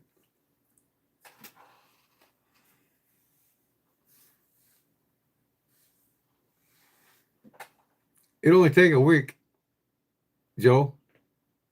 We could starve the banks in 1 week. See, 85% of the money that goes into a bank goes out into a loan immediately. So if there's no money coming into the bank, they can't loan to nobody. And within a week, the banks collapse. How much food and water you need for a week? Hey, Jay Sharp, what's up, brother?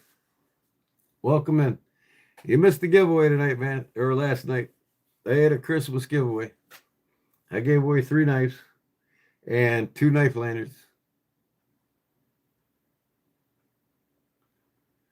Nope, don't know you. Can't let you mod. And I don't take on mods anymore.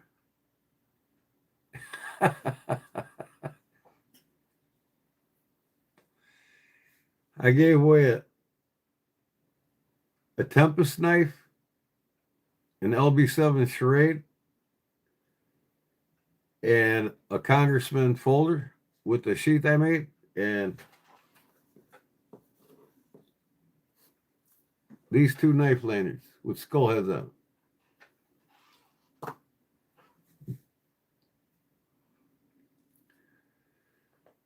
I posted it 2 hours before I went live.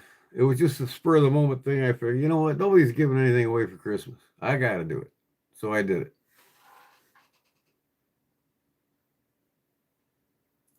it. Mod. Ain't you a mod, Illinois? Of course he is.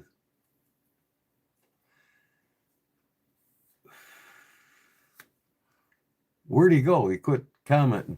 But he didn't quit. He's still here, though, because he's deleting messages left and right. My name's Fred. Frederick Constable. How's it going, Fred? Merry Christmas, Fred. My favorite movie as a kid was Old Yeller and The Blob. I just love seeing that ball roll down the road and just eat people.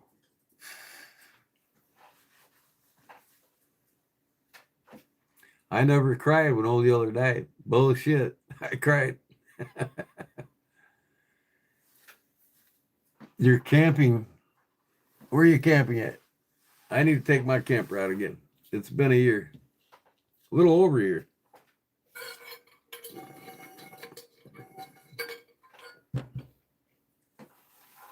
My grandmother took me to drive in to see the blob. That's cool.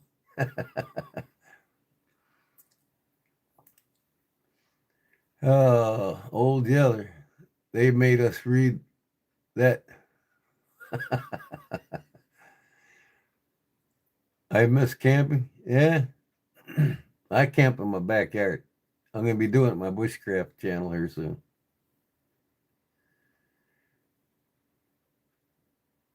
You're in a tent near your grandparents' house? What city? In Florida? Nice and warm down there, ain't it? Come up here and camp right now. See how long you last. You used to hike the Appalachian Trail? That's where my great-grandfather came from.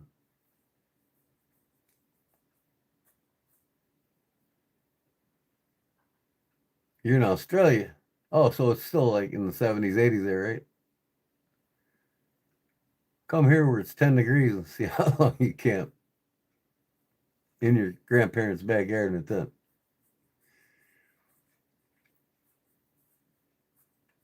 What kind of guitar is that? Oh, I got many guitars. I got an acoustic and electric there. Les Paul and a Fender Strat acoustic, a Fender acoustic. Yep, it's summertime. Have them come here, Illinois. Put up that tent. You better start a fire to stay alive.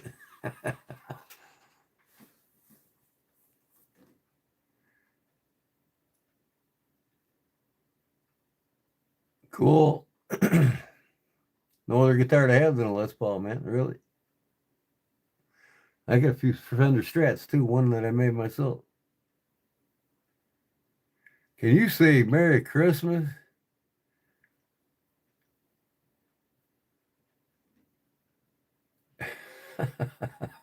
He's super special like you were, huh?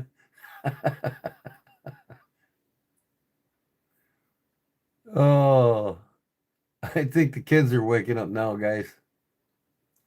All the 10, 12-year-olds are getting out here. Oh, there's Illinois. He's lurking. He's having fun with it.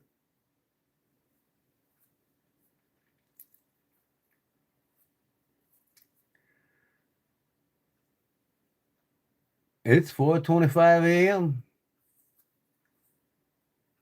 Is the creatures? Well, see, I don't have the problem with the creatures here in Illinois because it's so cold right now. There's no creatures. That's why I like it.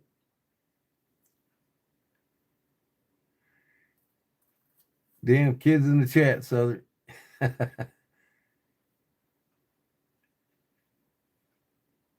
How old are you there, Frederick Constable?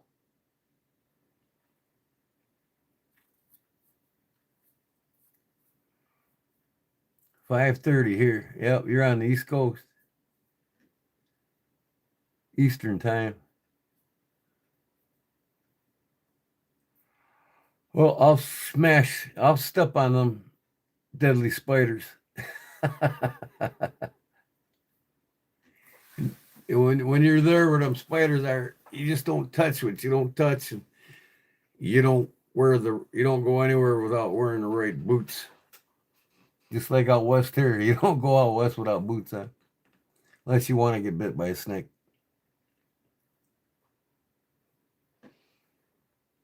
25 BPH in your country. What the hell? BPH, BHP, or whatever the hell it is.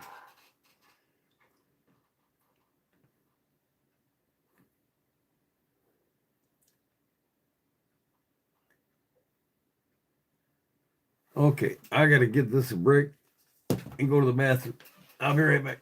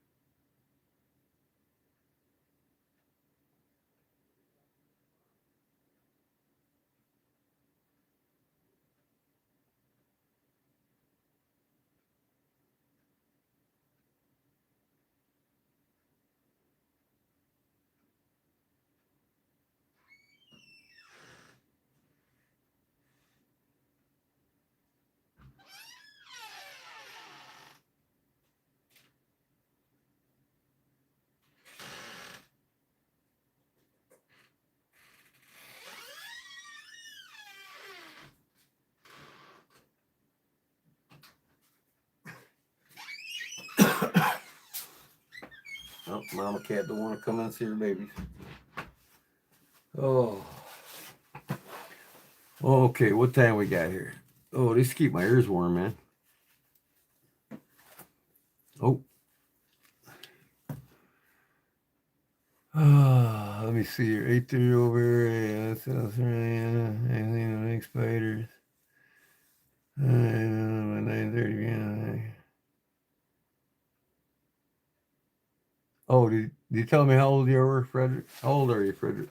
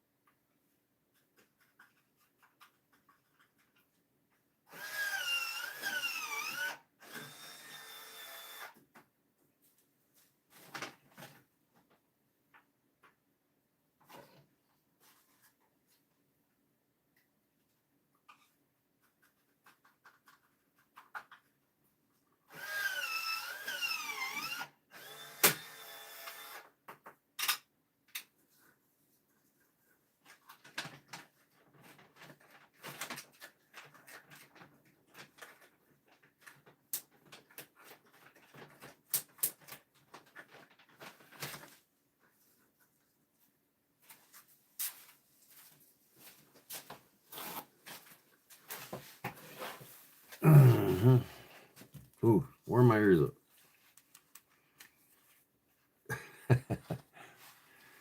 Oh.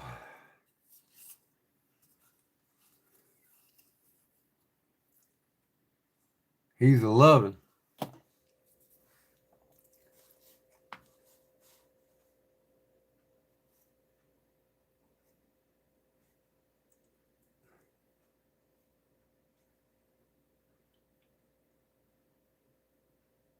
Sorry, I had to.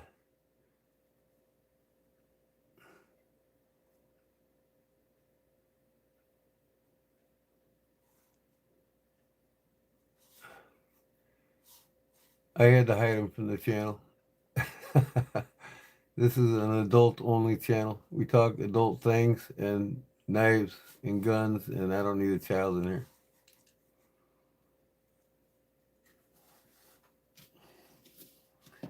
This ain't an 11-year-old show.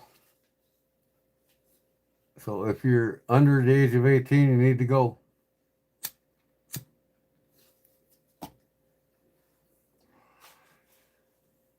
I'm sure a lot of you are here that are underage.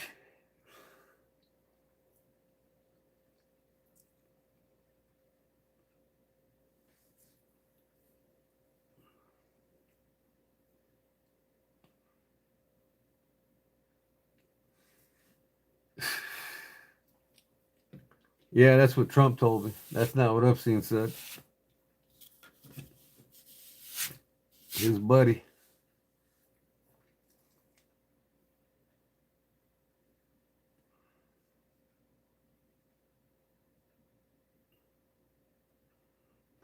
Yeah, you can act like 12, but I know you're not 12.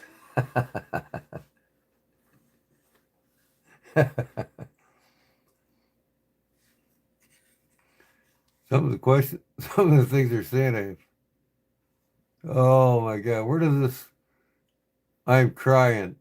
Let me mod, I'm crying. Get lost. How many times we hear that tonight? Please let me mod, I'm crying. Please let me mod. No, Wilmington Wildcats. My hometown. State champions. Football. High school football.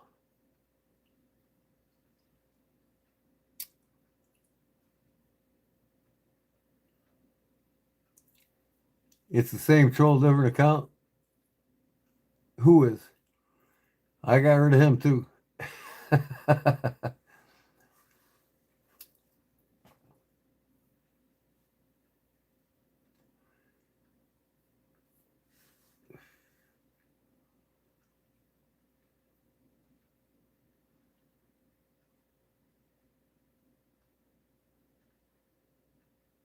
Merry Christmas, Rough Wreck. Recca. However you pronounce that. Merry Christmas.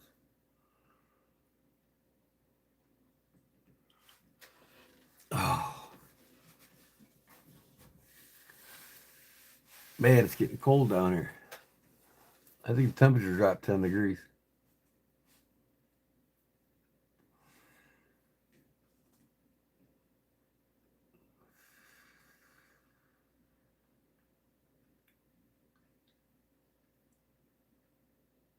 Yeah, I need to get some coffee started too. I ran out. But if I make coffee now, I probably won't fall asleep for another 2 hours. Yeah, my electric heater down here. I got my shop heater. It's electric in it. It's down. I got to rewire it. But I got a fireplace here, and I don't have no log split. I got to split some more logs tomorrow. It's still about 30 degrees out, so it ain't that cold. Yeah, that's probably what it is here now. Probably 50 degrees right now. When it gets down to 20, that's when I start feeling it here. It ain't too bad right now. I'm surrounded by a forest too. And 180,000 square miles of water.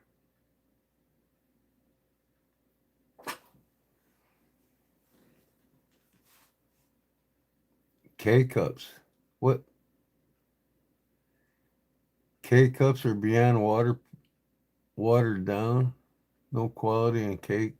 What are K? Oh, K-cups for coffee? I never use that shit. Pack your own K-cup. I just hand grind beans, man.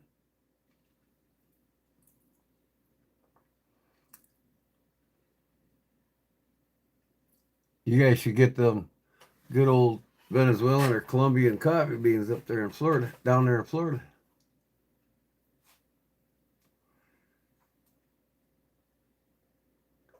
Yeah, I don't support K-cups. Don't even drink it. I just hand grind my own beans.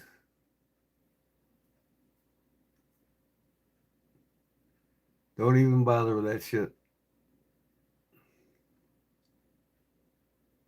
French press.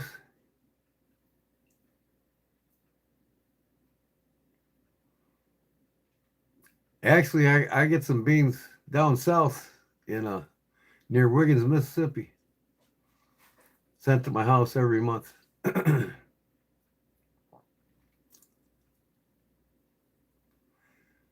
Deep bolster blend coffee from deep south.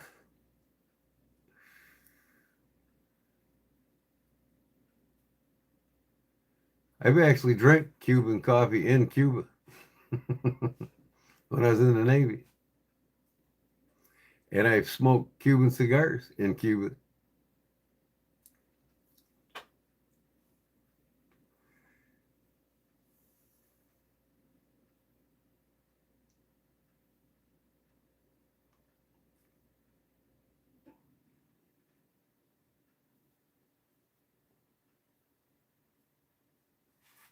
It's good coffee, Cuban coffee.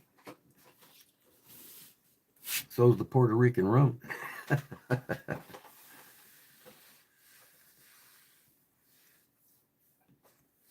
Yep, so good. Some of that coffee's so good you don't need anything in it.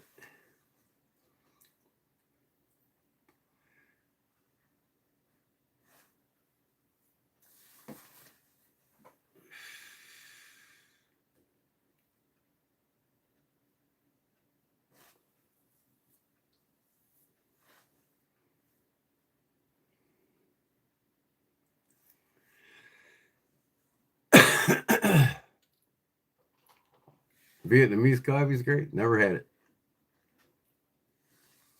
I wouldn't know. They grow beans in Vietnam. Hi, Ona, Wana, Ramona, Anderleen. Really strong. Yeah, like your live. Okay, thank you. I appreciate that. Got to assemble furniture today. Well, I assemble it sometimes when I get an order for somebody that wants some handmade furniture.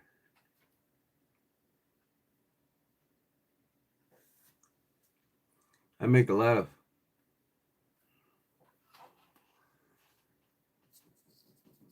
breadboard and kitchen tables for folks. They seem to love them around here. Once in a while, I'll do a live edge table for somebody. You seen them tools in back? Oh, that's all my leathers. Some of my woodworking tools are my shop's in the back room. But there's some of my woodworking tools up on the wall there. I do a lot of handcrafting woodwork.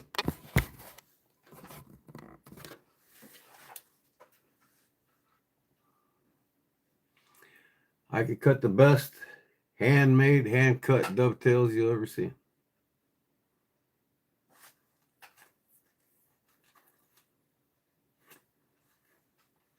I know how to properly use a chisel. Oh, Merry Christmas. Merry Christmas to you too. Oh, man. Yeah, get my little heater in here. Or just go to bed. I think I'm all talked out for the night.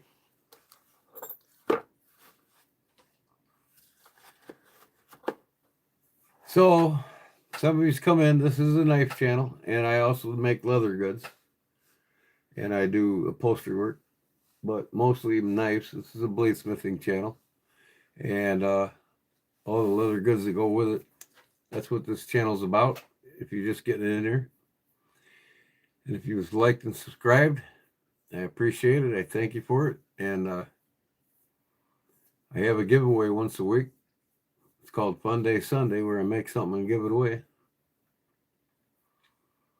And I talk knives and leather work on this channel most often in the beginning, actually. Later on in the night, I start rambling on about things about life.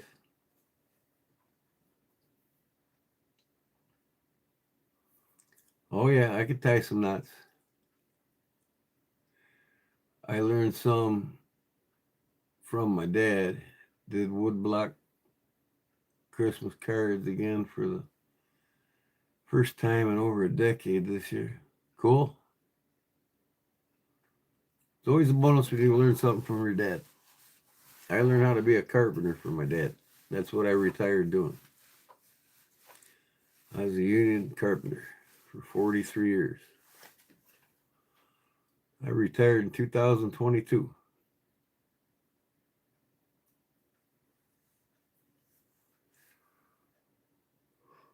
Hell, when I was in the Navy, man, I could tie over 120 different knots, man. I forgot more than half of them.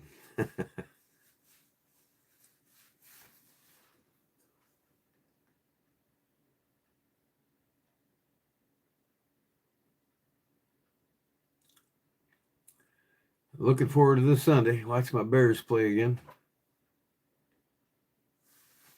The Bears.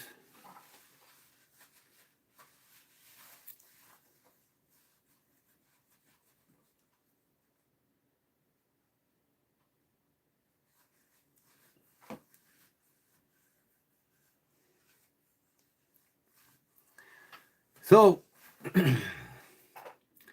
it's starting to slow down, and so am I. So I think I'm going to wrap this up tonight.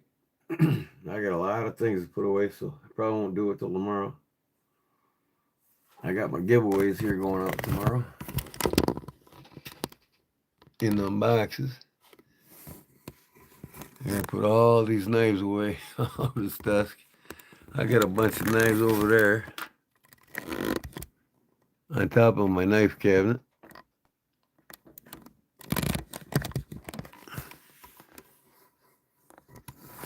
So I got a lot of straightening out to do, and I won't do that till in the morning. So with that said, guys, I'm going to get off here, and I appreciate you for stopping in and saying hi, and Merry Christmas to you all, and God bless you. And I might be live again Thursday night for a few hours.